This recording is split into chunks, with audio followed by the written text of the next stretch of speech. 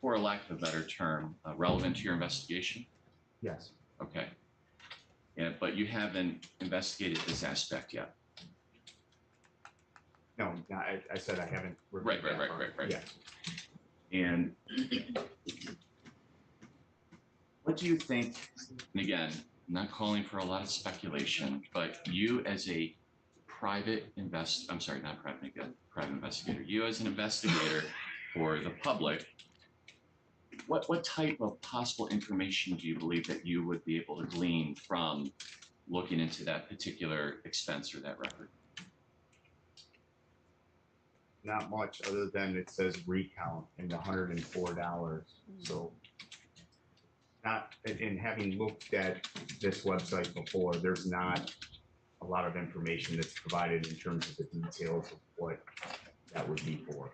Oops, We sorry. were talking about issuing subpoenas and search warrants previously on Friday. And here you see, again, as you read, State of Michigan, money paid to the Radisson Hotel Group by the Donald J. Trump President Incorporated, or more so the organization. Do you believe that this would give rise to probable cause for getting a search warrant or a subpoena to ascertain who was staying at that hotel, for example, during that day? Just that in itself?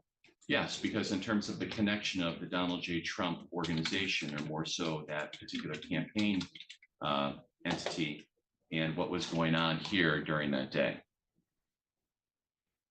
I would say that alone, no. You would need additional information. Okay, so this is not really worthy, you believe, of any further investigation, that there was this particular entity paying money for lodging at the Radisson here in Michigan on December 15th, 2020. You're saying that the question is, I don't feel it's worthy? Right. No, that's not what I said. No, it's to answer your question, no. Okay, so you do feel it's worthy. Yes, and as I mentioned, it's an ongoing investigation. Okay. Yes. And you believe that you're going to be looking into this after today? Yes, sir. Okay.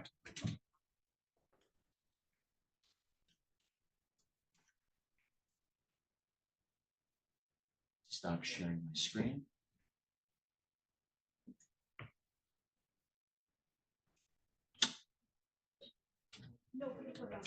Now, last time, and I'm not going to be talking about the former president, because I believe that we covered that relatively well regarding him being a potentially unindicted co-conspirator, and you believe that there wasn't enough evidence.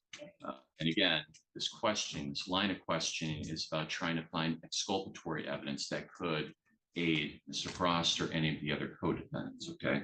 Okay. So, not looking at Mr. Trump, but now taking a look at Mr. Flynn. Did you testify earlier that you believe that he is the individual that mailed the documents to DC? Yes. Okay. You don't have any direct information whatsoever that Mr. Frost or any of the other co-defendants mailed that document to DC? Question. Hi, everybody. Yeah. Direct evidence? No. Okay. So if you have evidence of Mr. Flynn sending this envelope to DC, again, I'm not asking about the decision to authorize charges, but your recommendation to authorize charges, why didn't you recommend charges against Mr. Flynn? Because again, still an ongoing investigation, and that's the circumstantial evidence that I have on that, but it's limited to the evidence I have against Mr. Flynn is very limited. Seems like perhaps, wouldn't you agree that the evidence regarding Mr. Frost and the other co-defendants here, and also those not present but charged in this particular same matter, that there isn't a lot of evidence to say that they sent out the document, correct? But there's a lot of circumstantial evidence, and Mr. Frost did publish on his Facebook account that he knew that the documents were being mailed out to DC to be an elector. for Trump. Do you have that particular information available in terms of that social media post?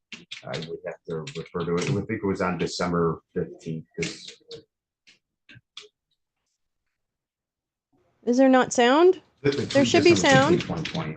No, that's okay. Let me know if you can't hear it. Regarding that particular post, and I'm just going to inquire with the prosecutor here, is that contained within, I believe, an already admitted exhibit regarding Mr. Frost's social media posts? What you testified to, that you believe that there's a social media post that Mr. Frost stated to some extent or something of the nature that the document was sent to DC. Yes. So that's in the previously admitted exhibit? Yeah, I don't know. Okay. Well, if you don't mind, and certainly I don't want to hog up the whole morning, but Your Honor, may he have an opportunity to find that particular document so that we can talk about that regarding the evidentiary value of whatever he perhaps may have that would inculpate my client. Hey, I've been there, done that. I do it every day. Prosecutors checking. I know there was an exhibit about Right. Facebook, but I don't know if that was included in that exhibit.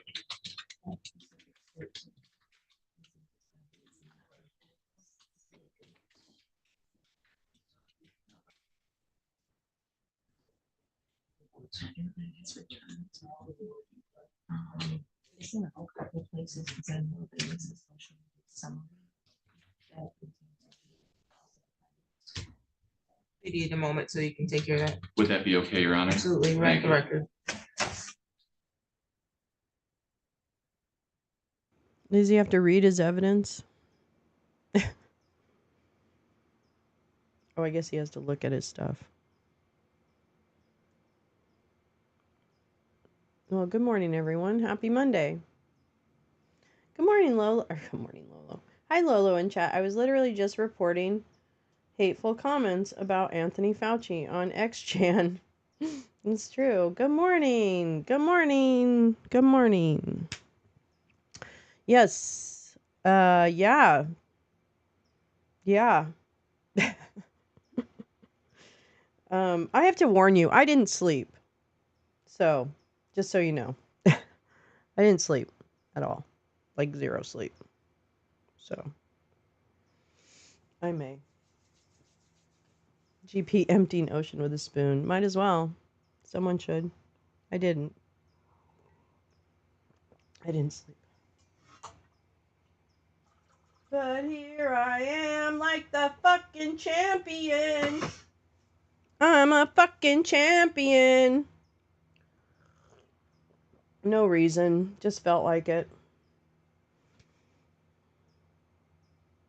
So I'll be trigger happy on the moderation. Yeah, as will we all. As will we all. As will we all. And so say all of us. And so say all of us. Where is my tissue? That's what I'm wondering. I'm wondering where my tissue went. What are we doing? Are we doing all our homework in class? Is that what we're doing? How terrible. What fools. What do they think this is? Study hall? What do you think this is? Joe Dempsey had a good thread about the Michigan hearings. He really did. Yeah, Joe's thread was very good. His thread on this one was very good. It's kind of like a remember to remember thread. And it was, because I find this case to be very convoluted. Well, convoluted in the way that and I think Joe's point, Lee, correct me if I'm wrong, but I think Joe's point was also that,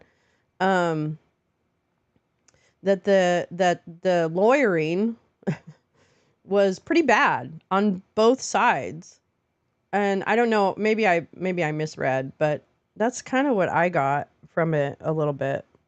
So I have a hair lash in my eye or something. Yeah, Joe's very good. He's very detailed.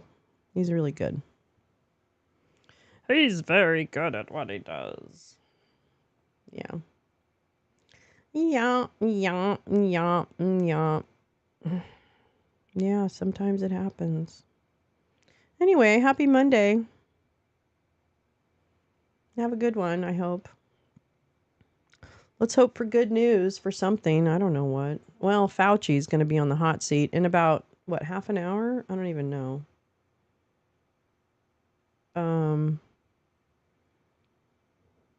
What time is it? I don't even know what time it is. Does anybody really know what time it is? I could look at my phone. 6:29. Okay, so in a half an hour, we're going to have to listen to Fauci get attacked. So gird your loins. Democrats just did a press conference ahead of the hearing. Oh, that's good.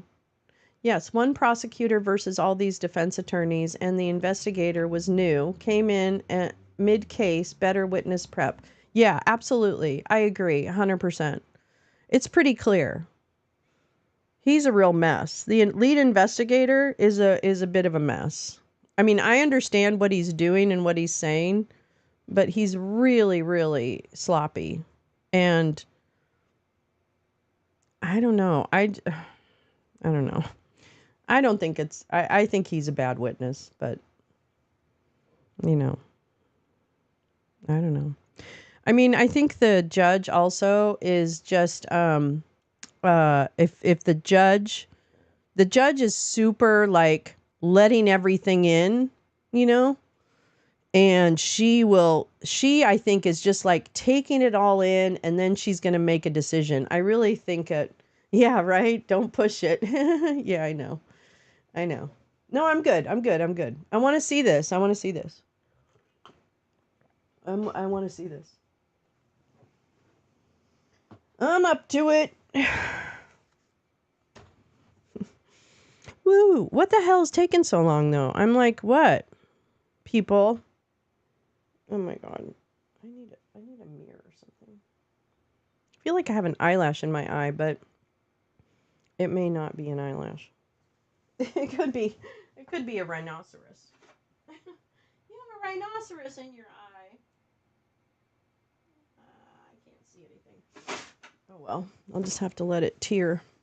It'll tear its way out, I'm sure. Yep. Yeah, like and share the stream. I want 1,000 subscribers. I want to get off Twitter. Get me off Twitter. Get me off Twitter. Give me 1,000 subscribers. I'll never go on Twitter again. Gal, I think you posted about the naval commander who was indicted last week. Tim Parlatore? Oh my God. They really want these types of lawyer? Or really? I'm a one-woman media. I am. I'm a one-woman media empire. Woo! Yay me. Yay me. Yeah. Yeah. Yep. That's me. Yep. Woo! Yeah, be listening, because it's gonna be a little frustrating though, you know? I think it's gonna be a little frustrating. I really do. I think it's gonna be like, sorry, my eye's watering because I have something in my eye, actually. It's gonna be really frustrating. It's gonna be super frustrating, but there it is. I also I started taking more screenshots. Not that I can recognize anyone, but I've started taking screenshots of like the people who went down to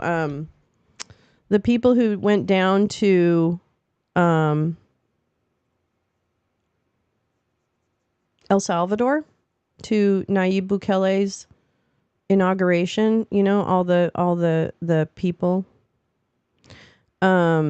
Didn't Ivan say stuff was going down at the Fauci hearing? Yeah, he threatened to be like weird. I had so much fun on that gaming stream, and we finished a game. That's a big deal for me. I've never finished a game. I mean, I haven't played that long, but I still haven't finished a game. And granted, that probably wasn't the hardest game to finish. I know that, but I sure enjoyed it. Wow. I sure enjoyed it. I hope you guys enjoyed it too, because it was really pretty to look at. It was a great game. I'm looking forward to the other games. The ones I went through last night. Yeah, the game was interesting. I was a little It would be advantageous. It was a little for, confusing. like, another Oh, 5 I'm or sorry. 10 I'm so minutes to loud. continue looking for that particular, No, I don't piece of think so. information. Oh my God, did There's- you guys lose there's your 70 information? 3,000 pages. Oh my gosh, of he'll be social there. media returns, Ivan, so yeah. it just- Everyone needs to submit a tip to the FBI and Like Capitol it Police takes with his something, tweets. Yeah, his Yeah. tweets are really specific Shock is going to be recalled, and really when I call him in my case in chief. So really I would violent. suggest that Really maybe violent. give me Really violent. additional time. I mean, it's stupid violent. Like, he should get a visit These from the questions fucking addressed, Secret if that's Service. okay with counsel.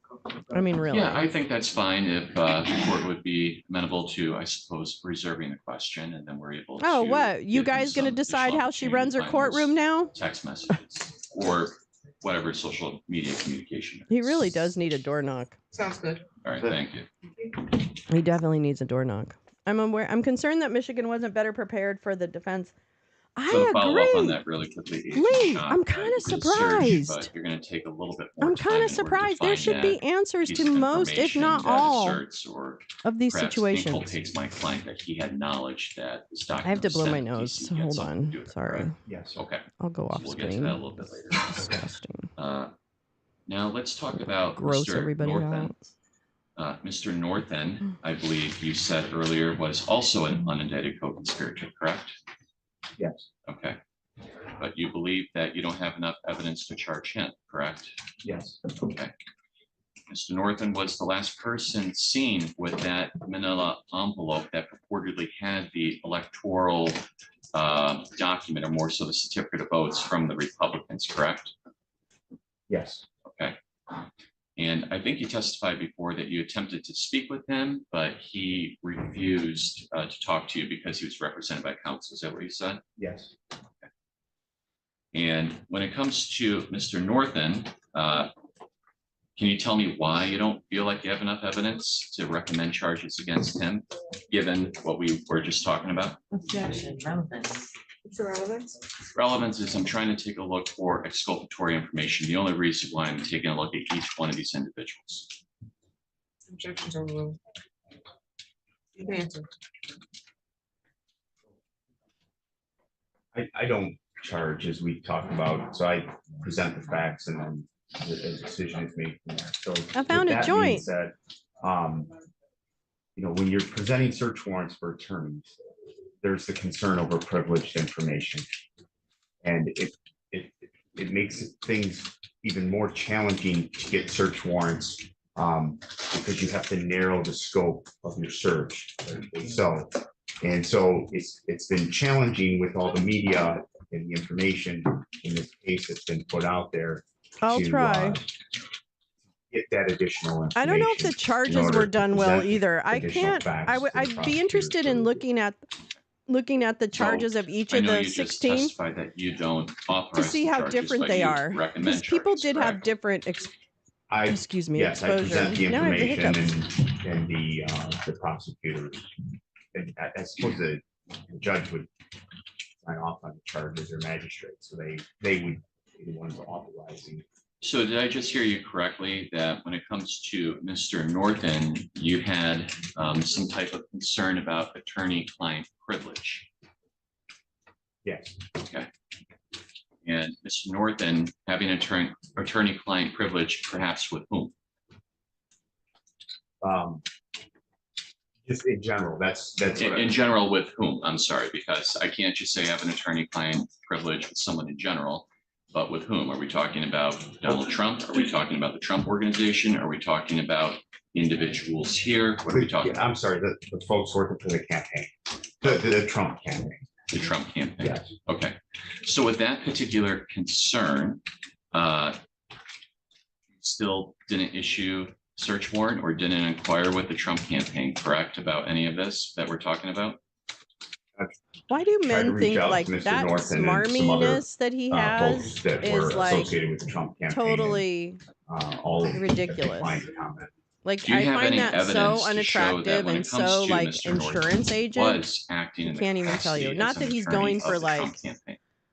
you know, No, he says. whatever. On Girl, his I haven't YouTube- been to bed. Or on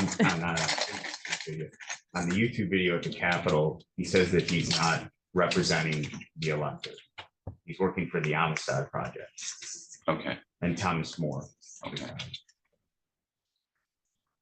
Do you have the same concern, going back just momentarily, for Mr. Flynn having some type of attorney-client relationship or any type of privilege? Yes, any attorney. To the men that talk like that, it is. If you don't, then I What don't about mean the you. other individuals now, past Mr. Flynn and Mr. Northen, that you deemed or that you categorized as unindicted co-conspirators? Yet another gentleman by the name of Boris Epstein. Okay. And why is there not enough evidence to have him charged? I'll look Or at recommend charges, I'm sorry. because it requires further search warrants, further interviews. So far, I haven't been able to get further along with that. Again, with the information that is published on this case, it makes it difficult for people to want to talk to me or anything, or provide any information. When you say information published about this case, are you talking about media and news reports? Yes, So media and news reports of the proceedings here that have been going on for over a year are impeding your investigation. yes. Okay. And prior to the decision by the Attorney General's office to charge, how much time did you have to investigate this particular situation? Well, I started on December 28th. Yeah, I heard he came 2022, in. and the He charges, came in were midstream authorized too. On July 18th, so 7.5 months. So during that 7.5 month period, why didn't you take a look at Boris a little bit more extensively or issue search warrants or get into it at that point? Because the proffer with Mr. Chesbro, I didn't have all that information at the time, wasn't until December 2023. And I don't Not think all that we men. have it on the record yet, but when it comes to this But you know the individual, type, Boris, what's the his insurance involvement agent, the to K best of your Street. knowledge from your investigation in this You whole know. endeavor? You've been on the bus with them, maybe. He was working The Metro. for the Trump campaign. I don't recall. Maybe they don't take the Metro. I don't know. So attorney-client the privilege, junior that ones issue do. could also exist with Boris. Yes. And what are the other individuals that you listed as unindicted co-conspirators beyond the ones that we've spoken about? I think that was. That was it? I don't, yeah. Okay.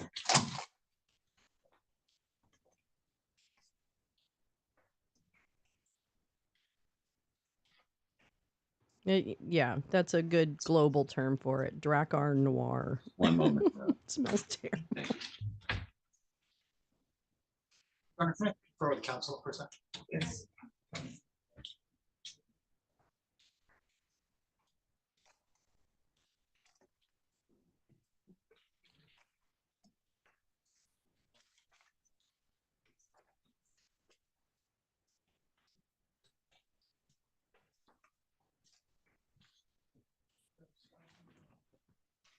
Regarding unindicted co-conspirators, would you consider Laura Cox? I don't like to super be an stickers unindicted either. I don't like the co-conspirator as well? pictures.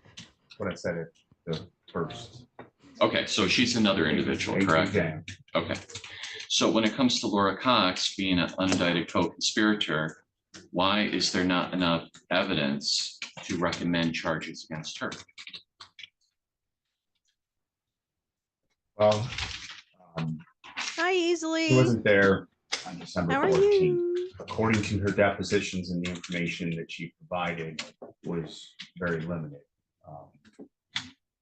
Okay, I gotta watch the difficult. time. But, Of course, you know she whoever had it met is with going to start late. I don't think it's Jim Jordan. I think it's someone attorney else. at I think time it's the and there's some other oversight. Information, some circumstantial information, but not enough. I don't think they So I do. presented the facts to I don't know if uh, I can't make my our own. assistant I've attorney tried. generals, and they made the determination based on the information I provided. When I turned off Do you memberships, it believe turns that, off like again, the just to make sure emoji I things, understand the testimony the correctly, custom that emojis. before a charging determination was made or not by the Attorney General, you didn't have enough evidence to recommend charges against her? Yes. Okay. And then when it comes to Laura Cox as well, you're of course familiar, I believe, with her familial ties and the unguent? political individuals she's related to, correct? Objection, relevance. What's the relevance? This goes to bias and also credibility. Objections overruled. Yes. Yes. And what are the individuals, or who are, I should say, the individuals that she's related to that have any type of political prominence or significance here in the state of Michigan? Michael Cox, And who's Michael Cox? the former attorney general. And what is that relationship exactly? In turn, I'm sorry, the relationship between Michael Cox and Laura Cox, Oh, I'm sorry. They're husband and wife. husband and wife. Yeah. Okay. Did that have any impact upon you recommending charges against Laura Cox, that familial tie or relationship? No. Okay. And when it comes to the gentleman here, I'm representing Mr. Frost. Are you aware of any type of political ties to or familial ties to individuals with political significance? No. Okay. Did you ever search, or more so authorize search warrants or subpoenas against the Michigan Republican Party in this investigation, the organization itself? Like I'm trying to understand your Sure, question. Sure. Could So you- let me rephrase a little bit. So Yeah. the Michigan GOP, the organization that once had, and now I still think that they're kind of fighting about it, I'm not sure, but on Seymour Street, right? Yes, yes. Did you ever authorize or request a search warrant to take a look at what the Michigan Republican Party had in connection possibly with anything here in this case?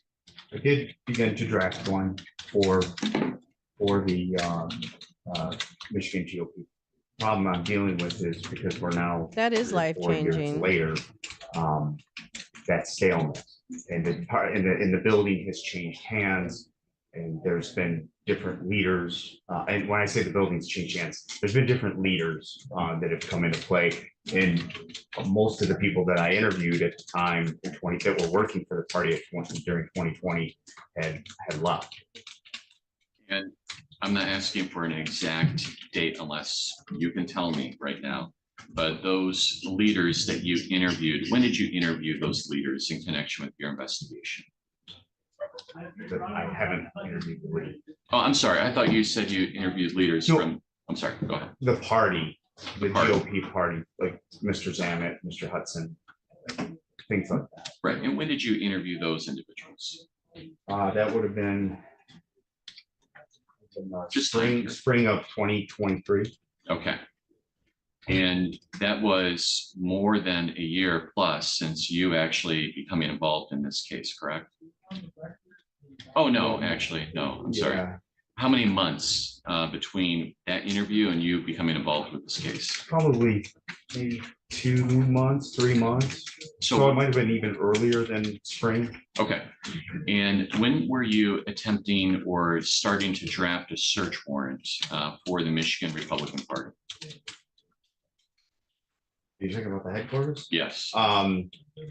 Once I had the photo of the individuals that the defendants that took a photo, what we believe to be at the Well, and if And you when think again about did it, you Jay, obtain that photo? you're stimulating the It's after economy the by search gig warrants were done, workers. That's so, really helpful to gig I want workers. to say August. of And I know a lot of 2023. people in Los Angeles do DoorDash to So, augment, and I know people all over the At country that do, but point, in August of I 2023, think when you it's a saw good this thing photograph come in, which I spread the believe perhaps spread was the submitted wealth, as an even though exhibit. it's small. Forget. It Help was. someone Okay, out. Thank you. And you. That's when you you get caught. started to draft a search warrant for the Michigan GOP headquarters. Yeah, And then you quickly stopped because I believe your testimony was perhaps spoliation or non-existence of evidence anymore because so much time went by? Yes. Okay. During those interviews that you had with individuals involved with Michigan Republican Party, you were talking about Zamet and a few others, why didn't you think at that period of time or during that period of time, okay, maybe we should take a look and see what is inside of the headquarters that could be relevant or have some type of germaneness to this case? The interviews that I did with those folks said that there was, and I can't remember the exact words, but there was some sort of disruption that was going on that was taking place. That's why they had left and they didn't believe things were the same there. If This lawyer well, is so I don't want to put it that boring. way because I don't have God. objection. All right. But what are the pieces of evidence you believe that could have been present at the Michigan GOP headquarters that you would want to get your hands on? Because again, a search warrant, you have to be very specific about the things you're looking for. So with that in mind, what would be the things you would have been looking for if you did execute Mine's a search good. warrant? You were Mine's in the process of Phil's. drafting one. It's called Ether. Document I itself, love it. the I room live on that it. this took place in, the room that the photograph, was taken at. Do you consider Yeah, the he's so Michigan milk GOP toast. headquarters He's so on such Seymour like a Street, piece of milk given toast. this My mother would have investigation to be a called crime him. scene? Blech. At the time, Yucky. for that time period, yes. So I'm not trying to play gotcha, and I'm only looking for a yes or no. And there'll be an opportunity for rehabilitation later. But you did not execute a search warrant or do any type of search of the scene of the crime? No. No. There's more information, but the answer is no. Okay, I appreciate Yeah. that. You know what? Give me that additional information if you don't mind, please, that you want to offer. Just the fact, like I said, that there's been many changes that have taken place, and the fact that there's 3 years now that has gone by. So, and I'm not looking for, like I blood. think I've heard or of them. DNA type Kava? Is that what it's evidence. pronounced? I think I've heard of them. So that's. Maybe it's another K word. though. Certainly, you're not looking for blood, DNA. You don't have to, sort of look for blood using a black light or anything like that. But it'd be safe to say that you would be looking for records of some type. Yes, Okay. But you didn't execute a search warrant or request a search warrant be authorized That was a to good search one. the Michigan GOP headquarters, which again, you deem to be the center, the scene of the crime, I should say. yes, because nobody said that the document was left as, in a particular filing cabinet. Nobody said that there was a cell phone that contained data that may have taken the picture that was there at the scene. So all I have is just the fact that it's the building. But you wouldn't just search the building for the sake of searching the building. You'd be searching for documents, correct? Yeah. Okay. Would another thing that you would perhaps be looking for would be like an attendance log of individuals perhaps that were there on December 14th, 2020? Yes, But again, you don't have that attendance log, correct? If one does exist, yes, because you Yep, didn't that's search for it, correct? yes, that's correct. Okay. Because I have a lot of questions, and I know that a lot of other people do, and I'll be charitable but short about this, that we know the identity of 16 individuals, well now 15 in this case, that signed the purported certificate of vote. But I believe you testified earlier with other counsel that there were other individuals in that room, correct? Yes, Okay, and I believe that was corroborated by Mr. Renner's testimony, correct? yes. Okay. What efforts have you made to actually ascertain or to figure out the identity of the other individuals that were in that room? I tried to show, those that were, that we did talk to, those are the defendants that we did talk to, trying to show them photos of people, trying to identify who may have been there, trying through my interviews, asking them, as Mr. Renner said, there were some people there, but he didn't know who. So we went through that line of questioning with those people that we interviewed, like who else was there? If they didn't know a name, how about a physical characteristic? You know, did they take a photo of that person? Did they write down their name and things like that? So is it safe to say that since you did not execute a search warrant or go search the scene of the crime, using, you know, your testimony from before, that perhaps there is some butterflies. evidence that could have been gathered that you did not gather? I don't believe so at this point. Other than just the maybe a backdrop of the photo with the 16 in it. There's a backdrop there. Other than that, I don't have, like I said, anybody telling me that they put a document in a particular filing cabinet or anything like that in the building. Like I said, I don't know if they're still using that building. There was reports that they moved out of the building and somebody else, nobody knew who was taking possession of the building. So there was a lot going on in that 3-year period that that's why I made the decision. But irrespective of who owned the building, you still, if you wanted to, if you had the ability to do so, of course, still issue a research warrant, right? I don't issue the search warrant. I just Well, present you recommend, you know, and facts. you're requesting one, Yes, right? I yes, understand. yeah. But you still could have requested a search warrant irrespective of who owned the building at any time period during this time, right? Yes. Okay, but you did not. No, I didn't. I said I did. Wait, I'm sorry. You I- said you, I presented the facts to the attorney, our assistant attorney general. I presented the facts that I had, and a determination was made that due to the time and the change of hands and all this information I just described, because we present the search warrants. There's a procedure. I present a search warrant to assistant attorney general. They review it, approve, then it goes to a judge or magistrate after that. so is it your testimony that first, let's break this down. You wanted to search that building? Yes. Okay. And you were denied by your superiors or other people within the office of the attorney general to go forward with that search warrant? Yes, it wasn't authorized. I don't know. I I understand. don't know the particulars, but That's yeah, okay. yeah. That's okay. But you believe that there could have been, for example, a listing of attendees during that time period that perhaps could be contained in that building, and that would be relevant to your investigation, right? Yes, but there's more information. So, and let's talk about more information. There's really more information perhaps that has spoiled or that doesn't exist anymore that perhaps could have been helpful or exculpatory to my client. Is that possible? Objection, speculation. I'll withdraw the question.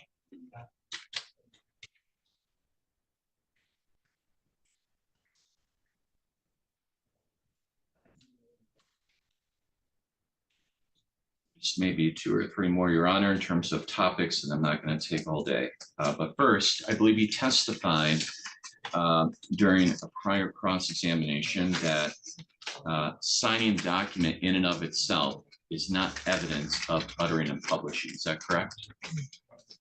No, you're. Yes.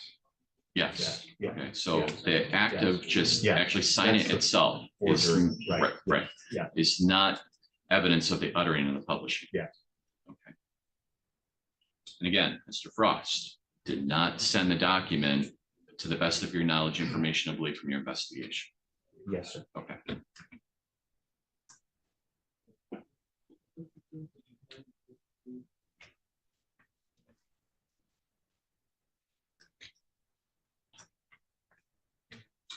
Your Honor, at this time, I have no other questions. Thank you.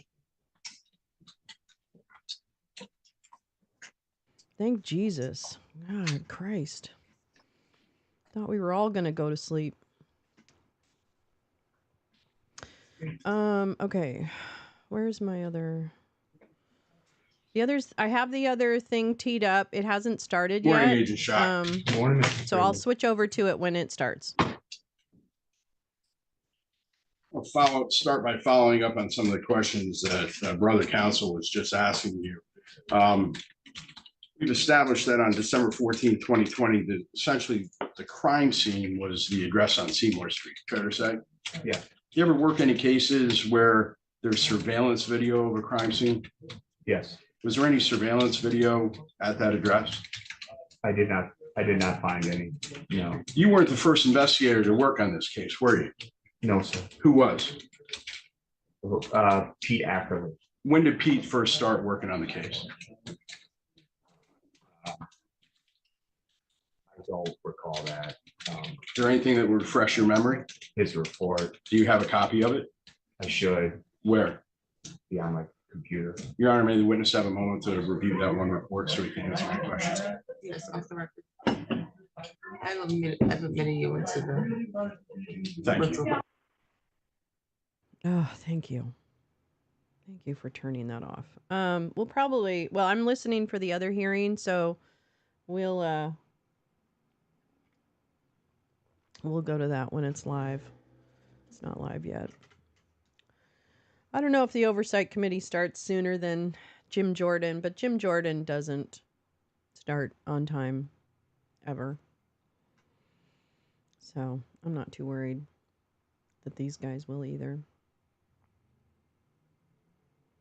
I'm surprised Fauci's coming back for this. Why would he come back? Why would he even bother with these morons? I don't know. I don't get it.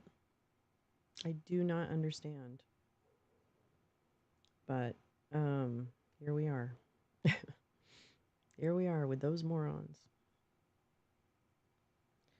Here we are with the same morons. Oh, gal. Lemons. Lemon. It's a lemon saying hello. Hello, lemon. Baby lemon. Wait, it's what? And rattling his arms to greet someone initiated by Baby Lemon. Baby Lemon. It's cute. Baby Lemon. Thank you, gal. That's so kind of you. I really appreciate that. That's very sweet. Thank you. Not necessary, but very sweet.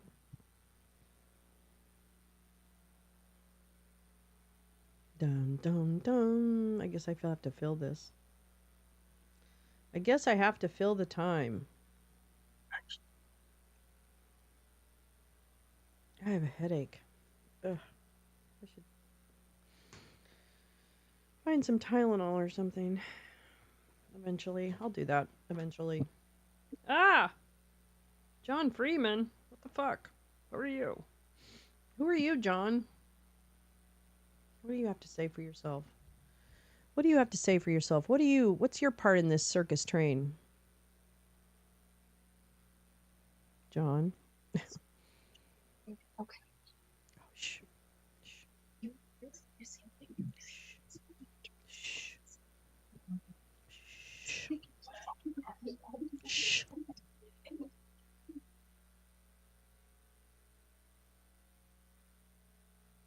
I think I'm going to need one more pot of coffee. I don't think one pot of coffee is going to make it. I think I'm going to need one more pot of coffee. I watched the final episode of The Jinx last night. Was that the thing about Robert Durst? Is that the thing about that murderer, GP? I watched that a while ago. It was really disturbing. God, that guy was really a terrible person. Terrible person.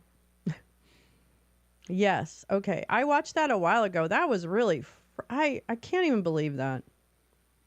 I can't even believe that he killed all those people and got away with it for so long. Oh, gal! Look, that's your little, that always surprises me. Yay, you got a little shout out. Boop, boop. I don't think I have any songs. Oh, wait, maybe I have the rock and roll song. Do I? Oh, wait, I think I have. Wait, what's that?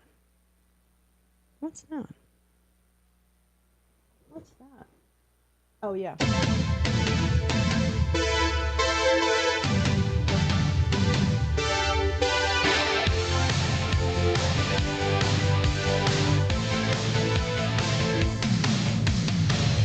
Not really in the best mood, but I'll try and dance. What's the Jinx? Is it Netflix? I think it's Netflix. Oh shit, here we go. Okay, hold on. Oh, The Select Subcommittee on the Coronavirus Pandemic will come to order. I want to welcome everyone this morning. Oh, my God, Becky. Pursuant to Committee on Oversight and Accountability Shit, Rule it's starting. 7D, Hold on. How'd the world members did of you the bad committee to may that? participate in today's Where's my Select screen cap? Subcommittee hearing for purposes of questions. At the discretion of the chair and pursuant to an agreement with the Committee on Energy and Commerce, the chairman and ranking member of the Committee on Energy and Commerce, Subcommittee on Oversight and Investigations, Mr. Morgan Griffith and Ms. Kathy Castor are permitted to participate in today's hearings for the purposes of questions and give 3-minute opening statements.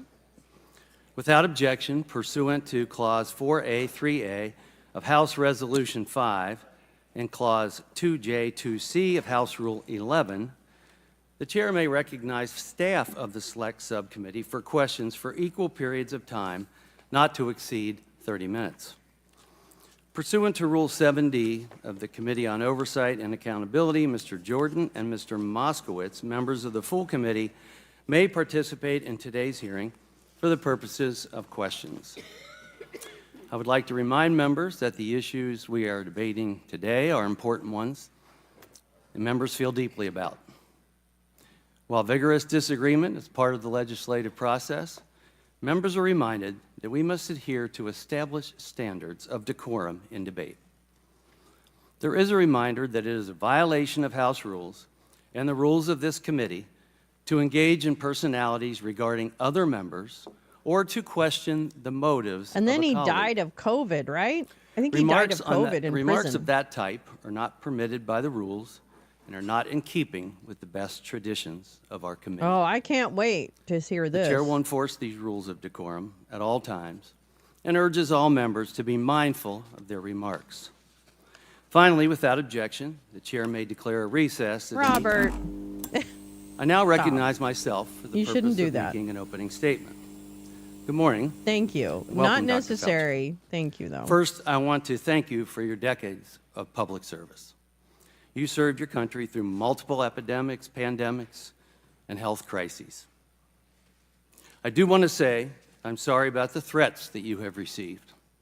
As someone who's been shot at and received threats as well, my heart goes out to you. This should never happen in America. Regardless of any disagreements we may have, you chose to serve, and I want to extend our appreciation and gratitude. You saved millions of lives, and for that, I would like to thank you. Jesus during fucking Operation Christ. Warp Speed and the time you spent with us and Dr. Collins. I also want to thank you for your willing cooperation with the Select Subcommittee. You have voluntarily sat for more than 14 hours of testimony and are appearing voluntarily today. This is more than we can say about other witnesses we have called, and we appreciate it. Dr. Fauci, we're here to investigate the COVID-19 pandemic and to explore lessons learned, positive or negative, and to better prepare for future pandemics. Simply put, America cannot move forward, though, without looking back. We must know what went right and what went wrong in order to best ingrain proficiencies and remedy deficiencies. In 15 months, the Select Subcommittee has sent more than 115 investigative letters, conducted 30 transcribed interviews, resulted in hundreds of hours of testimony, held, including today, 27 hearings or briefings, and reviewed more than 1.5 million pages of documents. We aren't here to throw the baby out with the bathwater. That's not the intent. We are following the facts, holding wrongdoers accountable, and planning for a better, more prepared future. Beginning early in 2020, you became the figurehead of public health. There were drinks named after you, you got bobbleheads made in your likeness, you were on the cover of Vogue, throughout the first pitch at a Washington Nationals game. Almost overnight, you became a celebrity and a household name, in addition to being a public health official. Americans from coast to coast and beyond listen to your words, and this is where I think we could have done better. And this goes to both sides of the aisle. We should have been more precise. We should have used words and phrases that are accurate and not misleading. And we should have been honest, especially about what we didn't know. Dr. Fauci, I'm not a virologist, But I am a physician, and like most physicians, we are constantly learning, which is why we do continuing medical education, and we always seek new information. We learn new things based on new data, and we want to give our patients the best possible care based on new findings and improvements in science. At a time when you were prompting the proximal origin paper, whose focus was to, quote, disprove the lab leak theory, end quote, I was in lockdown, researching with another physician in Ohio to try and understand the pathology, the affected physiology, and what treatments worked, and even how to diagnose COVID before we had specific COVID tests. My friend even made a phone call to an infectious disease doctor in China looking for help. As well, during that time, we discovered the Barrick-Shih 2015 article on creating a chimera using gain-of-function type technology. While policy decisions should have been based on scientific data, some frankly were not. The burdensome 6-foot social distancing rule did not have sufficient scientific report. In your words, it just sort of appeared. Distancing made sense, but the 6 feet was arbitrary. Even Dr. Collins said he still hasn't seen any empirical evidence to support the 6-foot rule. A rule that shut down schools and businesses, a rule that will have negative ramifications for decades. As the pandemic wore on, more mandates also just sort of appeared, but the American public didn't get to see the scientific data to support these mandates. Americans were aggressively bullied. I think that's Mike shamed, Pence's fault. And silenced for merely questioning or debating issues such as social distancing, masks, No, that wasn't it. vaccines, or the origins of COVID. Many Americans were willing to comply with the 15 days to slow the spread and understood the necessity of banning travel from certain countries in an attempt to slow down the virus. But many Americans became very frustrated when components of those 15 days stretched into years. And it should not have been the case that Americans were forced to comply with oppressive mandates when those who chose to illegally cross our southern border were not. Or when Governor Newsom or Governor Whitmer were throwing parties at nice restaurants. That's right. No one would Not a good look. understand the scientific data. Americans I do understood not what hate they were science. saying. But Americans know hypocrisy when they see it. Dr. Fauci, under your leadership, the United States health agencies adopted specific policy aims as a single dogmatic truth, without the benefit of debate, out of a desire for a single narrative. Dr. Fauci, you once said, if you disagree with me, you disagree with science. Hi, Max. Science Yeah, doesn't belong oppressive. to any one person. Give me a break. I was never taught that science turns a blind eye to hypotheses. They serve to be proven or disproven, and done so with irrefutable facts, if able. It was interesting that you chose not to pursue an aggressive and transparent absolutely scientific investigation mind-blowing. of both natural spillover and lab leak. We have been investigating both hypotheses. You testified before the Select Subcommittee in your transcribed interview that the lab leak theory was not a conspiracy theory. You embraced the proximal origin letter. It wasn't necessarily a full peer-reviewed research paper, but you embraced proximal origin letter and you shared it with the public from the White House lawn.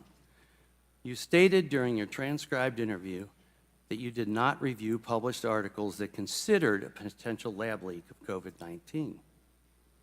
This is especially concerning. Which articles? If the Can you works in tell me, question Dr. were Weinstrup? conducted at a more risky Which and articles? less safe BSL-2 lab. Nevertheless, any dissent from your chosen scientific position was immediately labeled as anti-science. Anything less than complete submission to the mandates could cost you your livelihood, your ability to go into public, your child's Oh, he's ability to attend nervous. school. Ooh. Families were He's thrown off choking on his planes and own shamed words. when their Isn't that 2-year-olds interesting? struggled to wear a mask. Children with disabilities lost access to therapy that they and their families depended on. Students were out of the classroom and told to attend school remotely, even when the science clearly demonstrated it was safe for them to go back in the classroom. This harmed low-income students the most. That's a And really how are good point, single-parent Gal. households These supposed to people teach their think own everything children happens because one and person work in at one the same job. time? It's incredible how narrow and unreasonable Dr. Fauci, that you is. But oversaw one of the then most their leader invasive says he regimes alone of can domestic fix it. policy the U.S. true. has ever seen. Yeah, he has the including mask Moronocron mandates, school strain. closures, coerced vaccination, social Moronocron. distancing of 6 feet, and more. We've learned many lessons. Our early fear and confusion was understandable. COVID-19 was clearly a novel virus. Exactly. No one knew. Under your leadership, NIAID allowed disgraced characters like Dr. Peter Daszak to use millions in taxpayer dollars to conduct risky gain-of-function experiments in Wuhan, China. The actions of EcoHealth He's really licking and his. Dr. Daszak Look at call his into question tongue. the integrity of NIAID's policies and procedures as a whole, as well as your role, Dr. Fauci, as NIAID's director. You did sign off on his research grant. We need to know why Dr. David Morens, your direct report for more than 2 decades, Wow, he is assisted really Dr. nervous. Daszak in avoiding oversight and scrutiny, and said He that is you were so, involved. Your senior advisor, and at seemingly ease. your chief of staff, repeatedly attempted to evade transparency laws to shield information from public scrutiny. We have senior officials from your office in their own writing discussing breaking federal law, deleting official records, and sharing private government information with grant recipients. The office you directed and those serving under your leadership chose to flout the law and bragged about it. Why did you allow your office to be unaccountable to the American people? You were the highest paid Shut the person fuck in the up. government. This makes you more accountable to the people, not less. Dr. Fauci, whether intentional or not, you became so powerful that any disagreements the public had with you were forbidden and censored on social and most legacy media time and time again. This is why so many Americans became so angry, because this was fundamentally un-American. If I make a mistake, This man tried I to answer to the save your people of Ohio who fucking elected me, miserable to my own motherfucking conscience. life. And when you your and your sick agency fuck made mistakes, big Dr. fat Fauci, what incel happened? We all need to be held accountable. staff lawyer next to you. Sometimes who it's as simple as we should saying, probably check his "We were wrong." laptop. You know, I'm you done took with the these position fuckers. that you presented the And yeah, science. watching this on Your no words came sleep is a across terrible idea. So many people as final and as infallible in matters pertaining to the pandemic. But such rigid demands of an ideologically diverse Good people, point. like NIH Americans, appointee is shattered accountable public to the trust chief in executive. American health institutions. Congresspersons are directly accountable Because I to said the so, American people. has never been good enough for Americans, and it And never will be. frankly, he's the only one that It's was built into sane the enough American to try spirit. and save lives. We have a thirst for information, a drive for advancement. Americans were first in flight. We landed on Waste the moon. of fucking money. We've cured diseases. A waste of fucking energy You've been and part of that. oxygen. And we made innumerable discoveries and explorations that forever changed humanity. Americans do not want to be indoctrinated. They want to be educated. And they prefer to make their health decisions in conjunction with the doctor that they know and trust. To be successful, our federal public health institutions must be accountable to the people again. To be successful, our health organizations must do what they are supposed to do: protect Americans. I look forward to a robust and on-topic discussion. I thank you. I would now like to recognize Ranking Member Ruiz for the purpose of making an opening statement. Thank you, Mr. Chairman. Hello, Dr. Fauci, and thank you for being here. When I was named ranking member of the Select Subcommittee last February, I made a commitment to follow the facts and objectively analyzing the origins of the COVID-19 pandemic. I made a promise to keep an open mind about how the pandemic started because understanding whether the novel coronavirus emerged from a lab or from nature is essential to better preventing and preparing for future public health threats and to better protecting the American people. And as the origins of the novel coronavirus still remain inconclusive, I stand by these commitments to this day. But nearly a year and a half into House Republicans' extreme and chaotic majority, I believe we need to take stock of what the Select Subcommittee has accomplished and whether it has meaningfully improved our preparedness for the next public health threat in our nation. Under the guise of investigating the pandemic's origins, House Republicans have abdicated their responsibility to objectively examine how COVID-19 came to be and instead weaponized concern about a lab-related origin to fuel sentiment against our nation's scientists and public health officials for partisan gain. They have done so with one particular public health official in mind, Dr. Anthony Fauci. And they have done so in an effort to deflect blame and anguish for the damage the pandemic inflicted on our society away from the former president, whose stumbling pandemic response, by some estimates, led to 400,000 unnecessary COVID-19 deaths, and on to Dr. Fauci, who worked tirelessly to stem the crisis. Over the past 15 months, the Select Subcommittee has pored over more than 425,000 pages of documents provided to us by government agencies, universities, and private citizens. We have conducted more than 100 hours of closed-door interviews with 20 current and former federal officials and scientists. And what we have found is the following. Dr. Fauci did not fund research through the EcoHealth Alliance grant that caused the COVID-19 pandemic. Dr. Fauci did not lie about gain-of-function research in Wuhan, China. And Dr. Fauci did not orchestrate a campaign to suppress the lab leak theory. After 15 months, the Select Subcommittee still does not possess a shred of evidence to substantiate these extreme allegations that Republicans have levied against Dr. Fauci for nearly 4 years. Now I want to make something very clear. In the past month, the Select Subcommittee has held hearings where we have examined various serious issues of misconduct.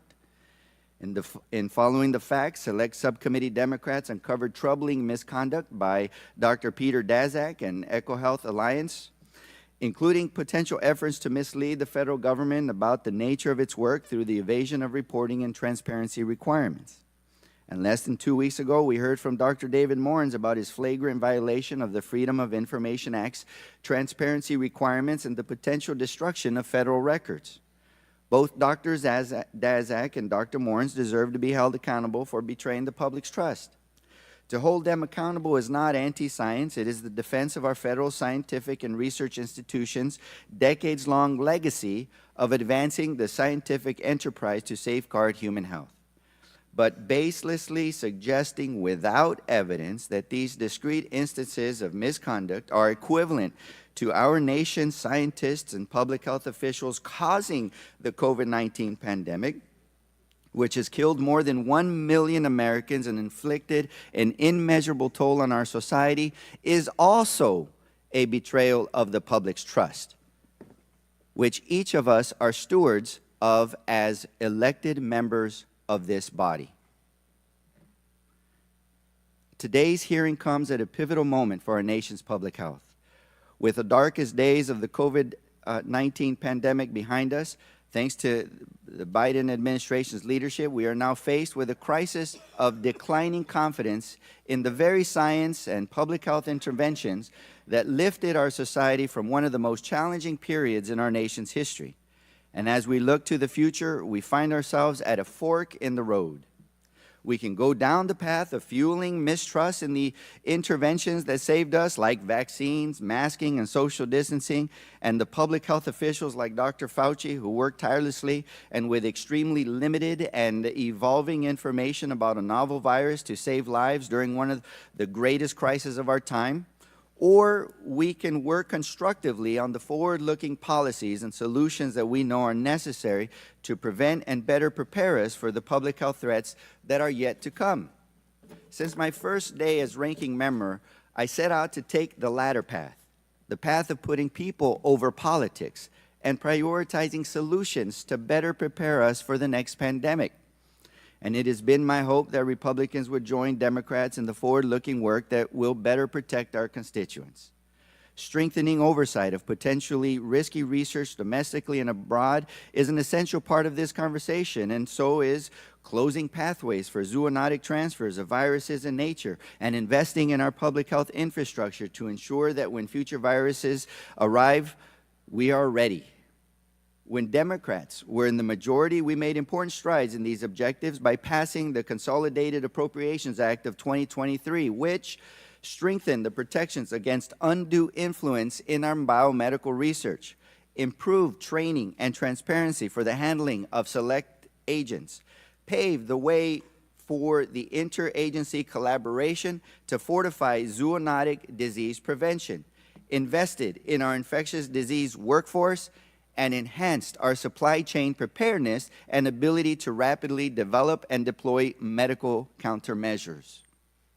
And ahead of today's hearing, more than 90 health and medical organizations, including the American Public Health Association, the American College of Physicians, the American Academy of Family Physicians, the Infectious Disease Society of America, the Association of State and Territorial Health Officials, and the National Association of County and City Health Officials wrote to the Select Subcommittee urging us to, quote, stand against efforts to weaken the ability of the nation's public health agencies to protect the nation's health, and to take additional action to fortify our nation's public health workforce and infrastructure. I seek unanimous consent to enter this letter into the hearing record. Without objection. As we sit here today, I have not lost hope that in the remaining months of the Select Subcommittee, we can work together to build on this legacy and make objectively examining the origins of the novel coronavirus a part of this forward-looking work. I stand by my commitments I mentioned earlier to take a serious, balanced look at all possibilities for the origins of COVID-19 pandemic. And I stand ready to work with every member of this Select Subcommittee on this critically important mission so that we can save future lives. And I believe I still have some time left. So at that, I'd like to recognize Mr. Raskin with the remaining time. Thank you, Dr. Ruiz. Public health is a matter of urgent and comprehensive public concern. Under Donald Trump, when the COVID-19 pandemic began and spun out of control, we came close to becoming a failed state, which the political scientists define as a state that cannot deliver the basic goods of existence to its people. According to Dr. Deborah Birx, Donald Trump's own COVID-19 advisor, America unnecessarily lost hundreds of thousands of people because of the recklessness and indifference of Donald Trump and his administration. Now the people who brought you the political big lie, claiming absurdly that Trump won the 2020 election, which he lost by more than 7 million votes, now bring you the medical big lie, making the outlandish claim that Dr. Fauci was responsible for causing COVID-19. Using the Select Subcommittee as a platform for this disinformation, House Republicans now find themselves in the familiar position where their own investigation debunks their runaway political rhetoric. Just like the broader committee's impeachment drive proved only that there were no presidential crimes, much less high crimes and misdemeanors attributable to Joe Biden, the investigation of Dr. Fauci shows he is an honorable public servant who has devoted his entire career to the public health and the public interest, and he is not a comic book supervillain. He did not fund research to create the COVID-19 pandemic. He did not lie to Congress about gain-of-function research in Wuhan. And he did not organize a lab leak suppression campaign.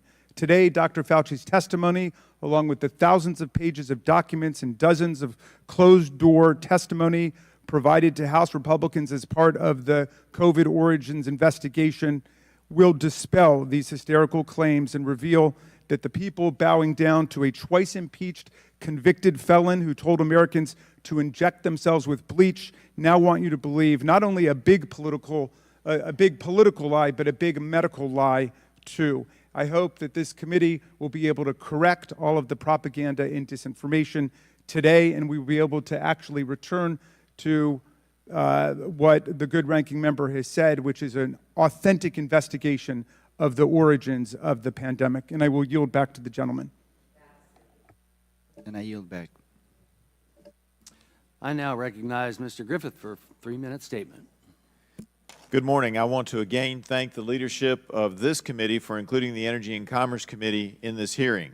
Dr. Fauci, the recent revelations that Dr. Morenz, a senior advisor, and your Chief of Staff, Greg Folkers, routinely evaded federal records laws, including the Freedom of Information Act, or FOIA, and those were a shock. That was a shock. I've been doing oversight now for over 14 years, or right at 14 years, and the scale of the effort to evade FOIA by some at the National Institute of Allergy and Infectious Diseases, or NIAID, has surprised even me.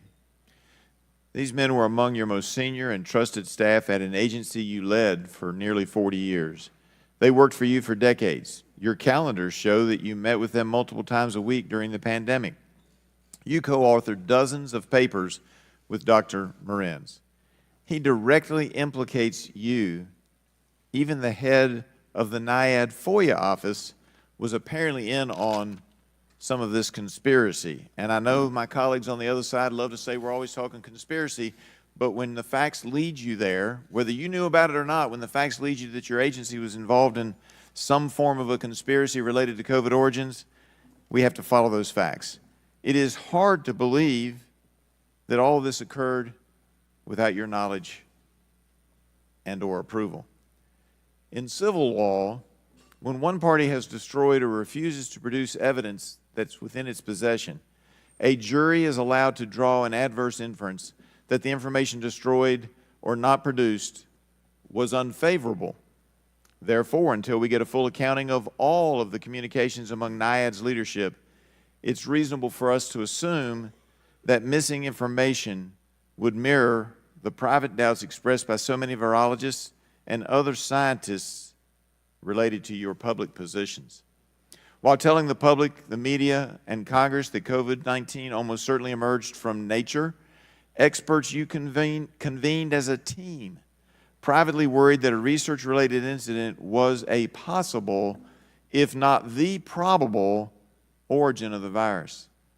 Dr. Christian Anderson even said in February of 2020, quote, "I think the main thing still in my mind is that the lab escape version of this is so friggin' likely to have happened because they were already doing this type of work and molecular data is fully consistent with that scenario." What is the guy behind him? Further, while you and other NIAID officials were assuring us that the virus could not have come from I gotta the take a Wuhan picture of that Institute guy's Virology, face. That's NIAID classic. didn't actually have That's an a idea classic face. as to what the full scope of Wuhan's coronavirus research was. I mean, or I even the thought I have a trajectory of red its gain of nose function research. from being Now, up that all may be night because and EcoHealth wasn't giving you whatever. the reports. I grant This that. guy must have had the But same this night joint I did. investigation has shown just how little oversight NIAID does of risky experiments involving potential pandemic pathogens.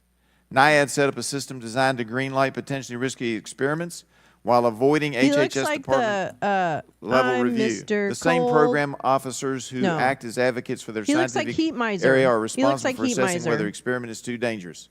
That creates a conflict of interest. I'm Mr. I think that Heat means that Miser. when we're I'm taking, Mr. when an Sun. agency He is looks taking dead, the final approval, actually. we ought to take that final approval away from the agencies like NIAID that fund it. I know Thank you, Mr. I Chairman. I look yield dead, back. but I think he looks dead too. I now so. recognize Ms. Castor for a 3-minute statement, and I will oblige you an extra 30 seconds as well. Well, thank you, Dr. Fauci, for your appearance today and for your decades of service to our country. During your 39 years at the helm of America's leading health research institute, the National Institute of Allergy and Infectious Diseases, you tackled some of the most serious health threats, including AIDS, Zika, Ebola, SARS-CoV-1, and COVID-19. Your leadership and service to Republican and Democratic administrations and all Americans saved countless lives and resources. We owe you a debt of gratitude. While the evidence to date points to COVID-19 having originated from an animal market in China, the Chinese Communist Party has blocked access to important information that could help confirm the origin of the virus. This committee should be doing more to fight for those answers, but instead has wasted significant time and taxpayer money fueling conspiracy theories, and ignoring the importance of preparing for the next deadly pandemic. Some GOP members falsely claimed you secretly broke into CIA headquarters and coerced analysts. Others claimed that you committed crimes. America's adversaries like China, Russia, and Iran love it when Americans are divided and distracted. It provided fertile ground for the spread of misinformation about COVID-19 by our adversaries. And unfortunately, fringe far-right conspiracy theories have permeated even mainstream media outlets, and some Republican members of Congress have played along. I regret that many of the conspiracies have smeared you, Dr. Fauci, as you and our top scientists did everything to keep Americans safe during the deadly days of COVID-19. Over 1.1 million Americans lost their lives to COVID-19, and today it's still more deadly than the flu.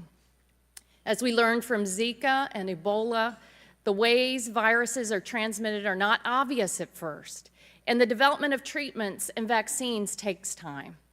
What you and your team did to speed the development of the safe and effective COVID-19 vaccine was remarkable. That fast timeline was only possible due to years of federal investment in the National Institute of Health and support for medical research in the United States. So one of the lessons learned from the pandemic is the need to continue to invest in medical health research in the U.S. for cancer, for heart disease, for diabetes, but also to prepare for the next pandemic. We must learn from the past so that we can keep Americans safe. That's why Democrats have worked hard to update America's pandemic preparedness law, the Pandemic and All Hazards Preparedness Act, to shore up public health and make us more prepared to tackle the next pandemic threat. It's not too late for Republicans to join us and turn the least productive Congress in modern history into one where we are all focused on solutions for the American people to make our country safer and stronger. Democrats were able to prevent harmful rollbacks in medical research last year, and I urge my GOP colleagues to join us and move away from threatening and undermining American medical research at every turn. Public health threats are constantly emerging. In the past month alone, we have been tracking new strains and variants of H5N1, Mpox, and SARS-CoV-2. Dr. Fauci, I'm sorry for the personal attacks you have received and may have to deal with today. But while you are here, I want you to know that the vast majority of Americans appreciate your work over the years. I look forward to continuing to learn from you, to learn everything possible about how we can take the pandemic lessons learned and put them to use to help keep our community safe and healthy. Thank you, and I yield back my time. Thank you.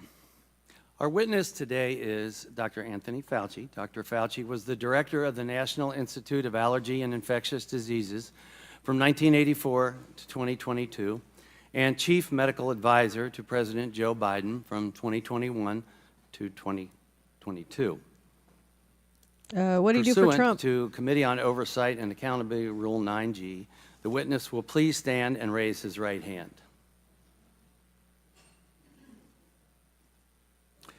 Do you solemnly swear or affirm that the testimony that you are about to give is the truth, the whole truth, and nothing but the truth, so help you God? Thank you. Let the record show that the witness answered in the affirmative. The Select Subcommittee certainly appreciates you for being here today, and we look forward to your testimony. Let me remind the witness that we have read your written statement, and it will appear in full in the hearing record. As requested, please limit your oral statement to 6 minutes. As a reminder, please press the button on the microphone in front of you. Actually, so that both it is on ties look like and they're the from members like can hear you. 1980. When you begin to speak, Am I wrong? the light in Are front those of you will back in turn style green. now?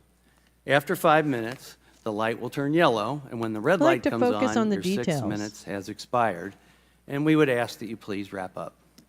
I now recognize Dr. Fauci to give an opening statement. Mr. Chairman, Ranking Member Ruiz, members of the subcommittee, thank you for this opportunity to testify. Prior to my retirement from federal service in December 2022, I had been at the NIH for 54 years and director of NIAID for more than 38 years. In those posts, I was deeply involved in the scientific and public health response to several infectious diseases outbreaks, including HIV/AIDS, pandemic flu, Ebola, and Zika. And so, under my leadership, we were well positioned to respond to COVID-19. For at least 2 decades prior to the COVID outbreak, we at NIAID had invested billions of dollars in research on mRNA technology and immunogen design, both of which led to the swift development of COVID vaccines. Less than 11 months after the identification of this new virus, safe and highly effective vaccines were widely available, an unprecedented accomplishment in the history of vaccinology that saved tens of millions of lives worldwide.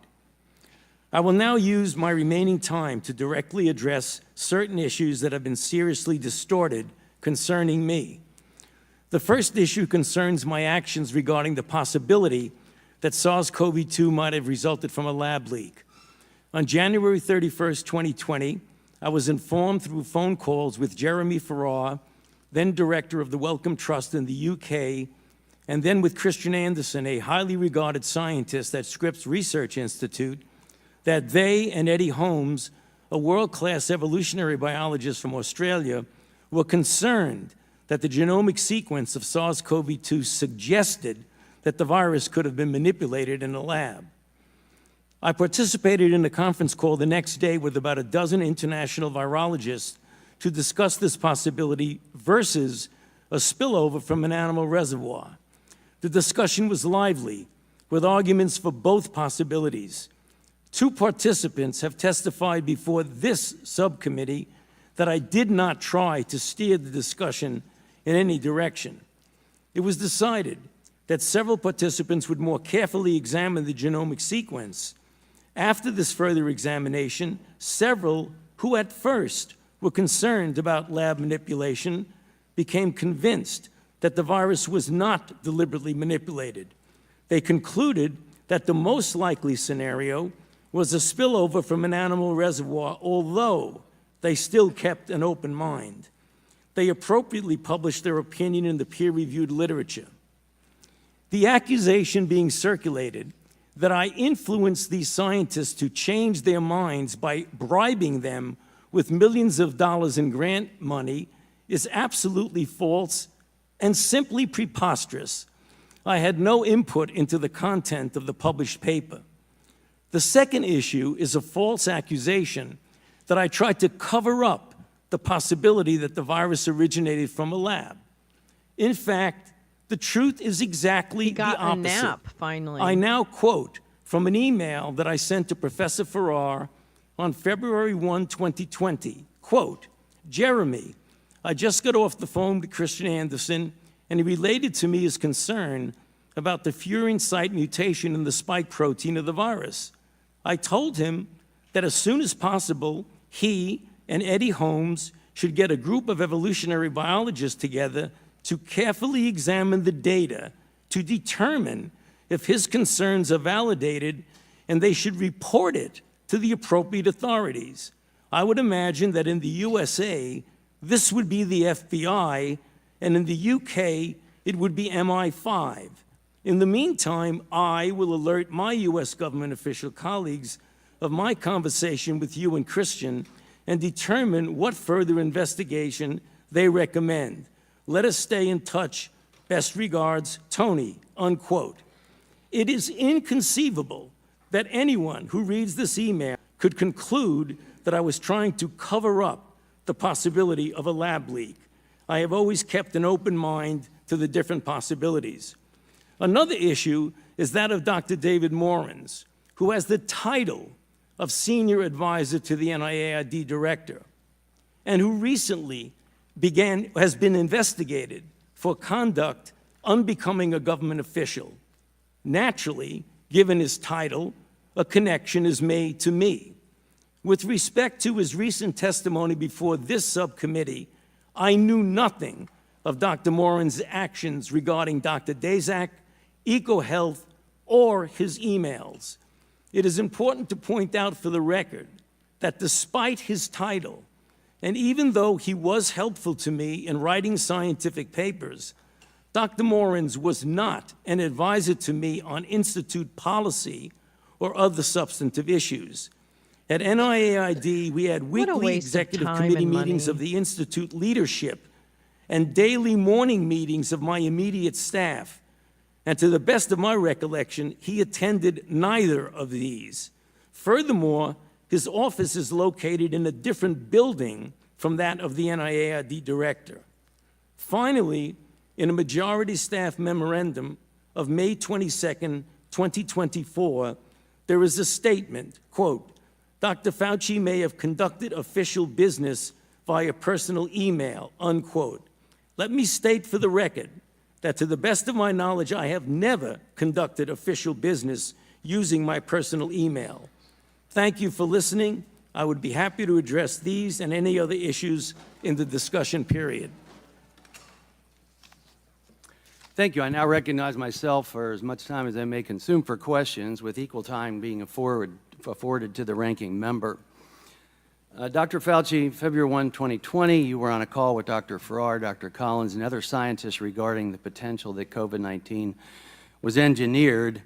Was CDC Director Redfield on that call? No, he was not. Okay.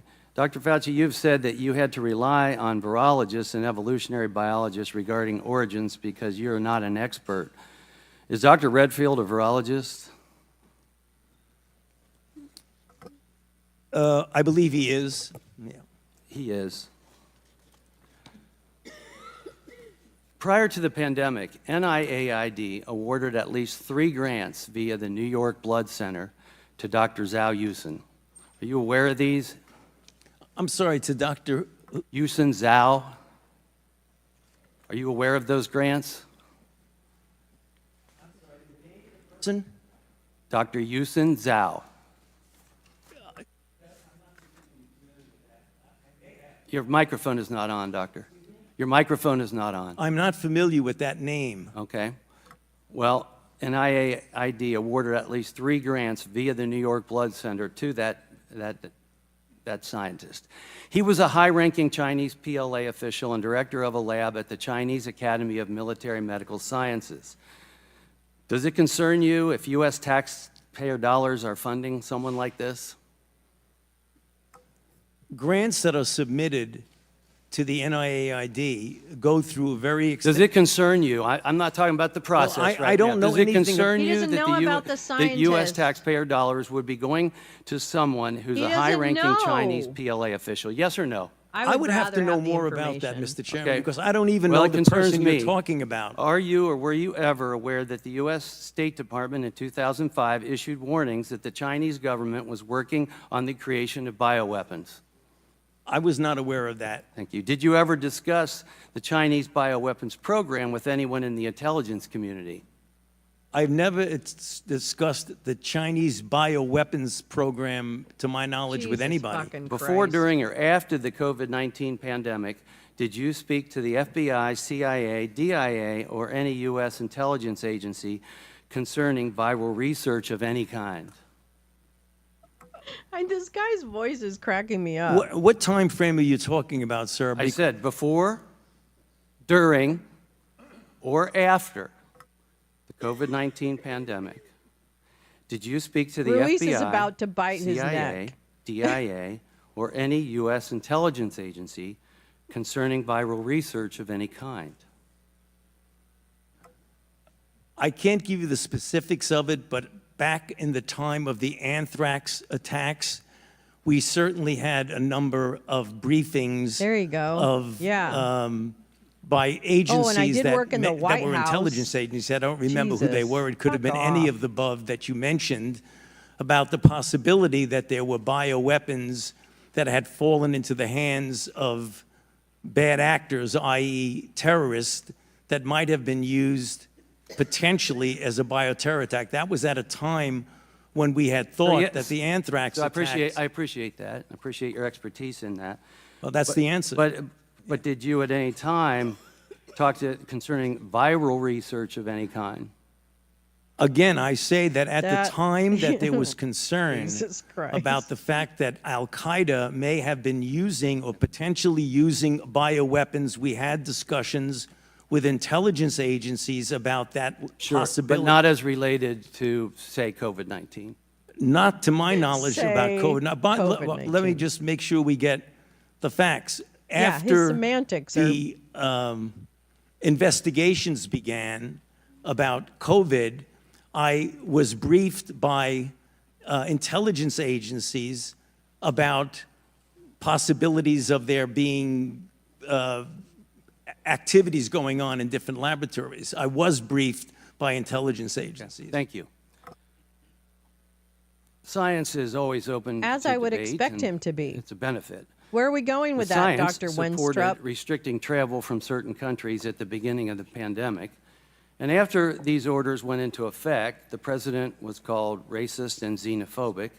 Yeah, Dr. but Fauci, I don't think you said in Fauci your did. transcribed interview that you supported those orders. Dr. Fauci, were those orders racist and xenophobic? Oh my God, he's not No, going they to were talk not. about it. Thank you. The vaccine saved millions of lives, and I want to thank you for your support and engagement on that. However, despite statements to the contrary, it did not stop transmission of the virus. Did the COVID vaccine stop I didn't think transmission it was going of the to. virus? I knew it wasn't going That to. is a complicated issue because What is in wrong the with that beginning, the fucker's first mouth? iteration of the vaccines did have an effect, not 100%, not a high effect. They did prevent infection and subsequently, obviously, transmission. Isn't it fake However, news it's that- important to point out something that we did not know early on that became evident as the months went by, is that the durability of protection against infection and hence transmission was relatively limited, whereas the duration of protection against severe disease, hospitalization, and deaths was more prolonged. We did not know that in the beginning. In the beginning, it was felt that, in fact, it did prevent infection and thus transmission, but that was proven as time went by to not be a durable effect. Yeah, it definitely had a positive effect for many people, especially those that were vulnerable. But we knew from the trials that people that got vaccinated still were subject to getting COVID. So was the COVID vaccine 100% effective? I don't believe any vaccine is 100% effective. I now Oops. recognize the ranking Oopsie. member, Dr. Reeves from California, for 5 minutes of questions. Thank you. Over the past year and a half, my colleagues on the other side of the aisle have relentlessly vilified Dr. Fauci under the guise of investigating the origins of the COVID-19 pandemic. But after reviewing nearly 500,000 pages of documents, conducting 20 closed-door interviews, and receiving testimony from nearly a dozen witnesses brought before this select subcommittee for public hearings, they have come up empty-handed for evidence of their extreme allegations that Dr. Fauci lied about gain-of-function research at the Wuhan Institute of Virology and caused the COVID-19 pandemic.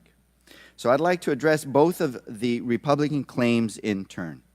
Throughout the majority's investigation, the Select Subcommittee has heard 3 definitions for gain-of-function research.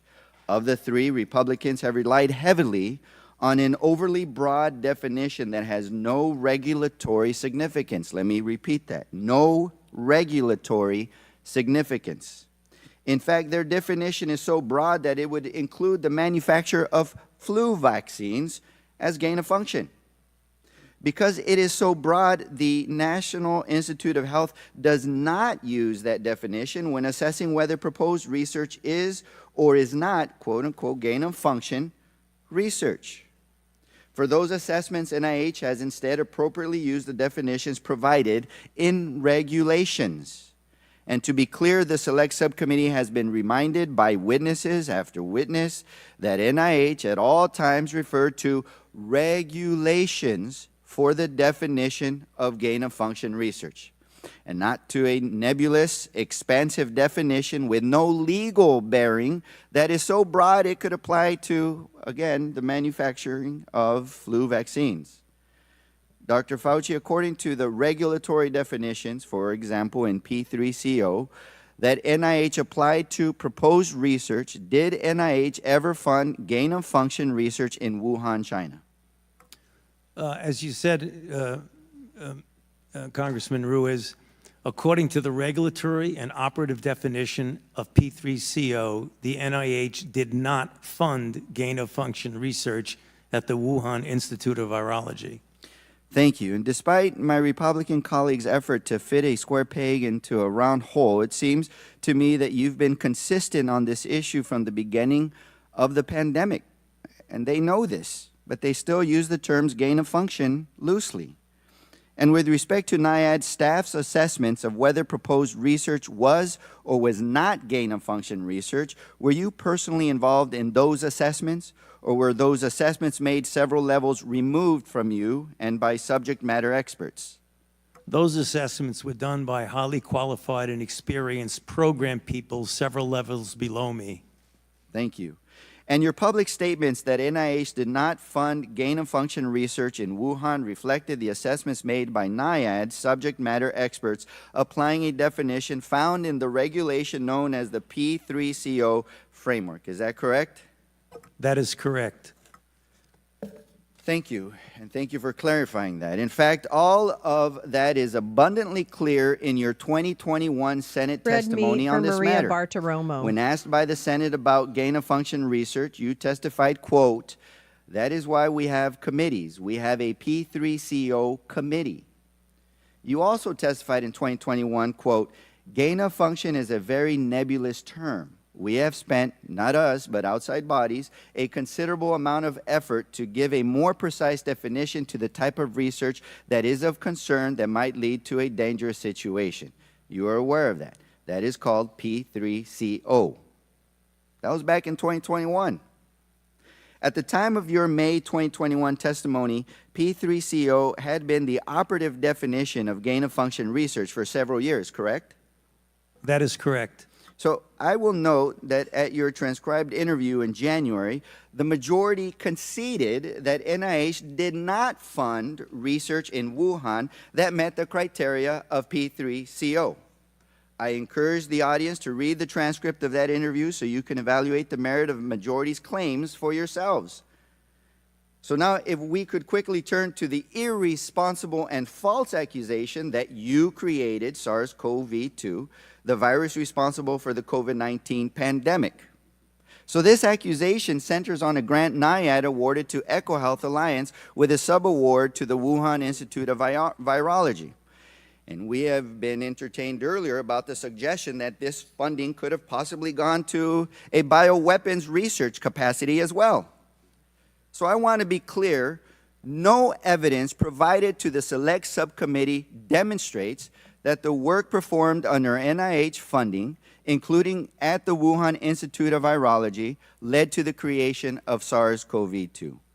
The majority has failed to demonstrate or even credibly suggest that any of the viruses studied under the grant could even possibly have been the progenitor virus. Dr. Fauci, could you briefly explain why none of the viruses studied under the EcoHealth Alliance grant could have been the progenitor virus of the SARS-CoV-2?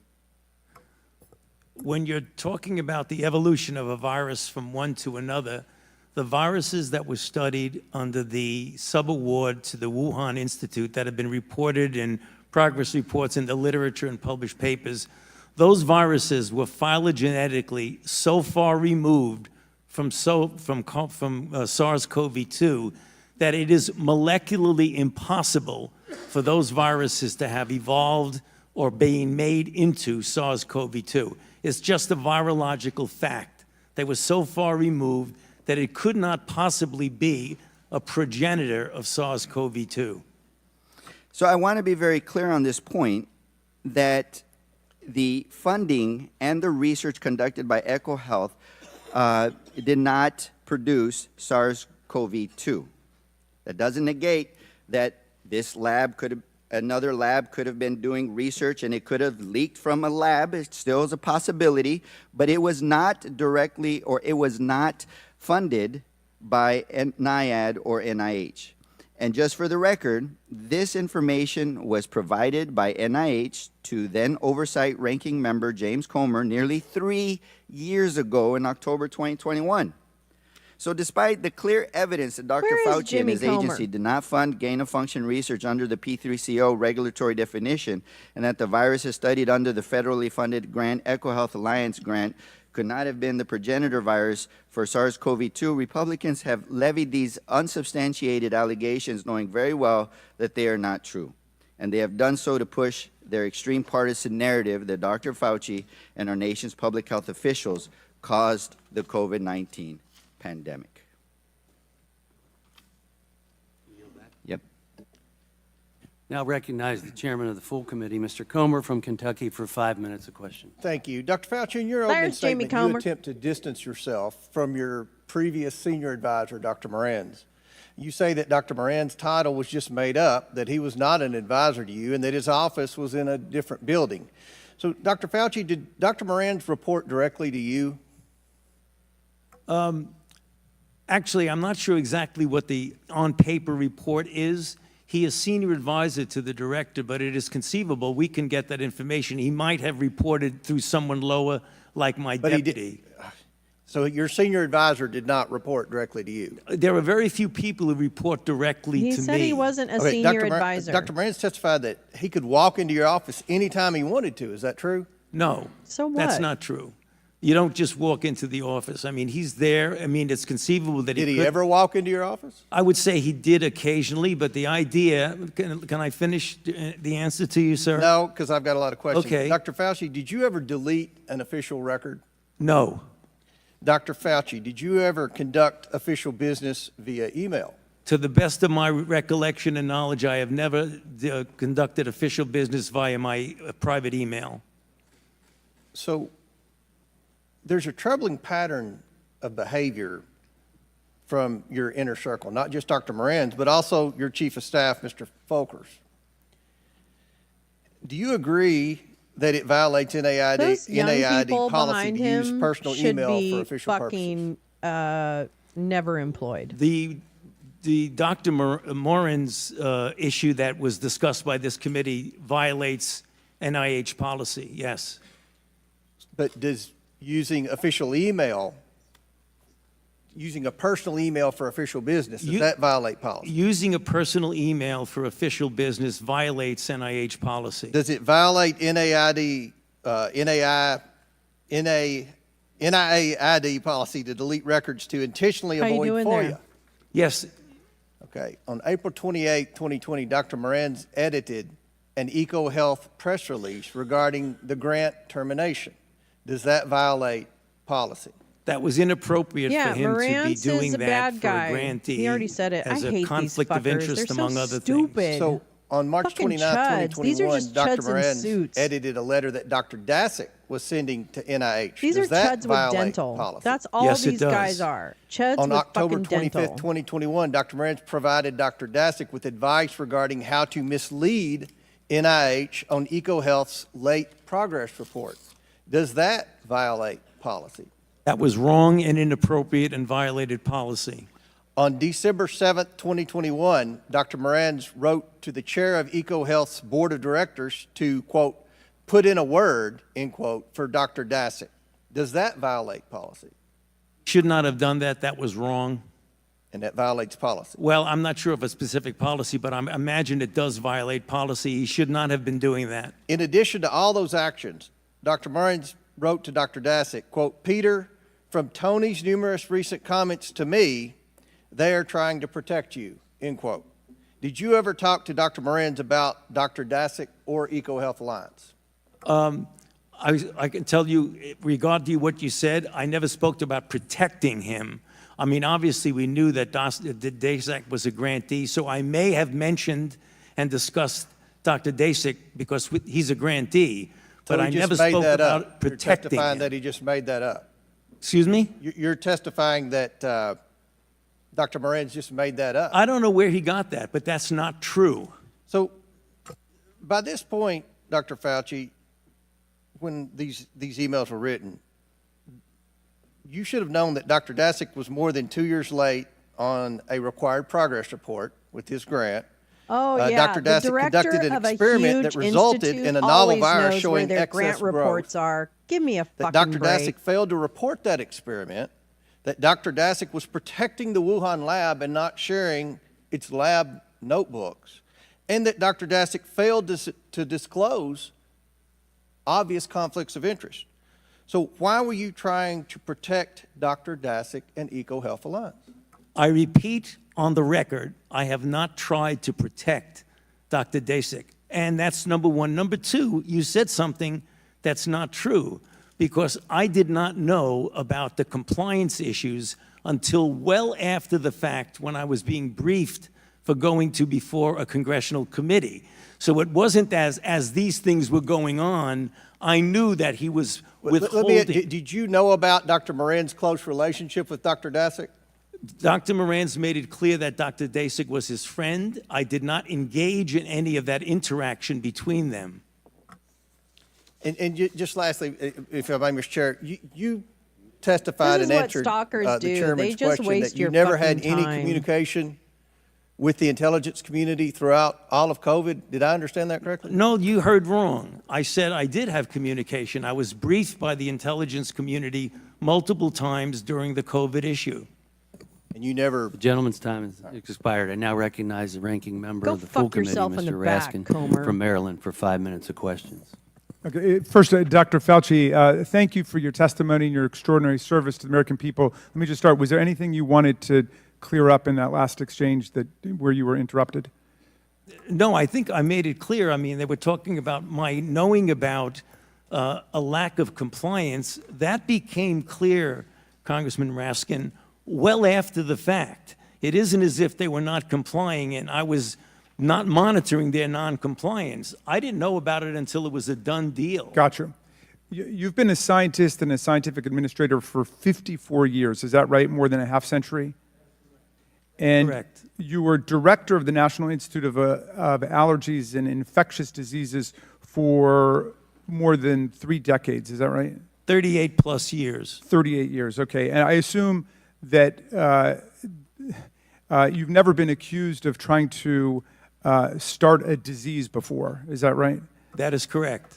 You have devoted your life to fighting infectious diseases for the American people. Is that right?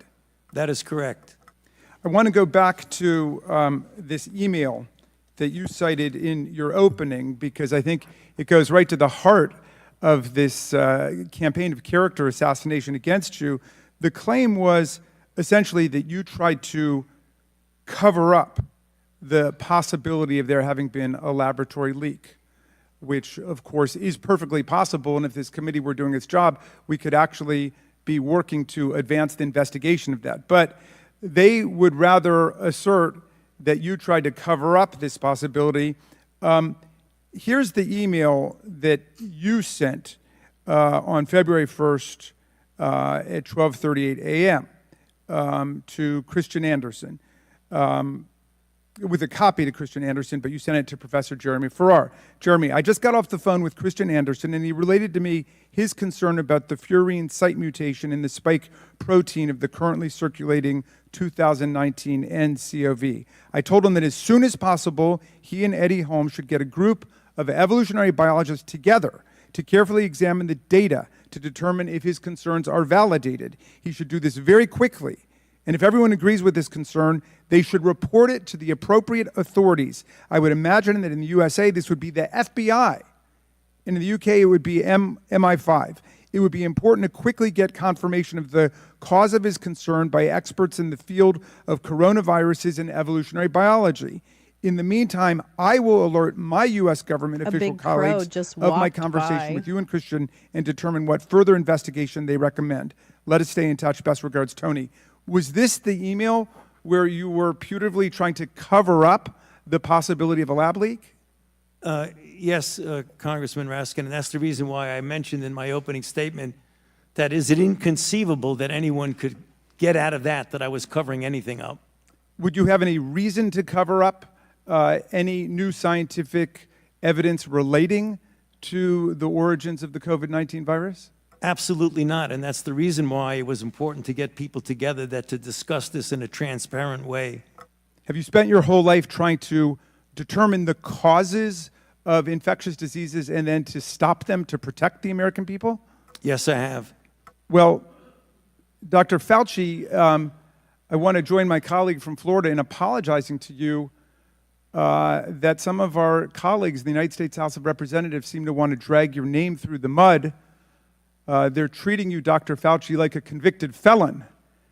Actually, you probably wish they were treating you like a convicted felon. They treat convicted felons with love and admiration.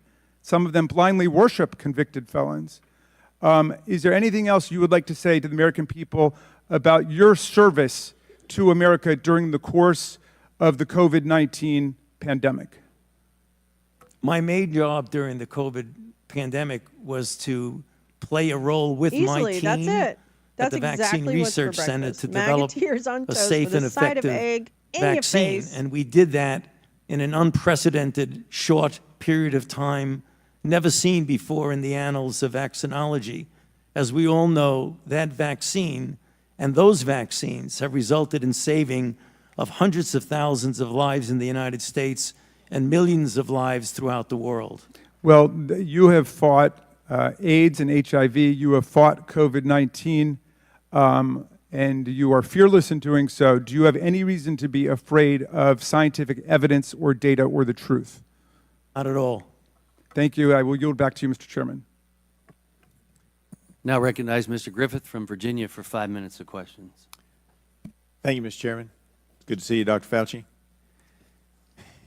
So take a deep breath, because my questions change sometimes based on things that happen in the hearing. And I want you to Go follow the fuck bouncing yourself. ball with me. Fuck off.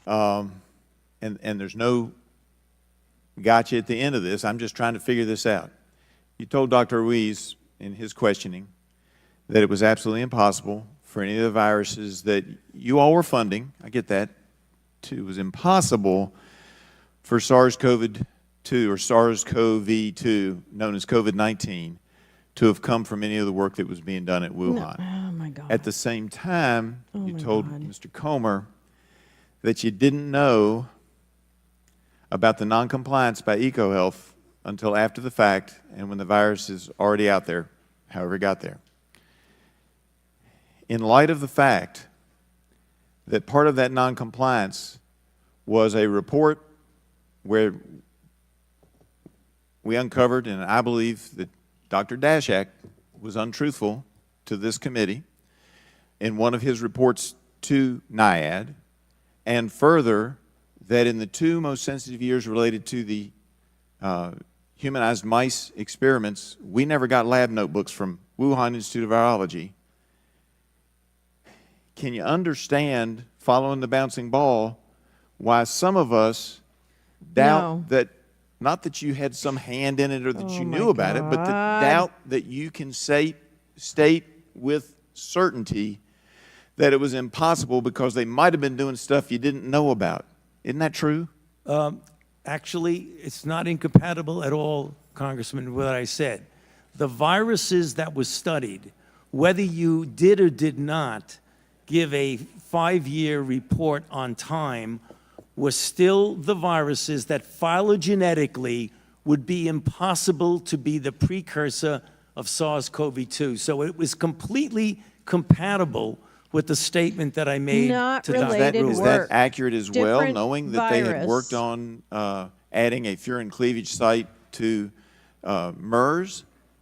But, sir, there's a difference between the viruses that were funded by the NIH subaward versus anything else anybody else in China might be doing. Excellent. We were talking about, did the NIH... You were talking about what you funded. What we funded, and All right. that's the point. And that goes to my next question, because I thought you might go there, and I appreciate that. Right. Because in an off-the-record member-level briefing in February of 2022, I asked about the likelihood and nature of a SARS-related coronavirus to have a furin cleavage site, particularly since it takes the 12 nucleotide change in there to make it to make it as viral as this was going on. And at the time, you said to me pretty much what you just said, and I want you to just confirm it for the record.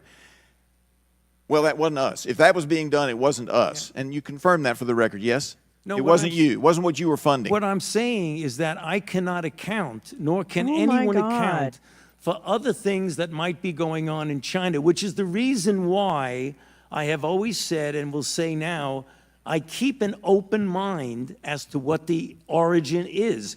But the one thing I know for sure is that the viruses that were funded by the NIH phylogenetically could not be the precursor of SARS-CoV-2. And I appreciate that because I've never thought that, Yeah. that He NIH or doesn't, NIAID went out J-Rance. to He doesn't. create He this doesn't thing, need but I this am a believer bullshit. that it came out of the lab. And I think you've just made it clear, and sometimes people miss this, Dr. Fauci. One side says one thing, one side says the other, and the actual fact may be that at some time working on that, maybe they used some of our money to get started, maybe they didn't. But a group of scientists getting together might very well at Wuhan have said, hey, let's see what happens if we go over here and do this. Not that NIH funded it, but they on their own went off and did something. I'm Isn't having that accurate? a real hard Isn't that time possible? with the Well, I actually the would guy also who's would about want to to say that vomit one all thing we over should that put out senator on the or table, that representative. you were talking about a $120,000 a year grant in a $6 billion budget. Oh my God! So are I you mean, if kidding they were me? going to do something on the $120,000? side, they have plenty of other money to Are do you it. They fucking wouldn't kidding me? necessarily have to use Are a you fucking kidding me? $120,000 NIH grant That to is do it. nothing. That is And I appreciate like, that because it means something could happen. I'm glad you Somebody kept an open pissed mind. it. I would ask this one final thing, though. you. Oh my Do you think they God, could have you done it without the moron. humanized mice that we gave them? Yeah, could have done what, sir? Could they have done any other research with the humanized Oh mice my that we gave them? Would they be God. successful? China didn't have the humanized mice before we gave them to Wuhan. Isn't it accurate that they might have been able to do extra stuff with our mice? What? Sorry, sir. That's a What? hypothetical that Yeah. I can't really answer Fuck what they off. could But you have can't what say the it answer couldn't is. have happened either. I yield back. Oh You my want me to prove a God. negative? Look at him. He yields back right away. Now They're such fucking recognize pussies. Ms. Castor from Florida for 5 minutes of questions. Thank you, Mr. Chairman. You know, these special investigative committees are intended at the outset to bring light to difficult matters, and I think, unfortunately, this select committee has brought more heat than light to things. And one example is nearly 5 months ago, Dr. Fauci sat for a 14-hour voluntary interview with the subcommittee. I was there for that interview, which included exchanges on many important questions on research, safety, long COVID, vaccine development, and the importance of strong public health systems in our local communities. Also, we discussed pandemic preparedness, like stockpiling supplies for our hospitals in advance of the next pandemic.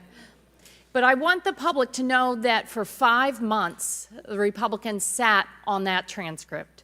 They could have released it at any time. It was released last Friday.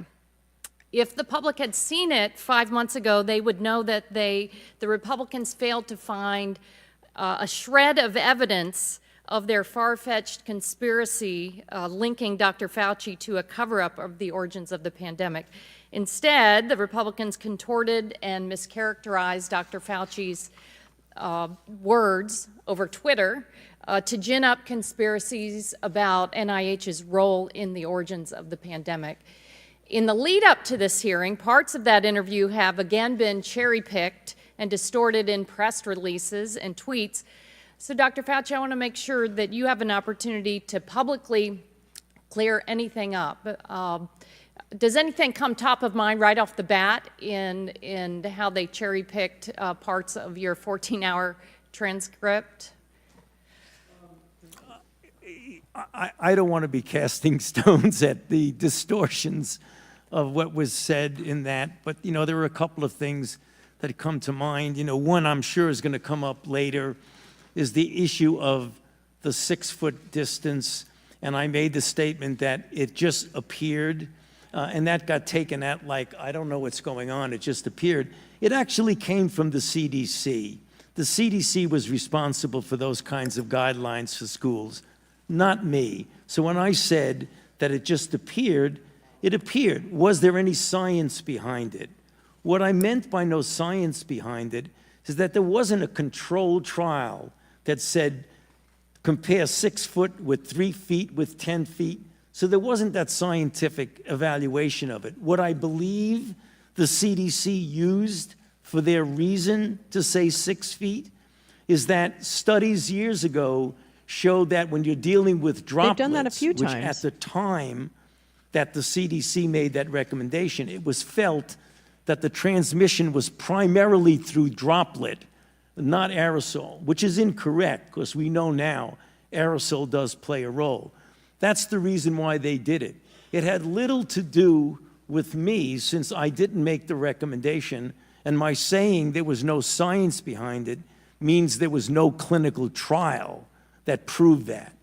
That's just one of the things that got a little distorted in the response to that. And I've learned and watched you over the years. I have to go back to the Zika outbreak where we didn't know how exactly it was being transmitted, and at one point we weren't aware that some of it was sexually transmitted.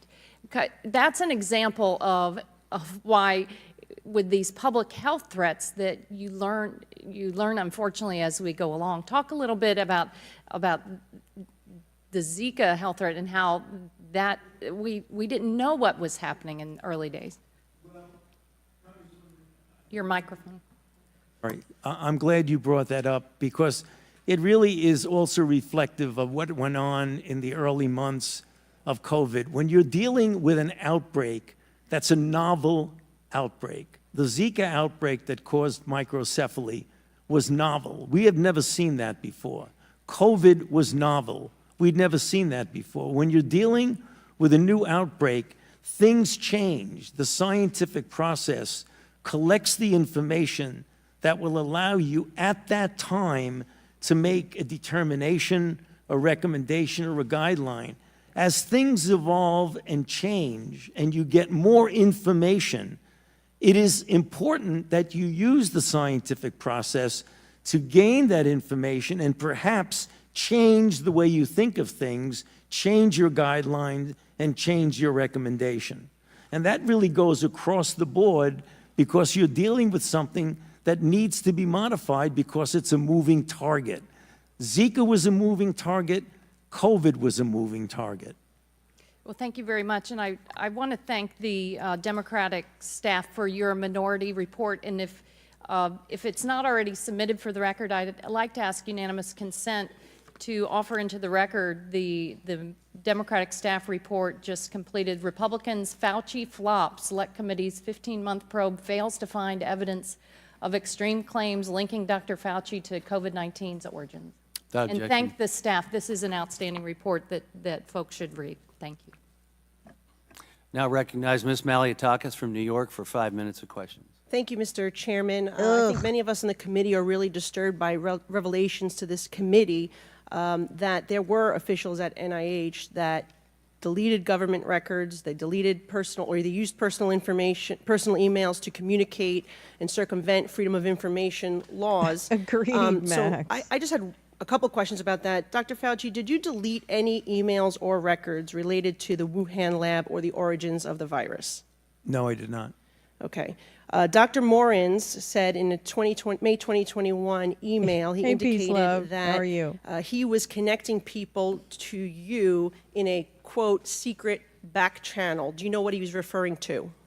I don't have any idea what he's talking about. There is no back channel at NIAID. Okay, there is, he also said in another email that there is no worry about Freedom of Information Act. I can send stuff to Tony on his private email.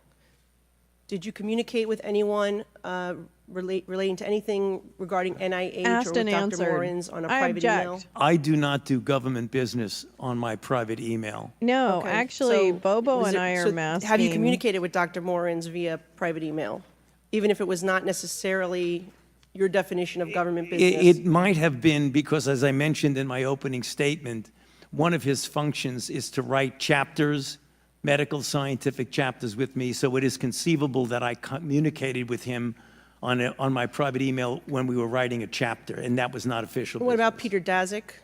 No. Okay. I just want to clarify for the record, because today you testified that you did not suppress the lab leak theory, yet in the past you have said, quote, it is a distortion of reality, unquote. Oh, that's You've said, good. quote, I've heard these conspiracy theories, and like all conspiracy theories, they're just conspiracy theories. That's what you told the American people. And so would you like to clarify what science were you following then versus now? Yeah, no, I've also been very, very clear and said multiple times that I don't think the concept of there being a lab leak is inherently a conspiracy theory. What is conspiracy Hi, is the Kim. kind of distortions morning. of that particular subject. Like it was a lab leak and I was parachuted into the CIA like Jason Bourne and told the CIA that they should really not be talking about a lab leak. Thank you. That's the conspiracy. Appreciate that. Dr. Fauci, how much have you earned from royalties from pharmaceutical companies since the pandemic began in 2021? 0. It says NIH scientists made $710 million in royalties from drug makers. You're saying that you did not receive any of the $710 million. Are you kidding me? On COVID, I received, I think, $122 for a monoclonal antibody that I made 27 years ago. Okay, so just in general, though, how much have you received, not related to COVID, just in general, how much have you received in royalties between 2021 and 2023? Oh, my I think none. Okay, so somebody received the $710 million. Somebody did, but not me. Did you You read didn't the receive any article? royalties. Stupid Okay. idiot. I see no royalties associated with COVID. I mentioned. I said. No, I want. No, I just said. I'm on the record, and I want to make sure that this is clear.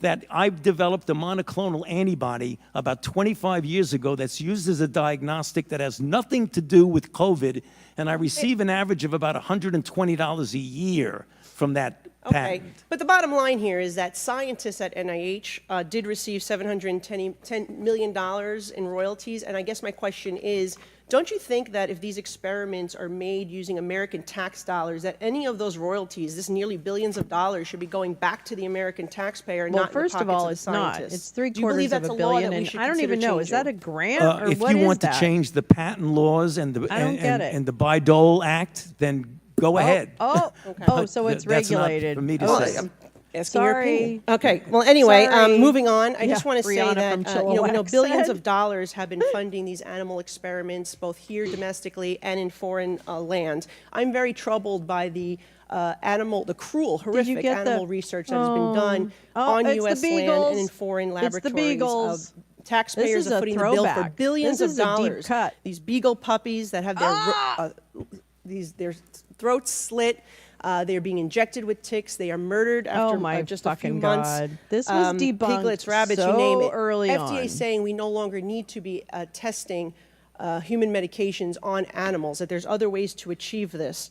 Can you comment on that, if it's time for the United States of America to be moving on from these cruel animal and horrific costly tests? I'd be happy to comment, but I'm puzzled as to what that has to do with the origins of COVID. Well, I have a question about it, Okay, and you're I'd be before happy this to committee, answer and it. it has to do in general with Yeah. the amount of waste of tax dollars that NIH is using. Well, the animal experiments that are conducted by and funded by NIH go through strict regulations of the proper use of animals in research. So I'm not, Congressman, with all due respect, I'm not trying to be confrontative. I'm not sure what you're talking about, but the experiments that the NIH funded go through strict regulatory processes of the treatment of animals, the humane treatment of animals. Well, they're not very humane, and I will say, as the former director... Well, because that was debunked. What she's talking signed off on about these was experiments. And debunked so really early my on, time has and I expired, can't and we will- recall. Yeah, Well, I she's- signed off on them because they were Oh, my approved by a God. peer review.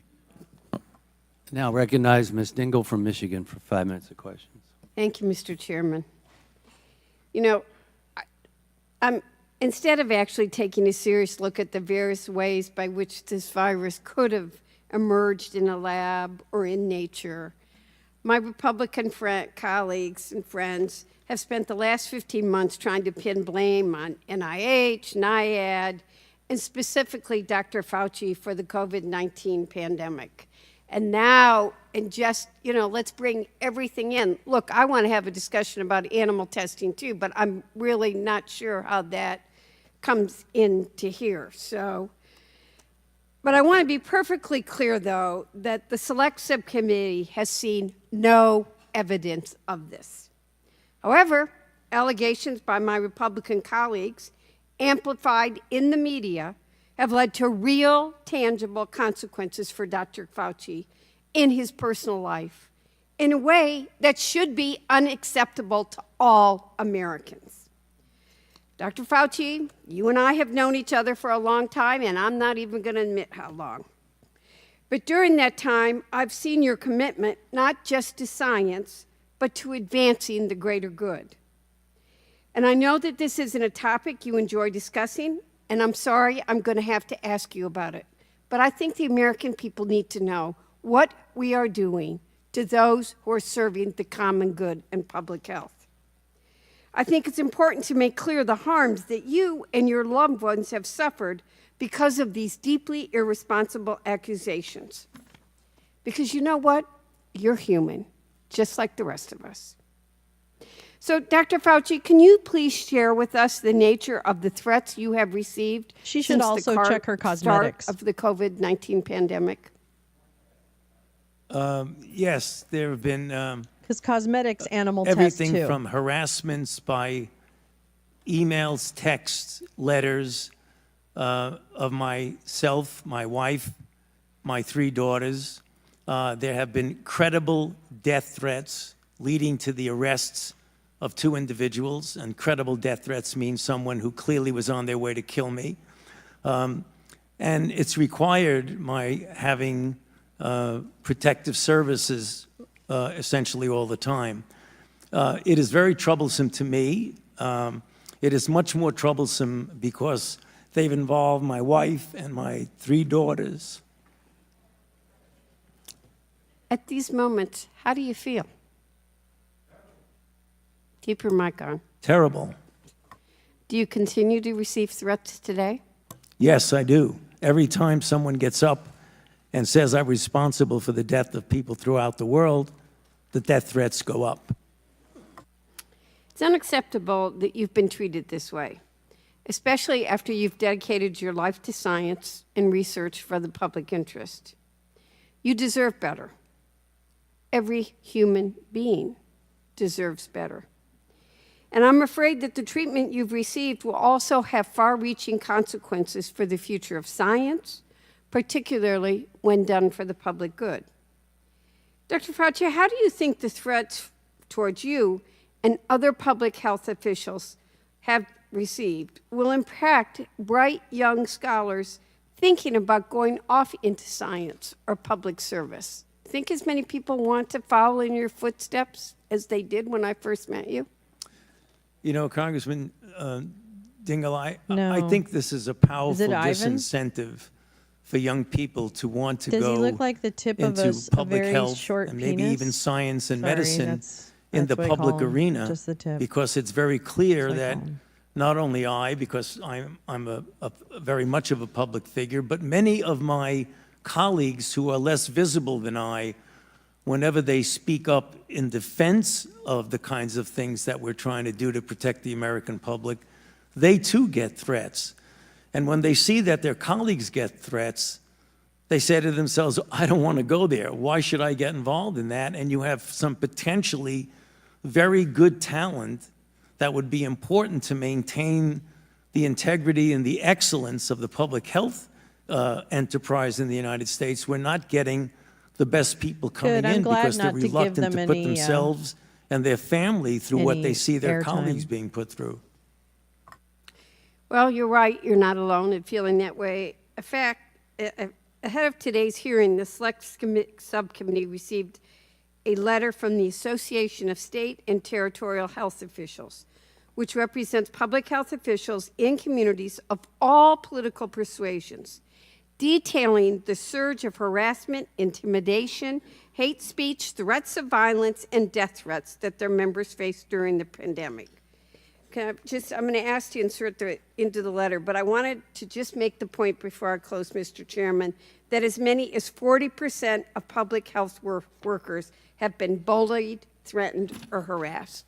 And I think we all need to take that on as a public health issue. I'd ask to enter the letter into the record and yield back. Without objection. Thank you, Mr. And now recognize Ms. Lesko from Arizona for 5 minutes of question. Thank you, Mr. Chair. Dr. Fauci, did the National Institute of Health fund the potentially dangerous enhanced potential pandemic pathogens gain of function research at the Wuhan Institute of Virology? I would not characterize it the way you did. The National Institutes of Health, through a sub-award to the Wuhan Institute of Virology. She doesn't know what she funded just research said. She on couldn't the define that surveillance if you of held a and gun the to her possibility head. of emerging infections. I would not characterize it as dangerous gain-of-function research. I've already testified to that effect a couple of times. So you're saying no, correct? In his May 16th, I'm saying no because I've said no multiple times, Thank including you. on the transcribed interview. In his May 16, 2024 testimony, the NIH Deputy Director Tabak said, and I quote, "I can tell you that the failure of the Wuhan Institute of Virology to provide us with the data that we requested and the lab notebooks that we requested certainly impeded our ability to understand what was really going on with the experiments that we have been discussing this morning." My question to you, Dr. Fauci, if the NIH didn't inspect the Wuhan Institute of Virology and NIH didn't receive the lab books and data from China and the required reports from EcoHealth Alliance were not submitted, in fact, they were late, how can you definitively say that the NIH did not fund the dangerous gain-of-function research? I go back to what I said, that the gain-of-function research by the operative and regulatory definition of P3CO does not include at all the viruses that were studied under the subaward. How do you know that, sir, if there was no lab books, nothing from China? We know what viruses they were studying. How? How do you know? You never went there. I'm telling you that the NIH funded research on these viruses. If someone else somewhere in China was doing something else, well, and that's the problem, because NIH didn't go there. You didn't get the reports that were needed. How in the world would you know? I'm going to go on to the next Well, and you're not hearing what I'm saying. Dr. Morenz, your you. senior advisor for over 20 years, said in an email dated February 24th, 2021, he wasn't his senior advisor. I learned from The your guy was a FOIA lady wannabe. here now how to make emails disappeared when I am FOIA'd. But before the search starts, so I think we are all safe. Plus, I deleted most of these earlier emails after sending them to Gmail. In another email dated 4/21/21, Dr. Morenz said, "I forgot to say, there is no worry about FOIAs. I can either send stuff to Tony," meaning you, "on his private email or hand it to him at work or at his house. He is too smart to let colleagues send him stuff that could cause trouble." Dr. Fauci, were you ever engaged in attempts to obstruct the Freedom of Information Act and the release of public documents? Answered this No. question this morning. Did Dr. Morenz communicate with you about official business using his private email? Official business? No.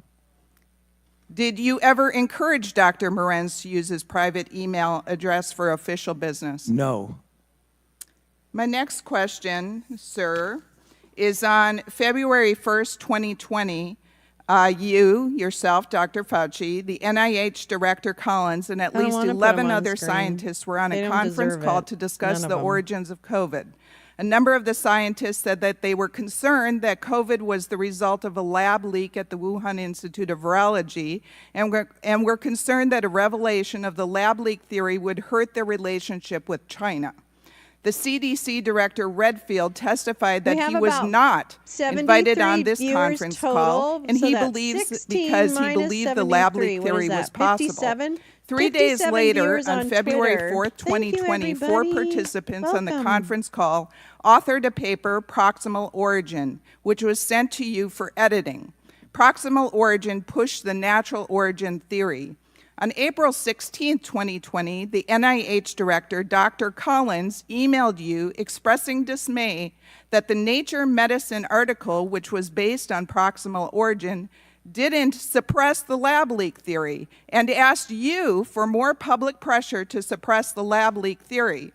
The very next day, in response to Dr. Collins' request to suppress the lab leak theory, you cited the Nature Medicine article, which discounted the lab leak theory from the White House podium. My question to you, sir, did you cite this article at the White House because the NIH director asked you to suppress the lab leak theory? I did not do that in response to anybody's suggestion to suppress anything. It was in response to a question that someone asked at the podium. and I did not edit any paper as shown in my official testimony. So you said about 4 or 5 things, Congressman, that were just not true. Well, we have emails to prove it. Well, you don't. Thank you, and I yield back. You don't, you stupid. Ugh. I now recognize Mr. Mfume from Maryland for 5 minutes of questions. Thank you very much, Mr. Chairman. And by the way, no, we don't have it. So I get tired of hearing we've got it, and then when we ask for it, it's not there. We do not have it, Dr. Fauci, and for everyone watching this. That's just incorrect. Now, let me just say a couple of things. If I sound a little outraged, just because, you know, we sit here and we watch one conspiracy theory after another get debunked. And if I might, on a point of personal privilege, to the gentlewoman from New York who wanted to argue that we should be worrying about testing of human medicines on animals. If this committee really wants to do something, let's talk about the most infamous biomedical research study in the United States, the Tuskegee study, where 400 black men in this country were injected deliberately with syphilis and allowed to die slowly over a 40-year period without any attempt to help them at all. It was condoned by the U.S. Public Health Service. And if we want to talk about testing, let's talk about that as well. Yes. I'm going to talk about COVID right now. Mr. Chairman, I have the floor, Mr. Chairman. I want to say to you, Mr. Chairman. I ask you to suspend, please. No. I want to remind the audience of decorum. Recognize Mr. Mfume. Thank you, Mr. Chairman. I want to thank you and Ranking Member Ruiz for this opportunity. Dr. Fauci, we owe you an apology for the way we have run you through the mud, and none of us have said to you, here's where you go to get your good name and your reputation back. It's the most unfair thing I have seen.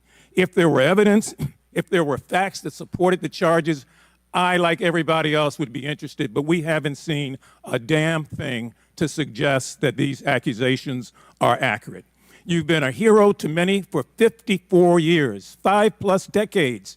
You helped lead this country through the anthrax scare, through AIDS, through Zika, through Ebola, through SARS, and through COVID-19, pandemics and epidemics. We owe you a collective thank you. You are a world-renowned scientist and an American patriot. And whether or not people want to believe that, that's on them. But those facts are undisputable. For a year and a half, the Republican majority on this committee has sought to weaponize genuine scientific questions over COVID-19 and to vilify our public health officials and our nation's scientists with unsubstantiated, with baseless, with allegations that just can't stand the light of day. And so they've tried to do that with COVID-19, and we are here now as a result of the aggregated amount of foolishness that has taken place. And I've always said to this committee, every time I've had a chance to speak, let's go back to when we were in the heart of the pandemic, when our family members and friends and coworkers were dying left and right, when we were afraid to get near anybody, where we wanted to wash down our groceries before we brought them into the house, where we were willing to put on masks or headgear if it would keep us from being infected. And we turned to our leaders and our public health officials and scientists for answers. And we got some, but then we didn't get some. And then we got some later, like Dr. Deborah Birx, who was Donald Trump's expert on the virus, who said, no, bleach won't do it.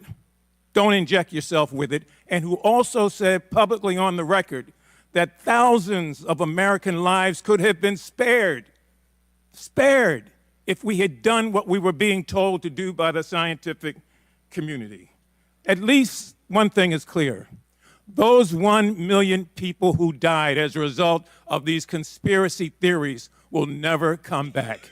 And those families have empty seats at the table year after year. And we do a disservice if, at the very least, we don't acknowledge their deaths and the harm and the hurt that has been done to their families and learn how to find a way to trust science going forward in this country.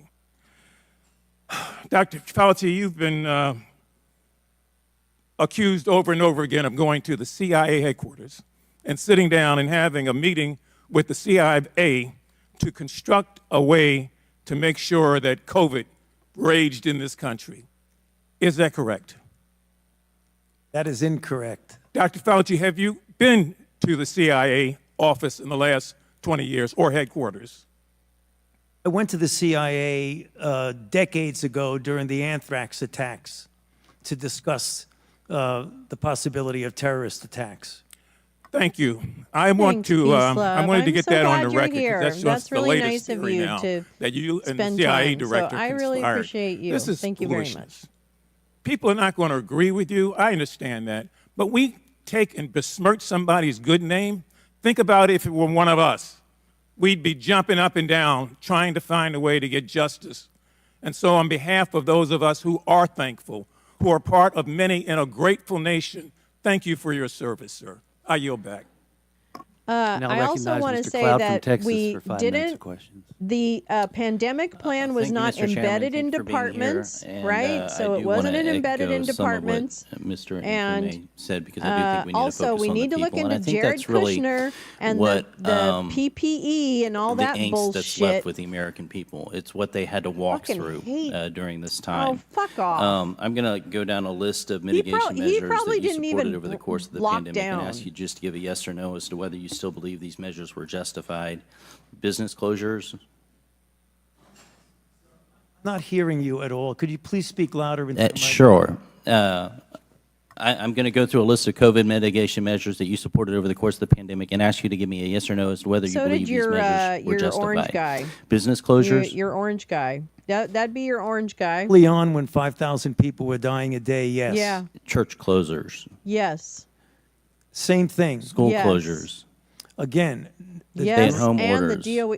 Yes. These were important when we were trying to stop the There wa- let me tsunami tell of deaths you, that were I occurring was in early Brooklyn on. at the How long you outbreak. kept I them know going lockdown. is debatable. It was Mask not mandates locked for down adults, anywhere mask else mandates for children, that I've mask mandates seen. for children under 5. Maybe San Francisco. And I going guess, back to but what I said before, LA it all of wasn't. that is in the context of, at the time, 4 Mask to mandates for children 5,000 under people a 5. day There's were scientific dying. evidence for that.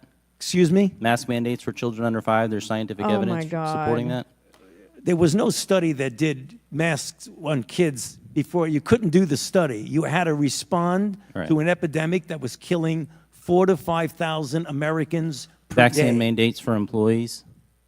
Vaccine mandates for students. Vaccine mandates for military. Yeah. Vaccines Yes, yes, save yes. lives. It's It is called very, very public clear health, that vaccines okay? have It's not a saved partisan hundreds of issue. thousands It's fucking of public Americans health. and millions I'm not of debating. We're talking about people the worldwide. COVID-19. Did or do the vaccines, the COVID-19 vaccine, stop anyone from getting COVID? I answered that question to the chairman. I think they did. Early on, it became clear that They did. no, actually, no. In the beginning, not. it clearly prevented infection in a certain percentage of people, but the durability of its ability to prevent infection was not long. It was measured in months. And they didn't stop you from spreading it either. Early on, it did if it prevented infection, but yeah, what became exactly. clear that it did not prevent It kept people from transmission dying. when the ability to prevent It infection kept waned. I think what's people troubling is from when the American people dying. look at the certainty and the It did. Thank case you, at Max. which It people lost reduced jobs, they viral lost load. livelihoods. Fuck I had off. rural hospitals in my area Oh that my did not have God. a Then single you case should of have helped COVID them in more. their rural community that had to shut down and people not get care Well, that they then, did need good. I'm for really cancer, glad, and because some then passed that away because probably of those saved kind their of things. fucking life. And From time wearing a after time, mask? people's lives are That's destroyed, pussy. and I'm we have sorry. not seen the same sort of, once the new data came available, I wanna we see did not your see a data. change of I wanna see course. your data, and you'll bitch. point out, for Show example, me in the your fucking schools data. that the CDC, put out the guidelines, for example. But we know that those guidelines end up being protection from lawsuits. It's, if you don't want to be sued, you better follow the guidelines. So they're not mandates, de facto mandates, but they turn out to be such a mandate. And when the science began to change, we all understand that in the first couple of weeks, first few weeks, even a couple Then months. you should have We talked were all to trying Mike to figure it out. I Pence, think there's a lot of you grace for that. fucking cuck. The concern You is should have that talked to your as the little science VP, became available, there wasn't like a, or oh, Deborah maybe we should Birx. Why consider don't the you lab talk to leak that theory. idiot Oh, maybe who we sat should there like a consider fucking bump natural on a log immunity. while We never he heard told them this to messaging inject- coming he from told you or from us anyone else who to stood on the inject bleach. sidelines talking about these things, and it's left the Or that American you could people with shove light a up your tremendous ass distrust. and kill the I want to disease. talk a little bit about the grant process. My understanding from your testimony to us, it says that the NIH process for awarding grants is that Let's not basically forget research the proposal amazing goes to peer appointment review of committee Scott to receive a Atlas. priority score. Then it goes to You an know, advisory the, council for what is NIH it, David personnel Blaine that of receives a final. medicine. Basically, the Let's group not votes forget on it, him. and then eventually it ends up on your desk for signature. Right now, you said in that sometimes, if I recall correctly, those grants are often approved in block, in mass, when they're voted on, and then you sign off on them. That's correct. This is one of the things It's that's really like, troubling to the hey, American man, people, because they first look of at their all, lives being if you had destroyed, and there's no better one to hold funded accountable the because these government systems to of supporting the accountability have become scientific systems of community, plausible deniability. and so your name is on every single grant. If you had But yet given you the absolve yourself of any sort of scientists responsibility by the saying, well, you know, it fucking- goes to this wait, no. committee if that's, you had know, given corporations that has a number of use people the on it, and Emergency they're Powers approved Act, in block, which and is so there's no exactly what accountability happens for anything, when you any tell of the like the taxpayer car dollars that are going industry, forward. okay, car I disagree with industry, you, Congressman, GM, because if whatever, you look at the you're number gonna of grants, stop we building fund cars thousands for of 6 grants. months, It would and be the only physically thing you're gonna impossible build is for me to go through ventilators. every And the single thing about grant it is, in a detailed way GM, to don't understand worry, it. That is 'cause true us, not the only for government, me, but for through the virtually Emergency every Powers Act, institute at the is gonna make you NIH. Then why whole. does your signature That's how go on it it? works. Because somebody has And to sign Trump off on it, and you never trust the invoked it until expertise the very and the last minute, competence and I of the think at that staff point it was that like go over Then what is the it very mechanism carefully. for holding Gentleman's people time has accountable? expired. formality. I now recognize Ms. Ross from North Carolina for 5 minutes of questions. Thank you, Mr. Chairman. I want to thank you, Dr. Fauci, for your voluntary testimony today, also for so much grace in your 14 hours of testimony. And I, again, want to thank you for your service and your patience. It's truly remarkable.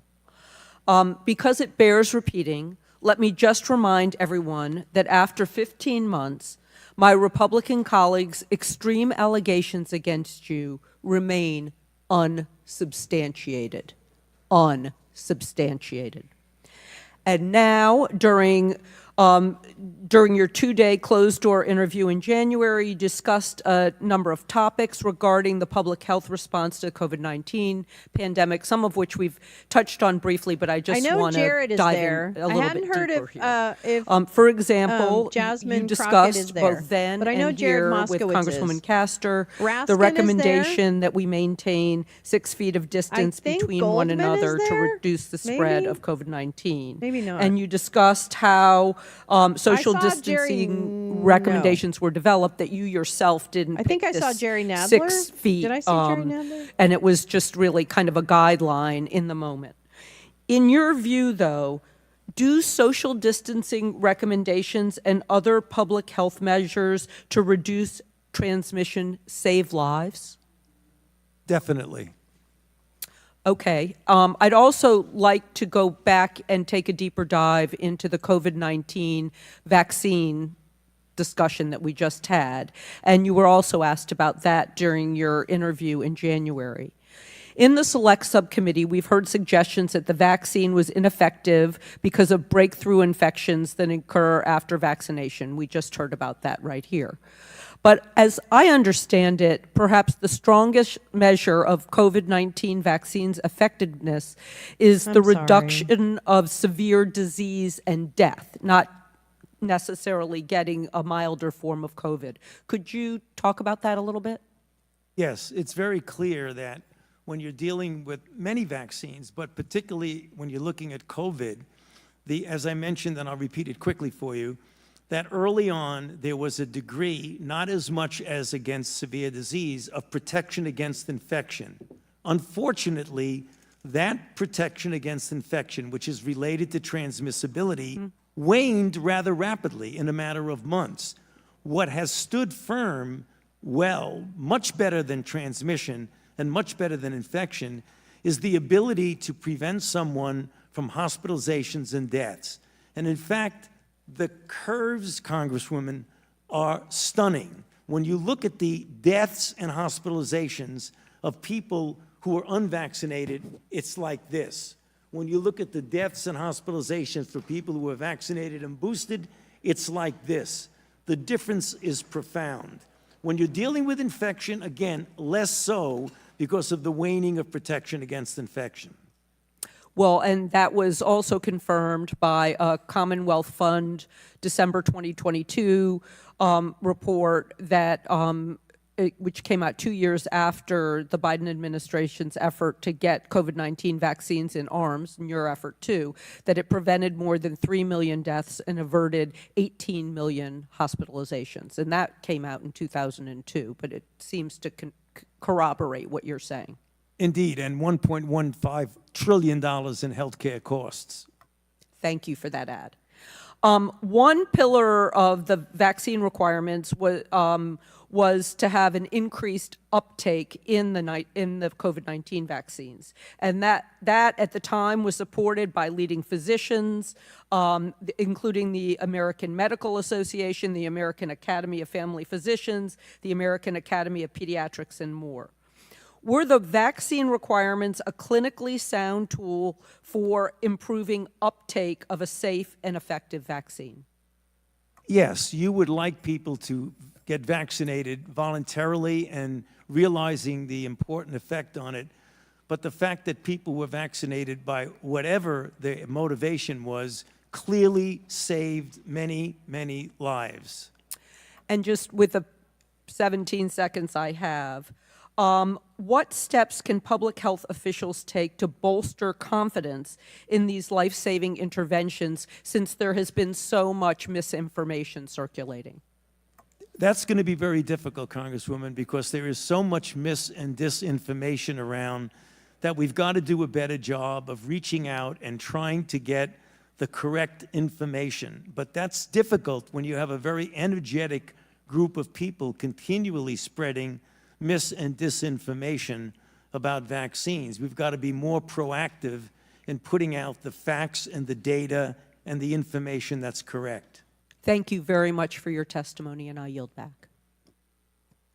Now recognize Dr. Joyce from Pennsylvania for 5 minutes of questions. Thank you, Chairman Wenstrup, for convening this important hearing, and thank you, Dr. Fauci, for testifying. Dr. Fauci, one of the controversial regulations of the pandemic was the 6-foot distancing rule. This rule became an important policy consideration in subsequent regulations. However, you testified recently, and I'm quoting, this 6-foot rule sort of just appeared. Do you think that a rule that sort of just appeared is substantial justification for the regulations that we saw based on that 6-foot rule? Congressman, thank you for that question. I answered that, but I'll summarize it briefly for you. When saying it just appeared, it came from the CDC. Okay, you stated that earlier. What was your relationship with the CDC when you saw a regulation which was not based in the current science? Well, when I say was not based in science, I meant a prospective clinical trial to determine whether 6 foot was better than 3, was better than 10. But once we realized that the virus was not spread by droplets and was aerosolized, did you feel an indication to go back to the CDC and said, let's base this on science. Let's get rid of this 6-foot rule. This 6-foot rule crippled businesses. It allowed students to stay at home and not learn. Americans suffered. And that suffering continues because the fracture of trust in American scientists continues to this day. Did you not feel an obligation for something that just sort of appeared, not to go back to the CDC and say, let's base this on what we know? It was a CDC decision, and it was clear. Were you dialoguing with the CDC? Excuse me? Were you in communication with the CDC? CDC was part of the coronavirus response team. Yep. And you didn't feel an obligation to go to them and say, look, Americans aren't going to trust us. Yeah. We're providing them with misinformation. We have discussions at the White House about that. We did, but the CDC's decision and was their decision to make, and they made it. And you didn't feel an obligation as the lead scientist at the NIH to challenge that? I've challenged the CDC multiple times. about Publicly on this multiple regard? issues. Excuse me? Publicly, you challenged them on the 6-foot distancing rule? It is not appropriate to be publicly challenging a sister organization. Do you agree that Americans now have lost their trust in science, in lead science from government because of misinformation like this?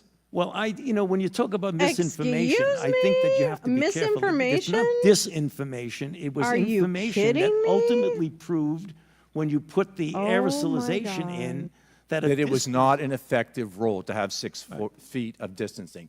Dr. Fauci, let's move on. On April 21st, Dr. Morens wrote to Dr. Dasick These in an guys are email that such there is dicks. no I really worry about can't. FOIAs. I can either send stuff to Tony The on his private Republicans Gmail, are complete hand it to him at dicks. work, or at his The house. Democrats He are is too smart completely to let not colleagues dicks. send him I don't know stuff how anyone that doesn't could see cause this. trouble. I really don't care. Do you Yeah, I realize want that everyone this 6 feet impact away. still considers Social today? distancing was almost this the is best thing your that ever lead happened. trusted Thank God we don't have to researcher like shake who works hands with you, anymore. your advisor. Or Do you realize hug. the impact of that? I It was a can't. terrible thing. It was wrong, and it was inappropriate. Thank you. I should not have said that. I think we all agree it was incredibly inappropriate. Recently, in an op-ed that Senator Roger You know, Marshall honey, you can published clutch just your yesterday, fucking he little raised ball sack concern all you about want, HHS but I'm FOIA not as compliance offended as you following are. your testimony in front of the Senate Health Committee. Dr. Fauci, what involvement did you have in HHS not responding to FOIA requests following your testimony in the Senate in 2021? I had no role whatsoever in anything to do with the I can request. kind of imagine when FOIA is that made, he doesn't it get doesn't the go FOIA directly request. to a person Okay? like me. Oh it my goes to God. a department, which then takes care of it. So I don't have any role one way or the other in FOIA. Let's go on. I've done a lot of Were you FOIA aware requests. that NIAID They employees take a conducting minute. official Okay? work on They take a unofficial minute. emails and inappropriately assisting grantees during your time as a director? I was not aware of that as it was occurring. It obviously came out during the committee hearings, but I was not aware of that. And I think that you put an exclamation point on how important these hearings are. Dr. Fauci, would you agree that this demonstrates the need for more accountability and increased oversight of NIAID? What you saw, I believe, with Dr. Morens was an aberrancy and an outlier.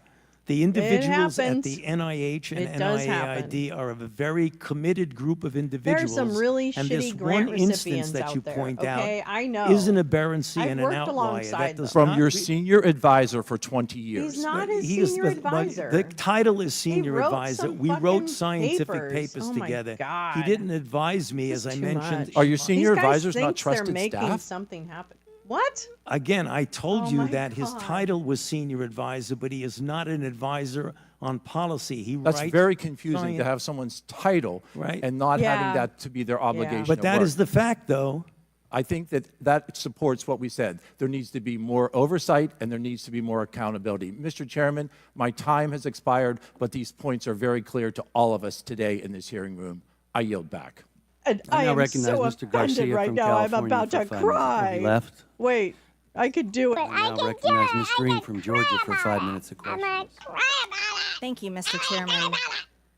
Mr. Fauci, you were quoted on CBS Face the Nation saying it's easy to criticize, but they're really criticizing science because I represent right. science. Do you That's right. represent science, That's Mr. right, Fauci? bitch. I am a That's scientist who uses the scientific method to gain information. Yes, you said you represent science. Do you represent science, Mr. She does. Fauci? Yes or Again, no? Yes, Yes he or does. no? No, that's not a yes or no Yes, answer. it's a yes or no. I don't think it is. Okay, goodbye. Okay, well, we'll take that as a you don't know what you represent. Oh, I But this, as director of the NIH, you did sign off There's on the these Beatles so-called again. scientific experiments. And as a dog lover, I want to tell you this is disgusting and evil, what you signed off on, and these experiments that happened to beagles paid for by the American taxpayer. And I want you to know Americans don't pay their taxes for animals to be tortured like this. So the type of science that you are representing, Mr. Fauci, is abhorrent, and it needs to stop.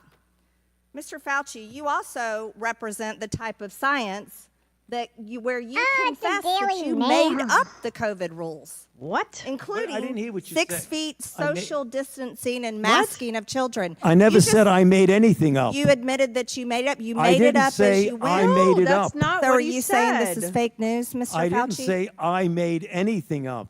What did you say? I said that it is not based in science and it just appeared. But this is science. What does dogs have to do with anything that we're talking about today? These are scientific experiments. This is what you signed off on.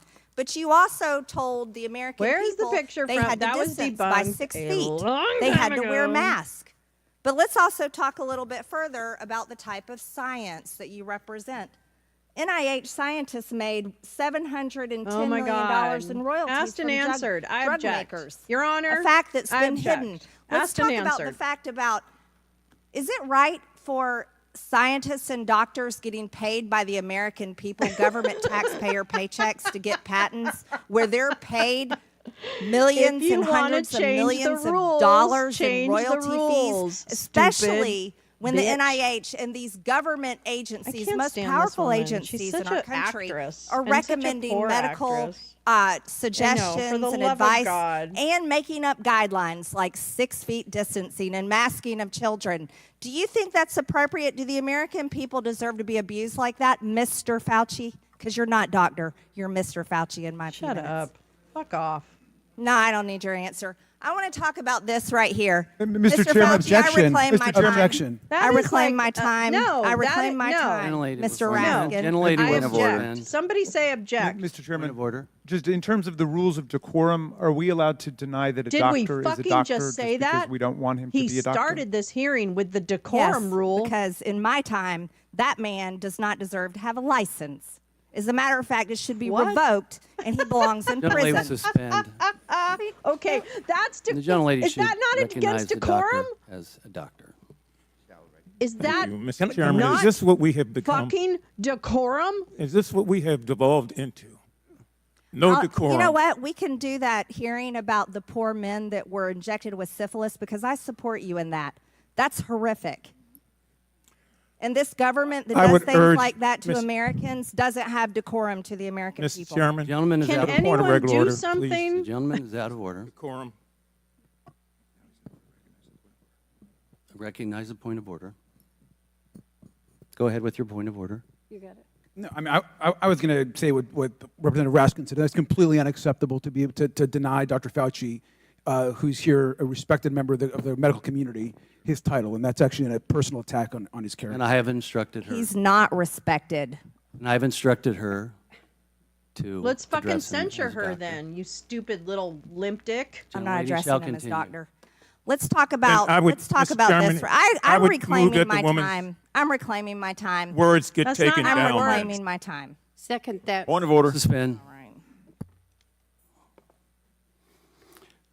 A member can only move to have words. I'm sorry. The issues we are debating are important ones that members feel deeply about. And while vigorous disagreement is part of the legislative process, as I said at the beginning, members are reminded that we must adhere to established standards of decorum in debate. This is a reminder that it is a violation of House rules and the rules of this committee to engage in personalities regarding other members or to question the motives of a colleague. Remarks of that type are not permitted by the rules and are not in keeping with the best traditions of our committee. The chair will enforce these rules of decorum at all times and urges all members to be mindful of their remarks. Hey, Dean, Does how the are gentleman you? from California oh boy, have get ready anything to throw further? something at the She should wall. we should have take her words down. Yeah, I made it. I offered that her words be taken down, Mr. Chair. Point of order, Mr. Chairman. Mr. Chairman, I'd like to make a point of order. Mr. Because Griffin they is accused us Mr. of Griffin is worshiping gentlelady President will- Trump. We don't gentlelady- worship President Trump. Gentlelady will suspend. Mr. Griffin, you have a point of order. Mr. Chairman, while it may not be polite, I believe the rule only applies to members of this body, the Senate, and Not the witness. the President of the United No, States. we I do can not tell him to apply- go fuck believe that it himself. applies. The rule on taking down words does not apply to a witness. Again, I'm not condoning the words. I'm just relating or asking whether or not it are applies to individuals who 100% condoning are the just- words, just you happen to be stupid here in front of us. motherfucker. I agree. The chair overrules the point of order by the gentleman from Maryland, but ask that members please afford all other members the respect they're entitled, refrain from using rhetoric that could be construed as an attack on the motives or character of another member or the witness. You may proceed. Thank you. This was a time in history where you got to throw out the first pitch at the Washington Nationals baseball game while Americans were forced to stay home and watch such events that they love from at home alone on their televisions. He would And rather what be a home. hypocrisy I this think picture he shows. would rather have been Here home. you are I'm without gonna your guess. mask. I'm gonna with guess. empty seats everywhere. Remember the cardboard cutout fans? That was one of the most insulting things to Americans, having to watch the games from home where you got to go and enjoy the game and sit right next to people not following the She's 6 feet absolute of trash. distancing, not wearing your Absolute mask, trash. and everyone else Hey, was Bob, how forced are to stay you? home and Yeah, stop exactly. enjoying life. Whatever. And your They're science just gonna let her do here, it. They have your no science fucking is displayed spine. perfectly No in this picture. spine. We're children in school were put in plastic bubbles because of your science. Your repulsive, Well, I think those evil are technically science. those little, And like, let's go back to changing your very tents, own but I email. could be You wrong. said earlier you don't use email. Oh, you do. Right here. This is your own email where you said the typical mask you buy in the drugstore is not really effective in keeping out virus. I do not recommend that you wear a mask. This is your email. This is your own words. But yet children all over America were forced to wear masks. Healthy children forced to wear masks, muzzled in their schools. And then they were forced to learn from home because of your so-called science and your medical suggestions while you and all your cronies get paid from Big Pharma. You know what this committee should be doing? We should be recommending you to be prosecuted. We should be writing a criminal referral because you should be prosecuted for crimes against humanity. You belong in prison, Dr. Fauci. Mr. Chairman, I have another point of order. Recognize Ms. Dingell. Just want to make sure the record is clear. Dr. Fauci testified that he did not use his personal email for official business. He did not say he did not use email. And I think today, this particular has been full of lies and bad for you. disregard and disrespect, and we Just need to kidding. stick to facts. Just kidding. Thank you. The gentlelady's time had expired before the point of order. I now recognize Mr. Garcia from California for 5 minutes of questions. Thank you, Mr. Chairman. Dr. Fauci, I am so sorry you just had to sit through that. That was completely irresponsible. I love this guy. Quite frankly, we're hearing, this might be the most insane hearing I've actually attended. I've only been in Congress for a year and a half, but I am so sorry Debbie's that you are amazing. subjected to those level of attacks and love this insanity. Your quote-unquote so-called science that the gentlewoman is referring to has saved millions of lives in this country and around the world, and I want to thank you for that. I also think it's important to note that, my opinion is that you are an American hero, and your team has done more to save lives than all 435 members of this body on both sides of the aisle.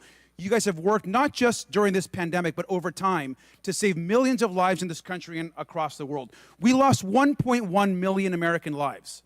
1.1 million American lives, 7 million lives around the world. We were having 9/11-like events, death events daily in this country, losing 4,000, 5,000 people every single day. I was mayor during the time of the pandemic. I remember how painful it was to close businesses, to shut down schools, but how quickly we forget the pain and how scared we were as a country. We were washing our groceries as they were coming in. We were keeping seniors at a distance. The tragedy that was happening in our nursing homes. Thousands of people were dying a day, and you and your team of the best and the brightest scientists in this country and the world were doing everything that you could and working night and day to save After more we and more pulled of those out lives. of the WHO. A lot of my colleagues Remember know that? that my mom was a healthcare worker during the pandemic. My mom died of COVID. My stepfather died of COVID. I lost both of my parents during the pandemic. So I take this very personally, especially when other members of this body who are tasked to be responsible and to actually help the American people attack medical professionals like you and across the world. Vaccines, a vaccine that you and your team helped foster, have saved millions of American lives. These attacks are ridiculous. Now, even before this committee started, and I'm going to point a few things out. Even before this committee started, this same member that just went on this rant introduced the Fauci Act and promoted on a podcast saying that COVID was a bioweapon. That is how insane some of these comments are. And I want to quote this. This is a quote from the same member. "I don't believe in evolution. These viruses were not making people sick until they created them. They weaponize these viruses to be able to attach to our cells and make us sick. It's a bioweapon." The "they created them," sir, is you. They are attacking you and our medical community for actually creating COVID that has caused the deaths of millions. And we know that these extreme comments are targeting public health officials across the country. I also want to show you this other comment. Same member who just attacked you.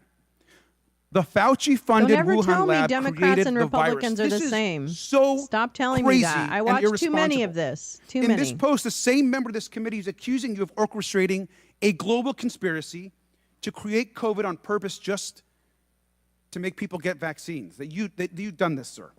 This same member routinely promotes complete misinformation about vaccines and actually has encouraged the routine prevention of vaccinations that even eliminate diseases like the measles. Dr. Fauci, you've brought together our nation and the world's best and brightest scientists to take on COVID and create a vaccine that works. I want to ask you a question. I want to be crystal clear for the public. You brought together the world and America's best scientists. Do you believe that the vaccine that you all helped create and ensure is safe and effective for the public? Yes, and its track record has proven that. And do you also agree that it's saved hundreds of thousands and possibly millions of lives in America and across the world?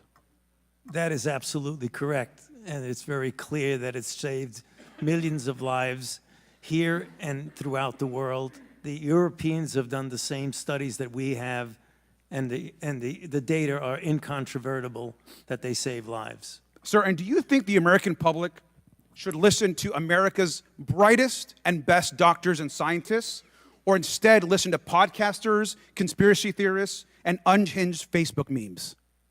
No, listening to people who you've just described is going to do nothing but harm people because they will deprive themselves of life-saving interventions, which has Media happened. literacy. And you know, some have done studies. Peter Hotez has done an analysis of this and shows that in people who refuse to get vaccinated for any variety of reasons, probably responsible for an additional 200,000 to 300,000 deaths in this country. Thank you, sir, and your entire team for saving lives in this country, and I'm sorry you have to continue going on with these attacks. I yield back. Boom. Oh, thank you. You're not allowed to You're speak. not allowed. Thank you. Thank you very Mr. much. Chairman, could you ever remove from Yes, the thank you. chamber? Yes, Please have her removed. please. Excuse me, I ask the Capitol Police to escort. Is that Mickey? Is that bitch Mickey? Yep, thank you. She can be removed. Is that bitch fucking Mickey? Yeah, you can be removed. Actually, you're not allowed to speak. Your time has Take your expired. Starbucks with you. Mr. Garcia, Oh, Mr. is that- Raskin, you're out of did he line. get Your her times out? have expired. Wait, did they kick MTG out? Now recognize Dr. Jackson from Texas for 5 minutes Oh of questions. God, here's Ambi and Thank Ronnie. you, Mr. Chairman. Oh, Dr. Fauci, I just have to took say, a little drink of Jack. I, as so many Americans, I don't know am if it's deeply Mickey disappointed or in if your it was actions during a MTG. critical I time think in it our might have been nation's history while MTG. you were in key leadership roles as the director But I of love the the National Capitol Institute of Police Allergy and being Infectious called. Disease Oh, and camera. as the chief medical advisor Camera. to President Biden. Put quite simply, you Put failed quite miserably, simply, in my opinion. I just Based took on some all we have speed learned during the pandemic back in the back, and all that we have since and I learned through this chased committee's it work, with I believe some your Ambien, failures stem from which both is an gonna effort kinda of self-preservation counteract it, so I'm not manifested by really a series sure. of lies They and can't? cover-up, They can't kick and her by a out? total failure of Oh. leadership. Well, maybe it was Mickey obvious then. to I don't everyone know. that you and your I know. organization, NIH, Well, had anyways, a lot to lose so if the back American in the people were to back, discover I that snorted some COVID-19 was most Adderall, likely leaked from a and lab in then Wuhan, I China, took and a that couple you, via Ambien EcoHealth just to kind of, Alliance and Peter Daszak, you know, actually funded cut this the research, edge. and that this And lab was then I actively had and a- recklessly conducting probably gain-of-function about a research. third of a fifth As of such, Jack. you did everything in your power to deflect and cover So up this I'm ready possibility. to you ask even recruited you others to help if you in this you effort. used Unfortunately, this cost our country baby and the world valuable pandas time that in may have led to your answers regarding the COVID origin, design. may have blunted the spread, Sir. and would have almost certainly saved lives.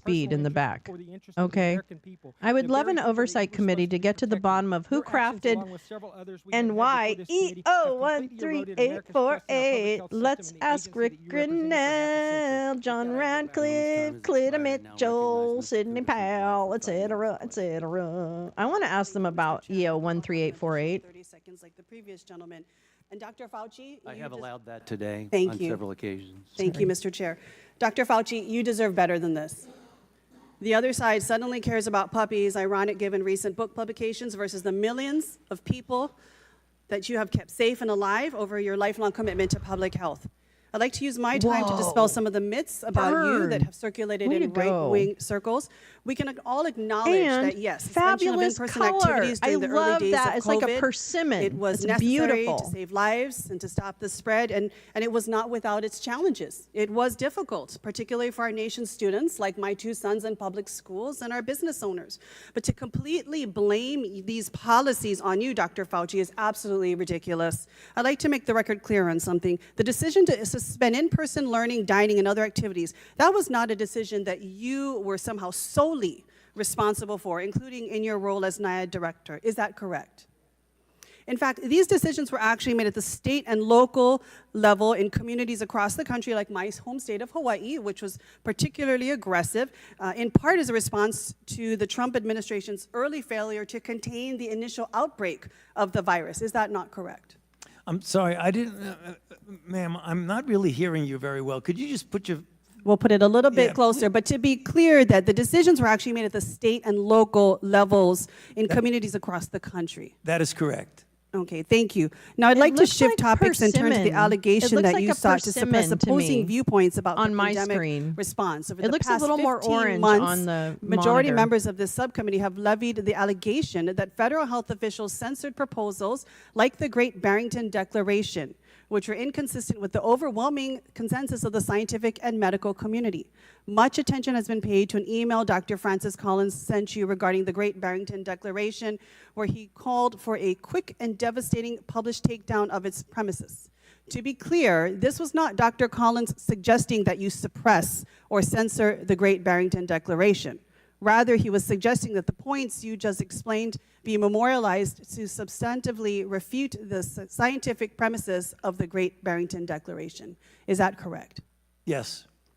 And there was good reason for Dr. Collins to have substantive concerns. The Great Barrington Declaration proposed lifting mitigation measures for the vast majority of society and preserving them only for certain populations, including the elderly and people with underlying health conditions. This was months before a vaccination was available, and public health systems were already being overwhelmed, and thousands of Americans were dying daily. Dr. Fauci, what percentage of the population did we estimate needed to be infected with COVID before we would achieve so-called herd immunity?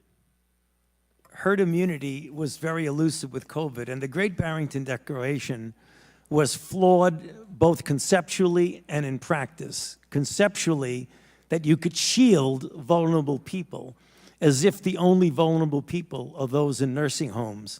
We have tens and tens of millions of vulnerable people that you couldn't possibly shield. People with underlying conditions, the elderly, those would be the individuals. So it would be conceptually impossible to do that. Herd immunity, as we know, means if you have a virus that doesn't change and a virus in which when you get infected or vaccinated, you have highly durable, perhaps lifelong immunity. That's not the case with COVID. We know immunity wanes and we have multiple variants. So in practical purposes, the Great Barrington Declaration was invalid, both conceptually and practically. Thank you, Dr. Fauci. You've answered a few of my other questions in terms of the fact that for many of us that live in multi-generational communities, thousands, hundreds of thousands, millions more lives would have been impacted by this so-called approach. And given the fact that the virus's rapid evolution that we have seen since 2020, herd immunity approaches would be absolutely ineffective against COVID. If you would answer one more question, considering the mortality rates at the time, how many more deaths might we have seen, just briefly? I mean, if we had done that, just let it rip, there very likely would have been another 1 million people would have died, I would imagine. Thank you, Dr. Fauci. So it wasn't the federal government suppressing the Great Barrington Declaration. Rather, it was about protecting and saving millions of American lives. The COVID-19 pandemic wasn't some academic exercise. It was real. It was in real time. It was about saving lives in real time. Theories like herd immunity may seem plausible on paper, but we have to remember that it is based upon the assumption that enough people would have to be infected. And that would likely have meant that our family members, our friends, our neighbors, our constituents, especially those in our most marginalized, multi-generational rural communities, would have died. So thank you, Dr. Fauci. I want to thank you, not blame you. Thank you for your science. Thank you for your science that have saved millions of American lives, kept us safe, including my children, many of our families right here on this dais. And thank you for clarifying these points for the record and for all of your efforts to keep us safe during the pandemic and so many other health crises we have faced over the decades that you have served. Mahalo, Mr. Chair, and I yield back. Now recognize Dr. McCormick for 5 minutes of questions. Thank you, Dr. Wenstrup, Chairman. It's been It's insinuated funny that they all call themselves politicians, doctors. only bloggers, only conspiracy theorists are disagreeing with you. Whoa, what's going I want on to point with the out that jacket I'm probably the size? only member of Congress that actually treated Are you a patients during pilot? the pandemic from the very beginning to the very Wait, is end he of a the pilot? pandemic during night shifts in the ER. Thousands of patients during that time. He would be And, the in scariest 2020, doctor ever. I was censored.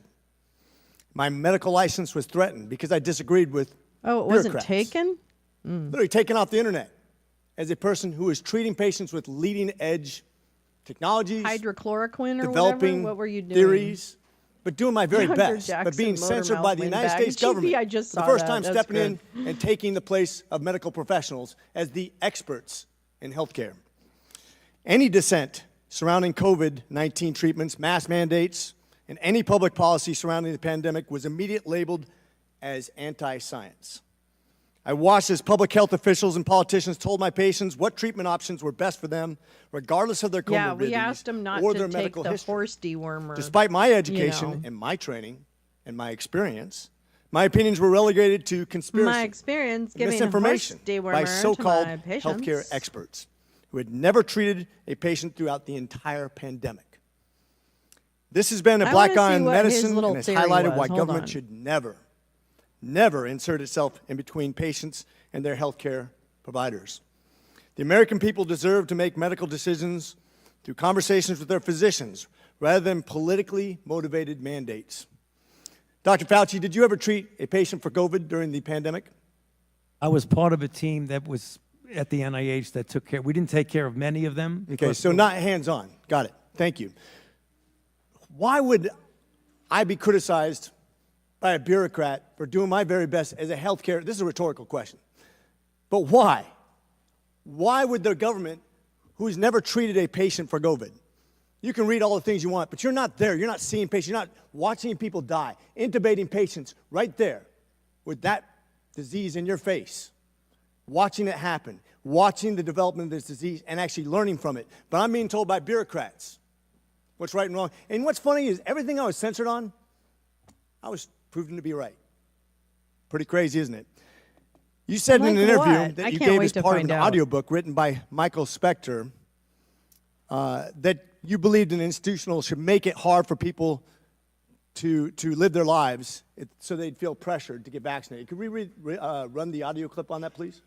You think can be done about it. I have to say that I don't see a big solution other than some sort of mandatory vaccination. I know federal officials don't like to use that term. Once people feel empowered and protected legally, you are going to have schools, universities, and colleges are going to say, you want to come to this college, buddy? You're going to get vaccinated. Lady, you're going to get vaccinated.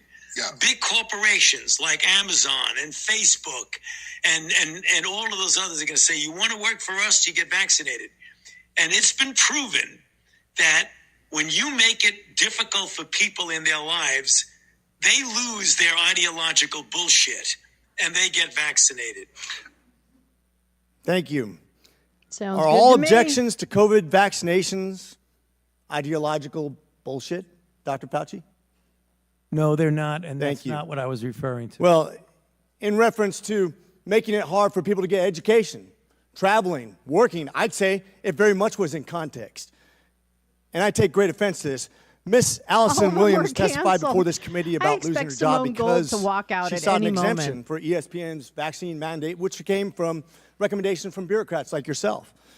She and her husband were actively working with a fertility expert, a physician, on how to get pregnant, and agreed with the premise that she was young, healthy, wanted to get pregnant, and shouldn't get the vaccination for medical purposes. But she was fired because you made it hard, just like you said in your statement, because you didn't want to make sure that the ideological bullshit got in the way of her working, of living her life, of making a medical decision with her healthcare professional. I think America should take great offense to this. That's exactly what you meant when you said making it hard for people to live without getting a vaccination.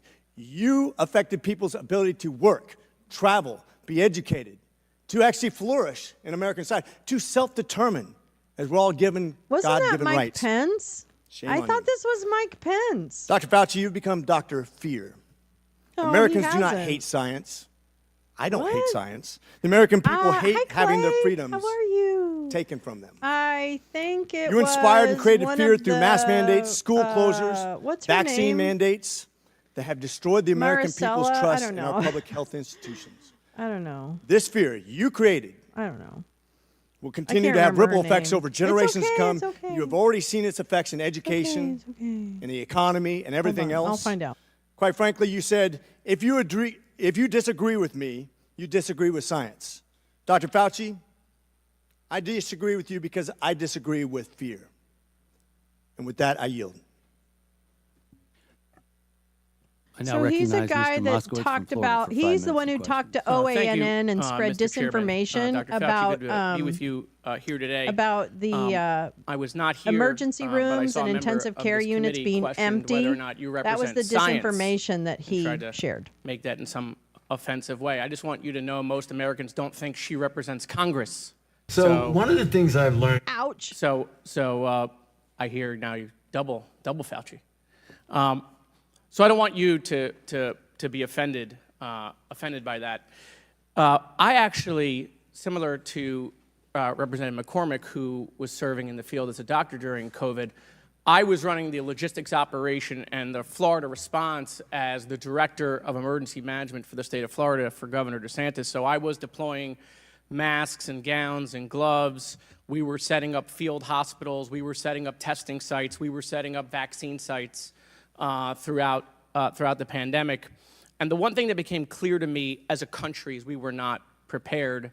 In fact, we actually had many preparations for a pandemic, but both the states collectively and the federal government threw that out and kind of was just making it up as we go. One of the things I wanted to ask you, and I understand you're not in the response field, but do you feel, since you've left, that we are better prepared today than we were several years ago when COVID hit? In some respects, in some respects we are, but in others I'm still disappointed. And I think one of the things that was really a problem with the response was the degree of divisiveness that we had in the country about a lack of a coherent response, where we were having people, for reasons that had nothing to do with public health or science, refusing to adhere to public health intervention measures. What I think that we will do better, hopefully, is that the CDC, I believe, has now recognized some of the failings of the lack of communication and interaction between the federal response and the local public health officials. One of the weaknesses that we had in the United States that other countries didn't have was a disconnect between the healthcare system and the public health system, whereas the CDC can't demand information from local public health individuals. They have to volunteer to give it to them, and it isn't given to them in real time. So we were at a disadvantage. Oh, no question. I saw that. I saw how the lack of investment in technology. Talk about Jared right? Kushner. We had states trying to share information with the federal government using, Windows 2000. Or fax machines. Fax machines. Right. Exactly. Yeah. So, and so, we spent $7 trillion in 2 packages and 2 administrations.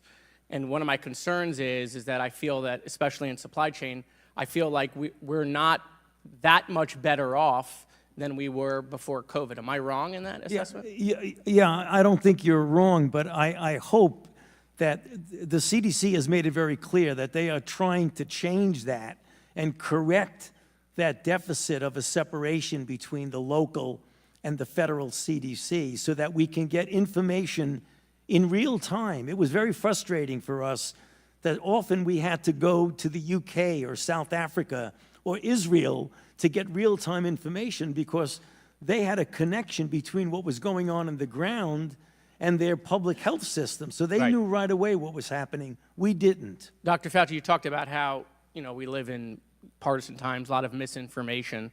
And That's fucking crazy. Colleagues on this body said, you should be, charged and found guilty. Of course, the only one that's happened to is your former boss. But, the question I have is, when you saw a lot of that disinformation, whether it was, we can use a disinfectant to do like a cleaning or do light in the body, or that, China's working super hard, President Xi's got it contained, all of the stuff that was being put out, were you concerned? What was your feeling at that time, working in the administration, seeing that come from the podium?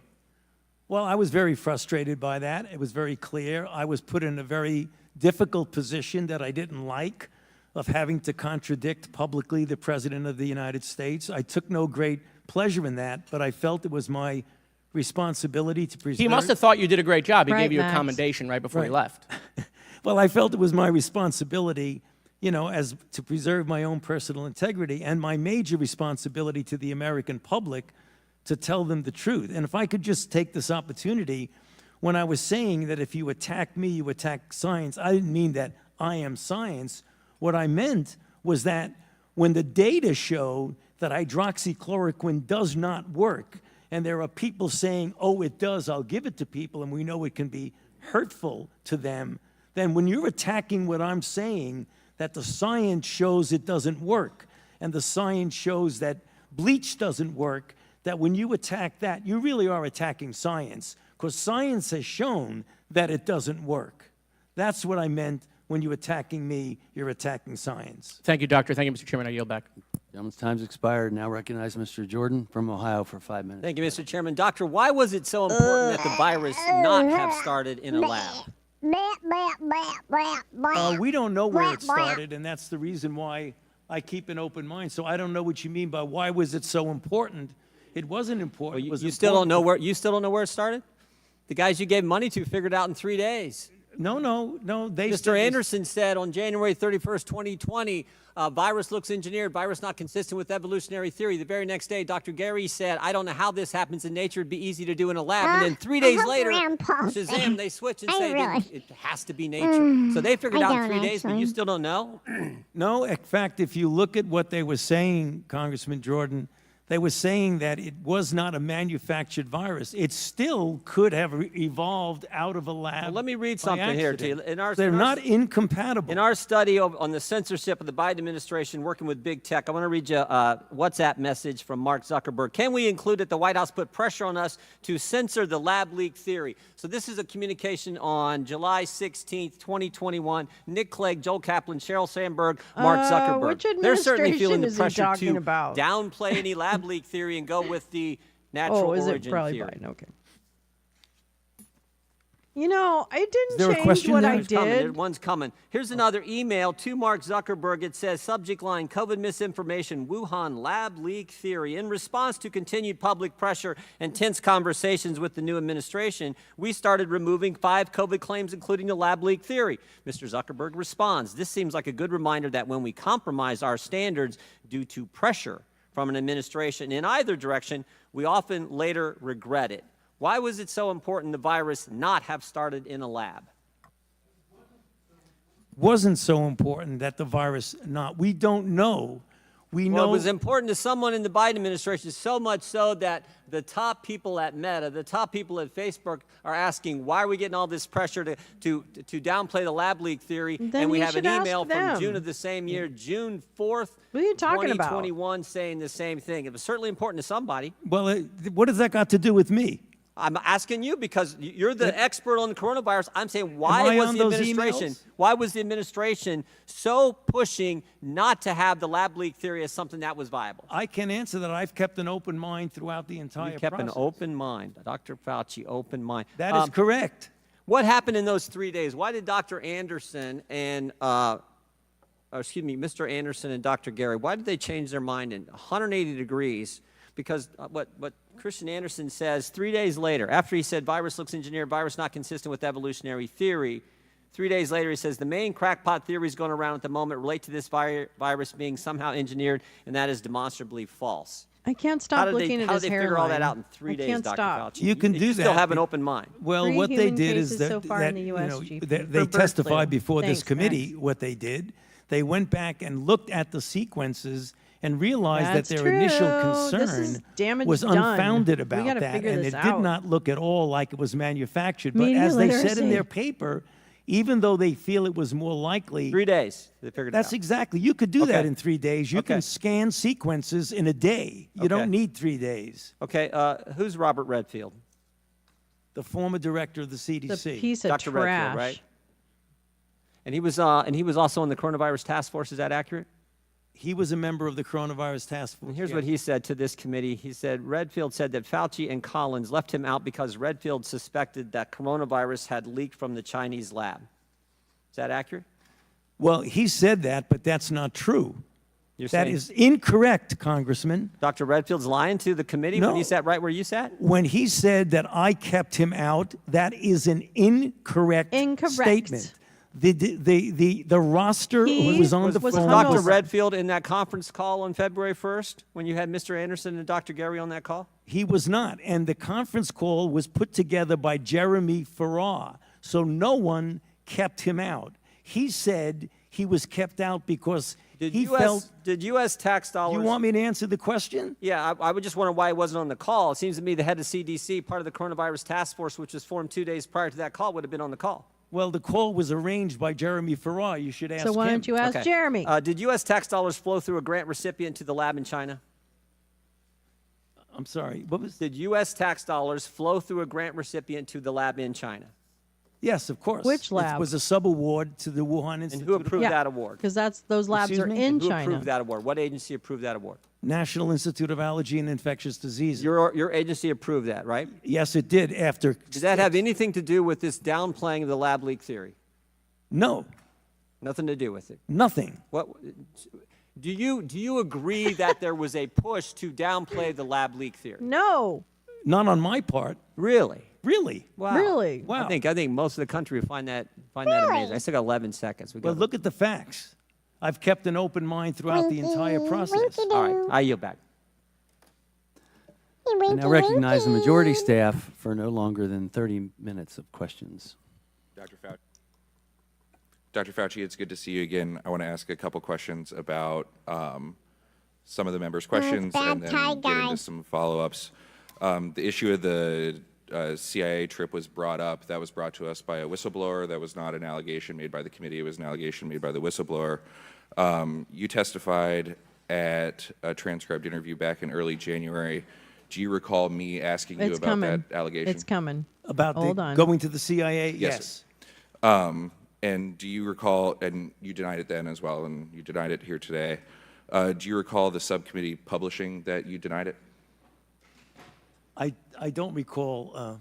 We did. You did, okay. We put it out in a press release afterwards that you denied the whistleblower's allegation. And then today, during the course of the last couple hours, have any members on the majority side of the dais Bird asked you Dingbat about a trip to the caucus CIA? being extra dingbatty today. They have? Indeed. No, they have. I'm sorry, Mitch, I'm not hearing this so well. I have a point of order, Mr. Chairman. What's the gentleman's point of order? I have an inquiry about whether or not I'm hearing things or whether or not you just yielded 30 minutes of committee time to staff. That is correct, both sides. And the question that the gentleman just raised was a question that I raised. So apparently he was not listening when I was questioning Dr. Fauci. Thank you for your point of order. You may continue. What I asked was, we asked you about this in a transcribed interview. You testified that you did not go to the CIA. We published that you refuted that allegation. And then today, no members of the Republican side of the dais have asked you that question. Is that accurate? Thank you. You've been asked a number of times about. I really don't. I'm sorry. I don't get why this is a big fucking deal. I'm so sorry. And have said, and I want to make sure I characterize it correctly. He was because there. It goes a little back and forth. That you didn't conduct official business over a personal email with Dr. Morin's. Has Dr. Morin's emailed your personal email before on non-official purposes? As I mentioned, we wrote scientific papers together, so he very well may have used that. Of course, that's the email I use when Objection. I write Asked a and answered. scientific paper. Right. And that's because NIAID policy allows you to write on semi-official time, write papers, but you just have to put a disclaimer that this is not the view of in other NIH. words, if you're doing something as official business, you shouldn't use your emails that are your official business. So in order to be compliant with the regulations, you would use a personal email. I appreciate it. I want to ask about some of the Exactly. public You health don't policies clog enacted the during business the pandemic. email with your Dr. articles. Francis Collins, the former NIH director, recently said in an interview, and I'm quoting, you attach an infinite value to stopping the disease and saving a life. You attach a zero value to whether this actually totally disrupts people's lives, ruins the economy, and has kept many kids out of school in a way that they never quite recovered. Understanding I don't know the if it's the COVID task force had a lighting. lot of voices at the table. I don't know if it's is the that lighting. an accurate description of the public health I don't know. advisors? I think and then everybody's you could fit stretched in out. other advisors along the way. I can try Yeah, and fix it, you but know, Mitch, everybody's got what I kind of a believe skinny that head, Dr. don't they? Collins was saying was that we give advice based on pure public health issues. It's very, very clear now, retrospectively, looking at the potential collateral negative effects of things like mandating. It would be important for us now, since the purpose of, I believe, why we're here, is to how we can do better next time, is to consider the balance. I think things that we did in the beginning were in the context of horrible situation of 4,000 to 5,000 deaths per day. But that doesn't mean that you don't go back and look and say, did everything we do at that point and the duration for which we did it, was that appropriate, and do we need to re-examine? I believe that's what Dr. Collins was referring to, and I agree with him on that. And you got to my next question, that we are here trying to figure out how to do better next time, lose fewer lives next time. Would that be a better thought process going forward of I know. thinking How about are the you? possible Sorry I didn't see you unintended come in. consequences of public health measures? Absolutely. And you've heard from both sides of the dais today. First weeks, months, novel virus, nobody knew what was going on, called for some drastic measures. Understanding, or once there was a better understanding of who the most affected demographics were, do you think it would be important to more narrowly craft public health measures to specifically favor those demographics? Please ask Mike Pence. The answer is yes, but you have to be careful.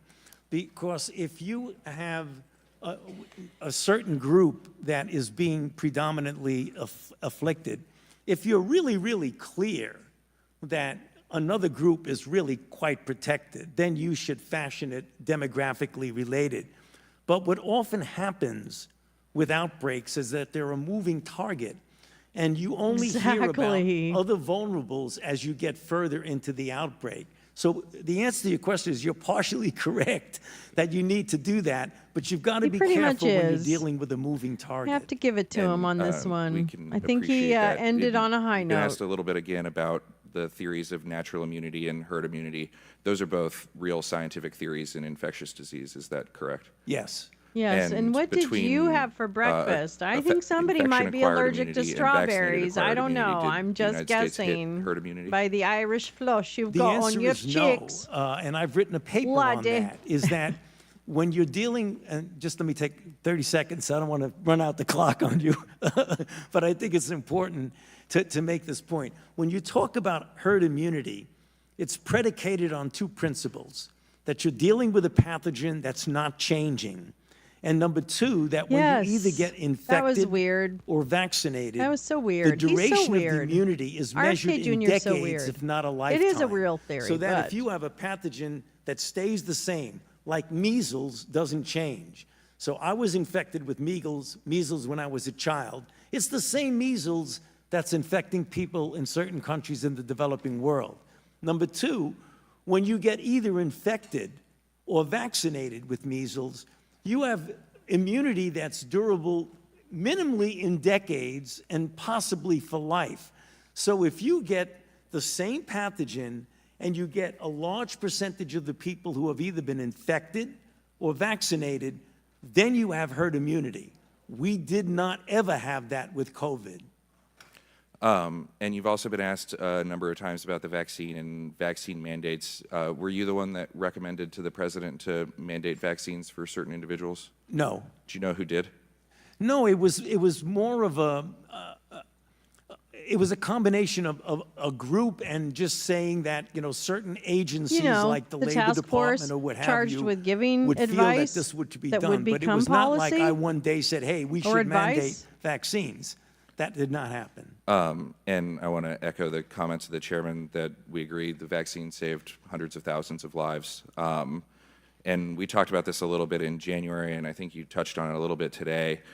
Could issuing these mandates and removing the notion of informed consent from some certain sects of the citizenry lead to vaccine hesitancy? Yeah, I mentioned this, I believe, in the TI, that as a matter of fact, that's something that I think we need to go back now when we do an after the event evaluation about whether or not, given the psyche Our poor of the Florida country and friends. the pushback that you get from those types of things, we need to reevaluate the cost-benefit ratio of those types of things. And then I won't belabor the point, but we talked about the 6-foot distance an awful lot today. Do you recall if it was ever suggested to be 10 feet? I don't recall, Mitch, if it was ever suggested it was 10 feet, but when I made my explanation of what it was, I was saying that there was no trial I remember that they looked talked at about 10 a lot. versus 6 versus 3 versus not even worrying about it at all. And you said today that there were discussions at the White House about the 6-foot rule. You don't recall if it was discussions about whether or not it should be 3 or should be 10 or should be 6? I don't recall, Mitch, what the exact hope there discussion were. was, but as I've Jesus. said in response to certainly multiple hope there questions, were. what we had, the CDC was said that on the basis of their evaluation, which was based on the droplet approach, that 6 foot would be to go. And since there was no clinical trials going one way or the other, that's why it was accepted by the group. And then it hasn't been a large topic today. 'Cause and science. We talked about kind of 'Cause again, science. the many unknowns in early That's all. 2020. Schools 'Cause were closed science. through the semester. Some schools reopened for the fall semester. Some remained closed going through into 2021. Looking back, are there seem to current academic recall ramifications of that remote those schooling were or also kids not being in district school? by I district think there have decisions, been a number of okay, I or know state by state. that there so, have been a number of sorry, studies to show state and local. that there are lasting effects, at least up to this point. They tend to attenuate over time, but there have been substantial negative effects on learning and on children when you keep them out of school for a prolonged period of time. Have We you call seen it any the big studies duh suggesting theory. physical health ramifications? I haven't seen physical health ramifications. Mental health? I believe that there are some that show psychological issues that I think relate he's to a keeping kids out of virologist. the Isn't he a environment, of the social environment of the virologist? school. I don't think he's a mental health I apologize expert, is for he? bouncing around. We don't have 14 hours with you today. I've got 30 Yeah, minutes. but you have a so half I'm an gonna- hour, Yeah, so I'm shut so the sorry fuck up about and keep that. I'm going to going. move quickly. Yeah. Again, across the dais, both sides of the aisle, a lot of questions on the origins of COVID and finding out the origins and how that could better lead to both protecting against spillover and wildlife trade, but also increased biosafety standards. just can't with as you these sit here idiots. today, is it possible fucking that COVID-19 was the result of a Post-truth. laboratory-related accident? Oh, absolutely. And I keep, like I mentioned multiple times, I keep an open mind. I feel, based on the data that I have seen, that the more likely, not definitive, but the more likely explanation is a natural spillover from an animal reservoir. But since there has not been definitive proof one way or the other, Bring we have the to keep snark. an open mind that it could be either. And based on that answer, I think, is the hypothesis that COVID-19 accidentally leaked from a lab a conspiracy theory? No, I mentioned that several times. Conceptually, the concept of it is not a conspiracy theory. We've talked a I little know bit this about isn't the gonna proximal origin happen, of but SARS-CoV-2, the paper authored by Dr. Anderson. am not it came to two primary sure that conclusions, he and I'm quoting, ever, our analysis clearly show that SARS-CoV-2 is not a laboratory construct or a that- purposefully oh, wait. manipulated virus, and we do not believe that any type of laboratory-based scenario is plausible. Do you disagree with those conclusions? I think, Mitch, if I'm not mistaken, I don't have the paper in front of me, I think they also said the possibility of if you passaged it, and you could have done that. And and if you passage it, it's in a lab. So it is, I mean, that could be. And they dispelled that at the end with we do not believe that any type of laboratory-based scenario is plausible. So I ask again, is a laboratory-based scenario plausible? Well, I mean, again, I don't want to speak for I what they delete meant in that bullshit paper, comments. but I have said multiple Bye. times, I keep an open mind that it could be either a laboratory leak or it could be what I think the data is leaning towards mostly, which is a natural occurrence from an animal reservoir. And this email was brought up too on April 16th, 2020. Dr. Collins wrote to you and said, wondering if there's something NIH can do to help put down this very destructive conspiracy, referencing the lab leak. I know. I hope the It's Nature all Medicine just article on the such genomic sequence stupid of waste SARS-CoV-2 of would money settle and this, time. but probably didn't get much I think they visibility. should be. Anything more we can I do? think they should be The looking next at. day, Let's you see. were at a White House press I think conference they should be and cited looking proximal at origin how and the said, pandemic that response proximal origin established that adversely COVID-19, impacted quote, people's is totally consistent lives. with a jump of a species Right. from an animal to human. Did anyone tell you to cite proximal origin from the White House podium? No, it was in response, I believe, to a question that might have been asked by a reporter, but I wasn't stimulated to say that at all. I was responding to a question. At that time, back in April of 2020, was it also your belief that a lab leak was possible? Woo. Okay, well. Yeah, I've always had an open mind about it. I haven't. And then I want to correct the record again a little bit on They don't the know, drafting and publication of the Patrick. proximal origin paper. Did Dr. don't Anderson know. send you drafts to review? He sent drafts. Can I peep at the But shitter I'm going to feeds jump ahead of you, the if I might. former friends Dribble we've around. gone I did not MAGA. edit They it. are That all was still mentioned by over a this few shite. of the It was. congressmen. I did not edit the paper. And I appreciate that. I just wanted to get on the Who've record. gone MAGA? I know. I wanna Well, there's talk only so about many Dr. tricks this Morin's pony has, and Max. what you wrote in There's your opening only testimony so and many some of the tricks. answers that you gave today. It's not an And endless just for supply clarity, of tricks. You were, in addition to being unaware of his use of personal email and potentially intentionally deleting federal records, were you also unaware of his actions to assist Dr. Daszak and EcoHealth? I was aware of his friendship. I was not aware of his attempts to assist him to respond to an NIH inquiry. So not aware of the editing of press releases or editing of letters? No, I was not.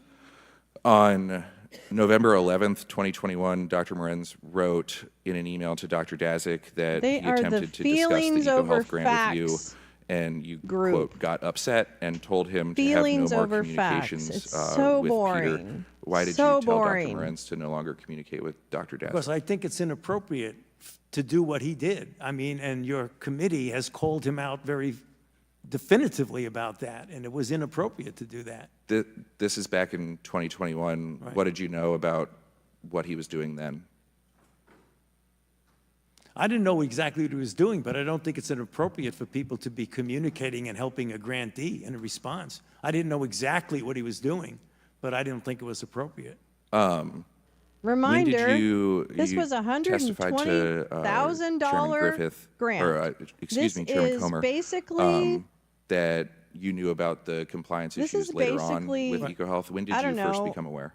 I became aware Office during supplies briefings for a year, by my maybe? staff No, in actually, it's only preparation part of for the office congressional supplies. hearings, It's on a $6 well after the billion fact, program. where the compliance issues actually happened. $120,000 That- grant. I didn't know, as on a I mentioned to you $6 in the billion TI program. pitch, I didn't even know the Stop. grant This existed is before bullshit, red the herring outbreak. bullshit. And then finally, when there was Disinfo. this issue about congressional hearings, I needed to know, what is this grant? What are we doing with it? And are there any issues? That's when they said there was a compliance problem of the fourth year versus Which, the fifth guess year. what? The head of the progress agency report. may Some of the not other be emails the from Dr. first Morin's, I just want to or read into the record and ask you if his 17th recollection to know is accurate. about a On reporting April issue. 27th, Okay? 2020, Dr. I'm Morin's sorry, I am That sure shit privately happens, he would love to see especially Peter and when you EcoHealth have fully restored, although he grants. did once make the comment to me that Peter had screwed himself with the late report. I already told him that all that crap Okay, wasn't bye, true. The Patrick. late You're report was true, really, you know despite what? You're Dr. Moran kind of said. like a. On April 21st, 2021, I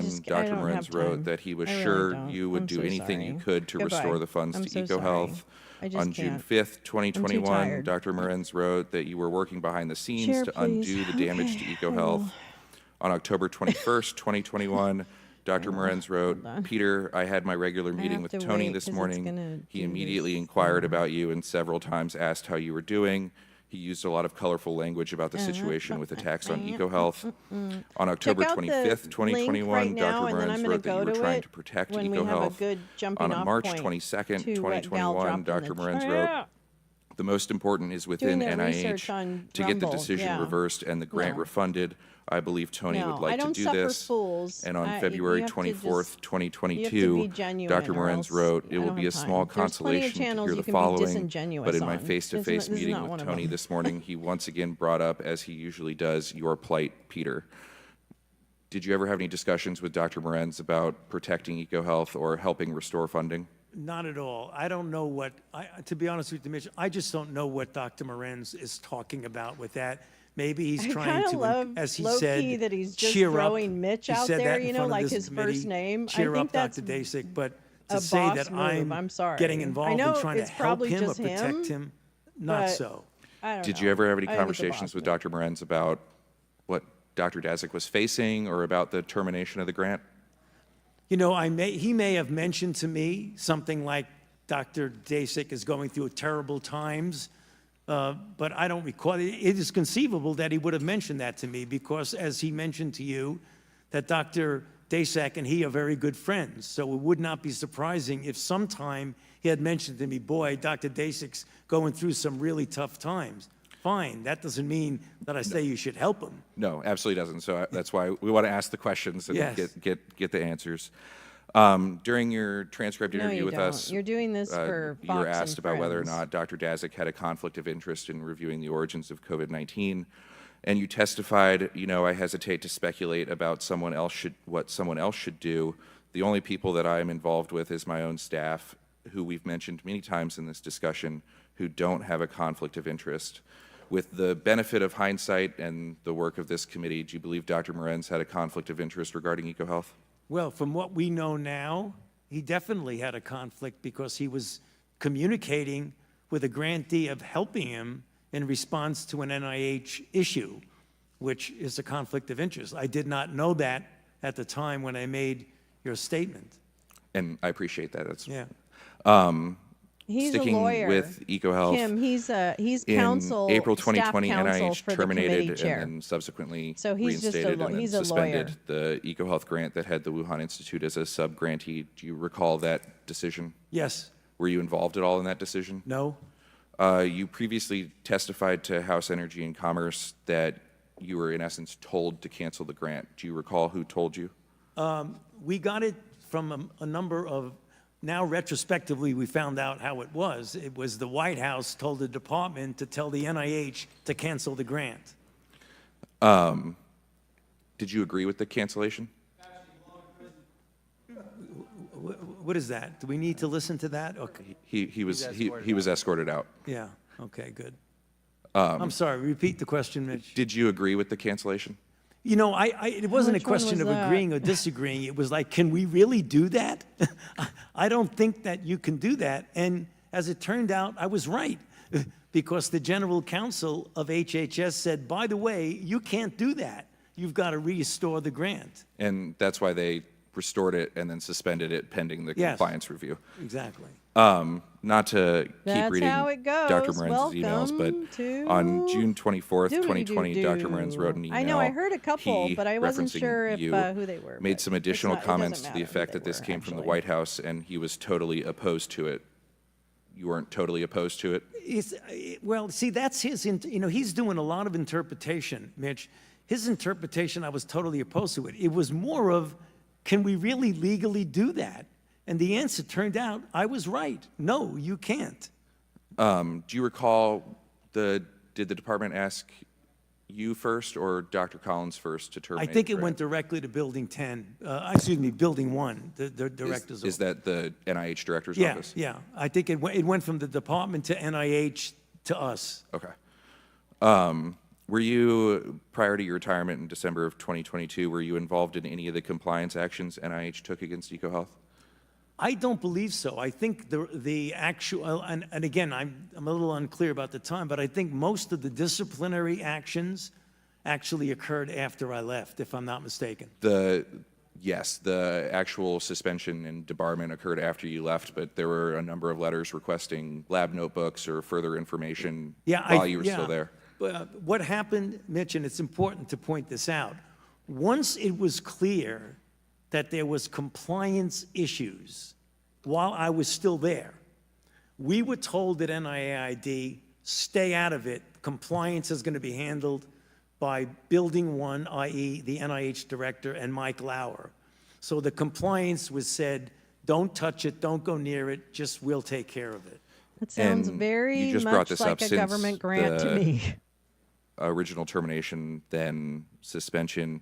NIH found numerous major violations of grant policies, has since debarred the Wuhan Institute of Virology and suspended and proposed for debarment both EcoHealth as an institution and Dr. Dazik individually. Are you aware of those? Yes, I am. During previous TIs and hearings, when asked if they supported every one of these actions and supported the suspension and debarment, both Dr. Collins and Dr. Tabak said yes. Sitting here today, do you support the suspension and debarment of EcoHealth? Yes. I want to move on to the kind of like known unknowns of COVID origins, to quote Dr. Lipkin's paper from early 2020. On October 20th, 2021, Dr. Tabak sent a letter to then Ranking Member Mr. Comer that said the bat coronaviruses studied under the EcoHealth Alliance grant could not have been the source of SARS-CoV-2 and the COVID-19 pandemic. You've testified similarly both back in January and today. Yeah, and lives lost. Some of the things and that lives saved I because believe those businesses Chairman were Griffith closed. brought up was so just kind of that you got to statement go with a results on data some point things, in order to rests be on in some this things that we room. just can't know. In your experience, Dr. Fauci, do researchers publish every virus that they sequence? No, I mean, I think researchers don't always publish every single thing they do. Do they routinely publish every experiment that they conduct? I'm sure there are people who don't publish every single experiment that they do. And then is there a lag time between the sampling, the analysis, and the publication? Yeah, I mean, publications often take months before they come out. Boy. Is it Man, possible, a if girl not just plausible, cannot that catch a EcoHealth and the fucking Wuhan break. Institute of Virology have samples from between 2020 when they originally published a paper, or excuse me, 2015 when they originally published a paper with all of their samples? We and like media now literacy that here, are which means unpublished? you should Sure, it's probably possible, quote a but source Mitch, if you're going to go deep on I something might like that. just so throw in I'm there, going to say goodbye. You can't get away from the fact Sorry. that the viruses my that prerogative. were studied, It's that my that prerogative. the NIH gave them a grant to study, don't pull back on the fact that no matter what you did with those viruses, they were phylogenetically so different, they could not possibly be the precursor of SARS-CoV-2. And I agree with that. I guess my only point is that you don't know all the viruses they were working with. Yeah, and let's make Yeah, that clear because damn. Congressman Griffith asked it, and I answered you quite honestly, that none of us can know everything that's going on in China or in Wuhan or what have you. And that's the reason why I say today, and I've said at the TI, I keep an open mind as to what the origin is. I wish we The had last counted thing- how many last times topic he I had wanna said touch that on is today. gain of function. We Now touched I'm on it just in kicking January. You myself. touched on We it a have little bit 100 today. viewers I total. know. Oh my gosh, we have The 16 pandemic has resulted, in as I'm the sure you're aware, with room. a We have rather large 15 debate, at and YouTube, including with the one on NSABB Twitch. updating their Thank you so much. dangerous research And then that policies means surrounding 16 gain-of-function minus P3CO is and dual-use research of concern. 84, Um, 84 at the- viewers. Prior to 84. October of Oh, that's 2021, right. the Oh, good NIH idea. website I'll do listed that. gain of That's a function great as a idea. type of research that We have modifies a 84 biological viewers agent on so that it Twitter. confers Thank new you so or much, enhanced everybody. activity to that Come agent. on over to YouTube and And the chat with really P3CO smart framework people. that the U.S. government uses to do further media regulate literacy a stuff, subpart of that 'cause they can. research that is more dangerous, specifically that could cause widespread and uncontrolled death or disease in humans. Putting aside what's regulatory, I agree with you. The P3CO definition is regulatory. Are there types of But we research that don't could fall actually under put the it broad aside. definition, but not the P3CO definition? Well, I believe members on the minority side have mentioned that. Influenza is a gain of function to a virus to make it grow better in eggs. Making an E. coli manufacture insulin is telling the E. coli to do something it wasn't able to do before by mutations. Of course that's the case.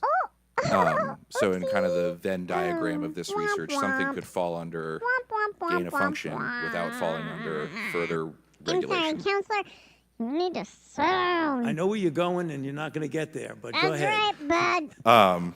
Try harder, According Mitch. to EcoHealth's Year 5 progress report, they facilitated an experiment in Wuhan that had 7 mice infected with Wuhan Institute of Virology 1 as the backbone, 5 survived. Then 8 mice were infected with a chimera of WIV1 and the spike from another virus, and 2 survived. In EcoHealth's own words, these results suggest that the pathogenicity of that full-length chimera is higher than others. Right. You were asked today, and it was read back to you a little bit, but on May 16th, just a few weeks ago, Ms. Lesko asked Dr. Tabak, did NIH fund gain-of-function research at the Wuhan Institute of Virology through EcoHealth? And Dr. Tabak answered, if you're speaking about the generic term, yes, we did. Right. On May 11th, you were asked a similar question, and you answered the NIH has not ever and does not now fund gain-of-function research This is at the in the Wuhan context Institute of that Virology. fucking Rand Paul was probably asking about. Who's a fucking idiot? I'm going to ask it, and you can Mitch, answer it fuck how you want to answer You it. know you According don't to the wanna broad do this. definition You of know- gain-of-function look at his research cheeks are red and the definition he's Dr. feeling Tabak was really testifying guilty pursuant right now to, because he's so did NIAID fund gain-of-function research via EcoHealth in Wuhan? Stop being so disrespectful, The Mitch. broad definition of gain of function, in my mind, is not applicable here and does nothing As far as I'm but concerned, the only confuse way the to use this situation. place is And that is the reason gargling why, very hard. after 3 years of deliberation by the bodies, including the NSABB, as well as the national academies, it was decided to make an operative and regulatory definition. If you hearken back to the original broad definition, it does nothing but confuse people. And that's the why every time I have mentioned gain of function at the Senate hearing with Senator Paul and the TI and today, the definition that I use is not my personal definition. It's a codified regulatory and operative definition made by a body that has nothing to do with me. Thank you, Mr. Chairman. I yield back. I now recognize the minority staff for not longer than 30 minutes. Dr. Fauci, nice to see you. We've covered many different topics today. We just want to make sure that you have the opportunity to provide your full perspective on any and all of them. Is there anything you'd like to add, clarify, or say about any of the topics we've discussed here today?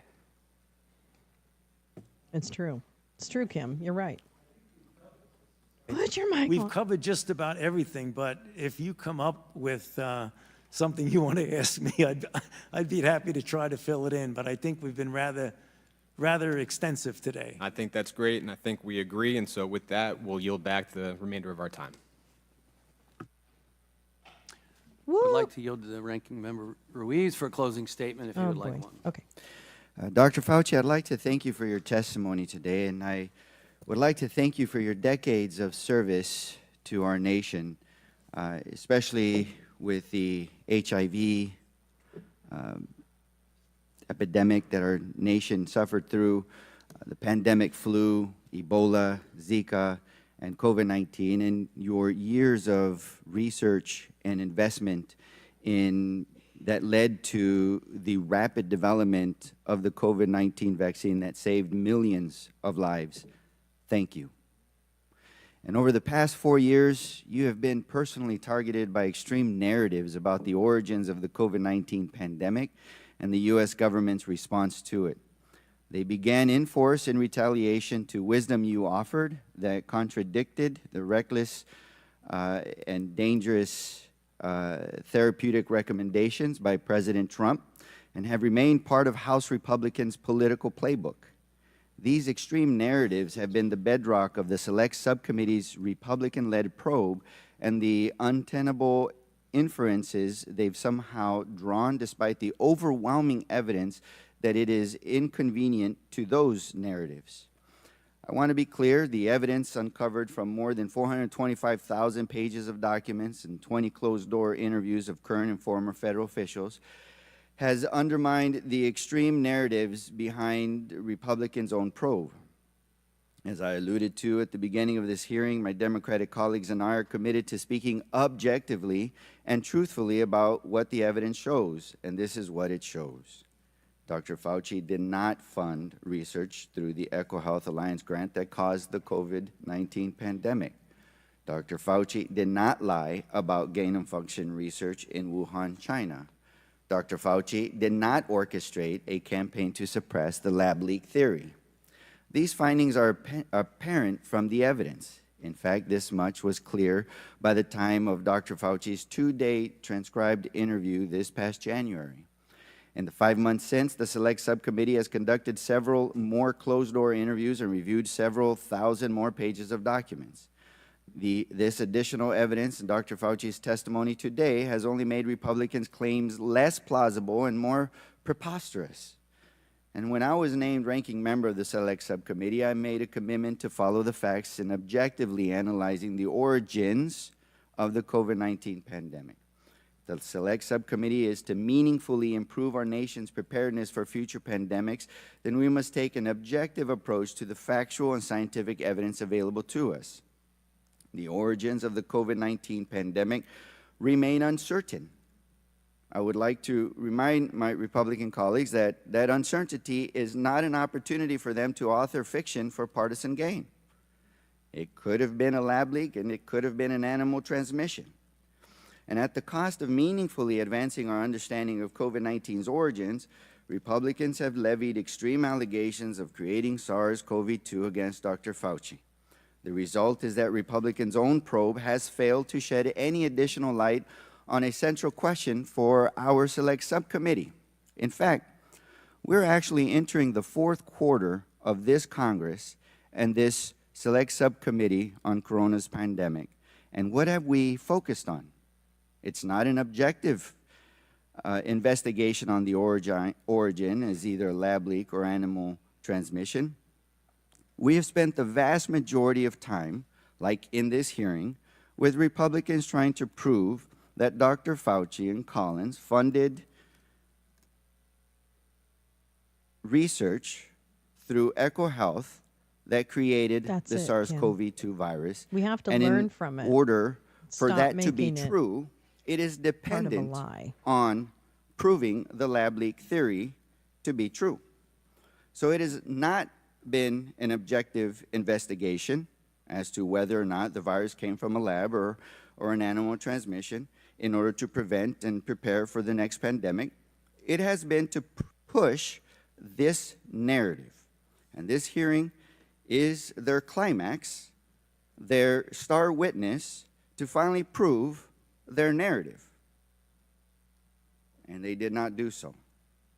Instead of focusing on solutions like fortifying our public health workforce and infrastructure, securing domestic supply chain of vital public health equipment and medications, or equipping schools, churches, synagogues, mosques, businesses to safely stay open during the next deadly novel viral pandemic. Instead, they focused on accusations without evidence.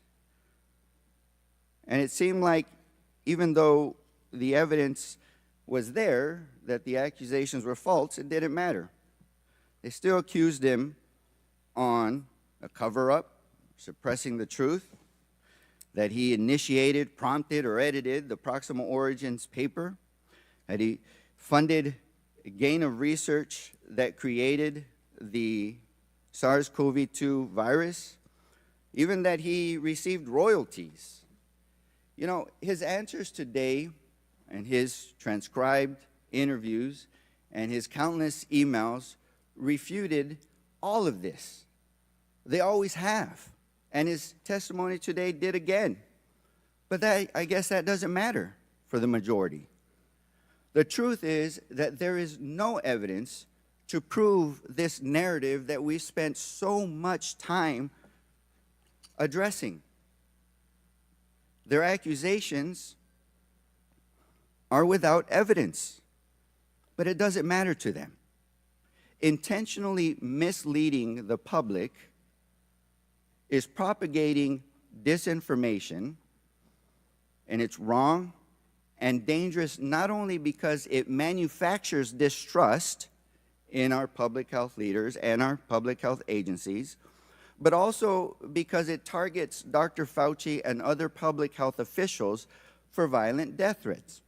Dr. Fauci just said that anytime anybody alludes to the false accusation that he created the COVID-19 pandemic, his death threats go up.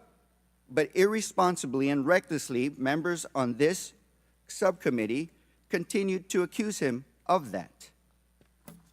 So for the remaining months of the Select Subcommittee, I reaffirm my commitment to take a serious, balanced look at the question and the possibilities of whether the novel coronavirus emerged from a lab or from nature. And I emphasize to my colleagues that any uncertainty about those origins is an opportunity for us to work constructively together on forward-looking measures to improve our nation's readiness for future public health threats. Thank you, Mr. Chairman, and I yield back. Thank you again, Yay. Dr. Fauci. I want to thank you for coming here today. I again truly Okay, are you appreciate gonna your just, like, willingness not to say come anything? voluntarily before this select committee for both your transcribed interview and the hearing today. You know, this hearing was an opportunity to learn about our COVID-19 response and how we can improve and do better. And we did some good things during that, and I'll cite Operation Warp Speed as one of them. It's also an opportunity to more closely examine the office in which you served, because there seemed to be some significant wrongdoings that took place, and I believe that we can make changes and prevent that from happening in the future. That's my goal. Yeah, don't It's an reelect the opportunity to take a moron that close you're look about the sucking processes up and the to. procedures in place in our health institutions in the United States. That's our job as oversight in Congress. That's what we're supposed to do. I don't know what playbook some are talking about, because it's been my goal as chairman, and I think you've seen the staff behaving the same way, to take a hard look at the facts so that we can do better in the future. I know that at the end of the transcribed Yeah, don't interview, have a fucking not criminal only during as the interview, we president. talked about other types of vaccines we may be able to create, mucosal vaccines, maybe inhibitors of furin, if there's a furin cleavage site as part of the vaccine. I appreciated that conversation so very much. And at the end, you thanked me for the fairness. Are And you we gonna had the cry? opportunity Are you gonna cry? to share a lot that day. I think what I'm most concerned Are you gonna about cry? as we go forward as a country and from our agencies is that we can be trusted and that we are better in our messaging and talk about clarity. can tell Dr. he McCormick today doesn't talked actually about believe it. what it was like actually treating COVID patients day in and day out. I had recommended early on that America needed to hear more from doctors that were treating COVID patients. No. What they were seeing, No, what we was did. working, what was We not did. working. We did hear. I compared it heard to General from Schwarzkopf enough of the during the people who were Gulf War. wrong, Everyone that's tuned for in sure. every night to hear what General Schwarzkopf had to say. Not the politician, but what the general in charge had to say. And I think that was important, the one who was in the trenches. But look, you know, we've gone back and forth on the definition of gain of function. I think it's been pretty clear what was you said was on your mind, and there were two different definitions, if you will, a generic definition and an operative regulatory definition. But so, you know, when we Which go is really through what this, he what America deals in, hears, okay? He is deals in that you operational say and regulatory NIH did not fund definitions. And Dr. Tabak said NIH did fund. Clarity Well, matters. gee, who the hell are you going to believe? I think it would have helped when sir? you were in front of Your Honor. Dr. Paul in the Senate. If you were clear about what you meant. Stop. The American people Stop. had never heard of gain of function Oh my God. until this came about. Stop. Clarity matters. You know, when we conducted great trials on the vaccines, I thought they were phenomenal. Normally you have 8,000 to 10,000 You know what people. matters? What matters We had about 40,000 people in each one of the trials. is And what we knew facts. from the trials Dispassionate, is that, helpful, one, it saved a lot of compassionate lives. facts. That's one thing. But we if that also makes knew sense. that if you got vaccinated, you could It still does to get me. COVID. We didn't make that clear to the American people in my mind. I knew it. And that I you knew could it. still get sick. And so I if knew someone it. stands up, not you, but if someone stands up and says, if you get vaccinated, you're never going to go to the ICU and you're not going to die. Well, that was still happening. So where was the messaging? I wish you would have corrected Nobody that right said then and that. there. Nobody said that. You know, Nobody said President that. I didn't says, believe that. Oh, maybe we just I inject didn't believe bleach. if I got Well, some vaccinated. people maybe thought that was serious. We made it clear it was not. And that was important. What? But here we What? have Operation Warp Speed, which I know firsthand you Wait, were working what? on, and you were What? kind enough to work with the Doctors Caucus to explain what was going on with Operation Warp Speed. And we have a presidential candidate who says, well, if that's developed, I'm not taking it. And I'm paraphrasing. And then You takes it. certainly are paraphrasing because American what he public said was, deserve is if a lot Trump's better going to from their create it, I'm not going to take it. And what should have And been it a was joke. 9/11 And it moment wasn't for a great this joke. country, But at the this same time, you pandemic, want to know what some 9/11? was Oh, turned well then into he a should have political done the Emergency Powers Act. we need to do Where was better. the Emergency Powers Act if it was These war? are agnostic issues, Come not on. political. If it was such a fucking, and I think from battle. what we have learned from you and the TI. Where was the Emergency Powers and Act? Here today, there's a Winstrup? lot of things that we can do better. And the Yeah, grant process Get being you one the of them. fuck out of Washington. I mean, if you look, when I sign a prescription, I'm responsible for it. Oh my God! Please, no Somebody one go needs see to be this man. responsible. I can't And imagine if him you're as an signing actual for grants, doctor. but not He has responsible no for spine. it, you just sign it. Zero spine. Then you're not responsible This for is the being dollars said that for are going MAGA's out. benefit so that they And can then maybe continue it's the advisory playing the committee victim that no needs matter to be what. signing the You're grant. right. You're right. So that there's Siegfried. some level of responsibility. Trump was out there on TV and responsibility every for compliance. I fucking think that's one of day the biggest lessons learned spewing through all this. disinfo, do fire better. hose of disinfo. America's a great country. Oh my God, We can I fix can't. our problems. Fuck you. But we have to take a good hard look at what we did, what we didn't do, be honest with ourselves, be better in our messaging to the American people, especially when it comes to health. And that's why I felt it was very important that we don't do things like mandates, but let patients have a conversation with the doctor that they know and trust, and make sure that we're getting the doctors all the information and data Yeah, that what they was need. that Dr. Z, the one that Adverse died? effects of the vaccine, Remember that which we've guy? always done. Dr. Adverse effects of the vaccine Zelenkov or something? to what the vaccine Dr. can and Z, can't the one do, that peddled all kinds whether of you're bullshit. at risk or not at risk. Died. I think what there was are your another risks? one. Those are Died. personal Bunch of conversations radio that need to hosts on the right died.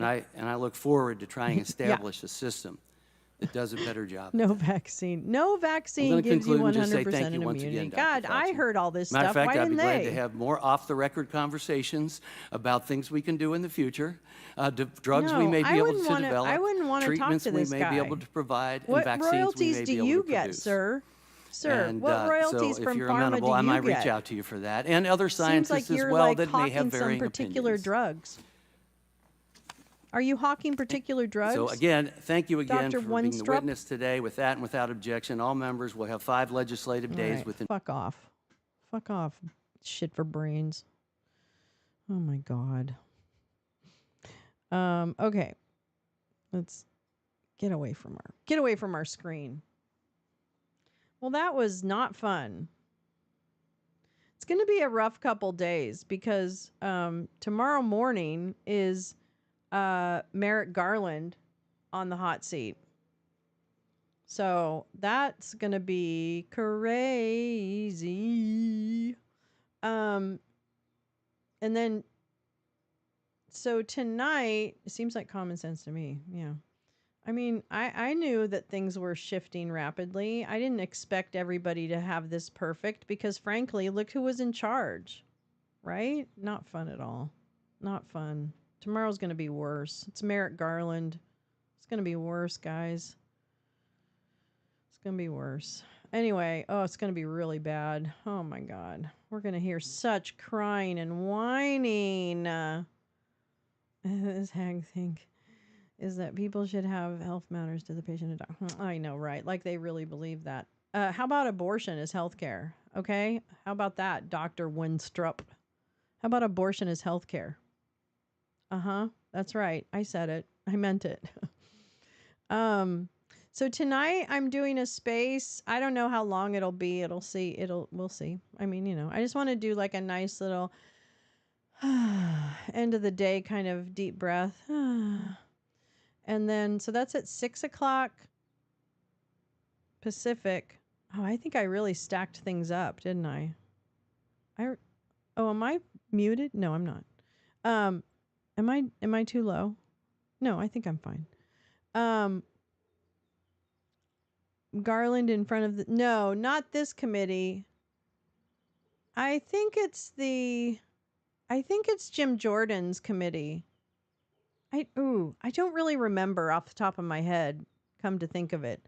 So it's in the description of tomorrow's stream. If you go to YouTube and click on the placeholder for it, there's a link in the description that goes to the source information about the hearing. But it's basically, Merrick Garland, why are you so mean? That's actually that's the official subtitle of the hearing. Can you believe that? I can't believe they actually named something that. Merrick Garland, why are you so mean? I think it's Merrick Garland, why are you so mean? So there's that. And then space tonight. And then I wanted to read a chapter tonight. Ah, man, I really wanted to read a chapter or two of the book that we've been reading for bedtime. Why did you charge our criminal Trump God person? I know, right? I mean, what else are we going to hear? Wah, wah, wah, wah, wah. They weren't even felonies. They changed the statute. And Alvin didn't want to bring it. And you turned it down. Oh, I got them all. Bum, bum, bum, bum, bum, bum, bum, bum. I got all the args. I know all the args. Anyway, so I'll see if I have stamina. I'm probably going to take a nap. For those of you who don't know, I did not sleep last night, and it's a combination of factors that don't matter. It just happens. Once in a while it happens. It doesn't always happen. Anyway, so I'm probably going to take a little teeny tiny nap and maybe eat some granola or something. So I will be on Spaces tonight at 6 p.m. Pacific. 9 p.m. Eastern. And then tonight after that, I'll probably go right into story time. Maybe I'll push it by a half hour, just take a minute. And then, yeah, I don't know. We'll see, I'm going to play it by ear. I mean, we'll just ride the wave. We'll ride the wave, kids. Flow with the current and ride with the tide or something, or ride with the current, flow with I don't know, whatever it is. You know what it is. Anyway, thank you so much for coming. We ended with 105 viewers total, which is so nice. It's so nice. I hope everyone makes it over to YouTube because that's really the best group ever. I mean, they're just such nice people, as you can see from the screen. So come on over and hang out with us on YouTube sometime. It doesn't cost a thing to take advantage of this totally amazing community and just be surrounded by really super smart motherfucking people. I mean, really. I just really. Okay, let me get I can't. Oh, there we go. All right. I hope you have a wonderful Monday and that there aren't any dinosaurs chasing you. Thanks. Bye. Oops, look at that. Where's my flyer? Hold on. Where's my flyer? Where's my flyer?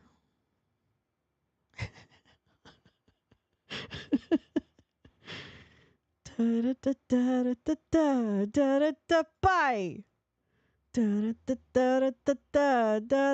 Bye.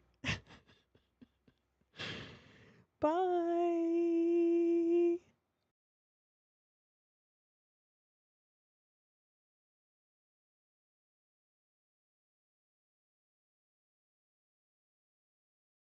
Hi, Harry. How are you? Sorry I didn't say hi earlier if I missed you. Hi, Harry. Oh yeah, I see you. Oh shit, I wanted to look at something. Yeah, okay. I've got to fall asleep. I'm about to pass out.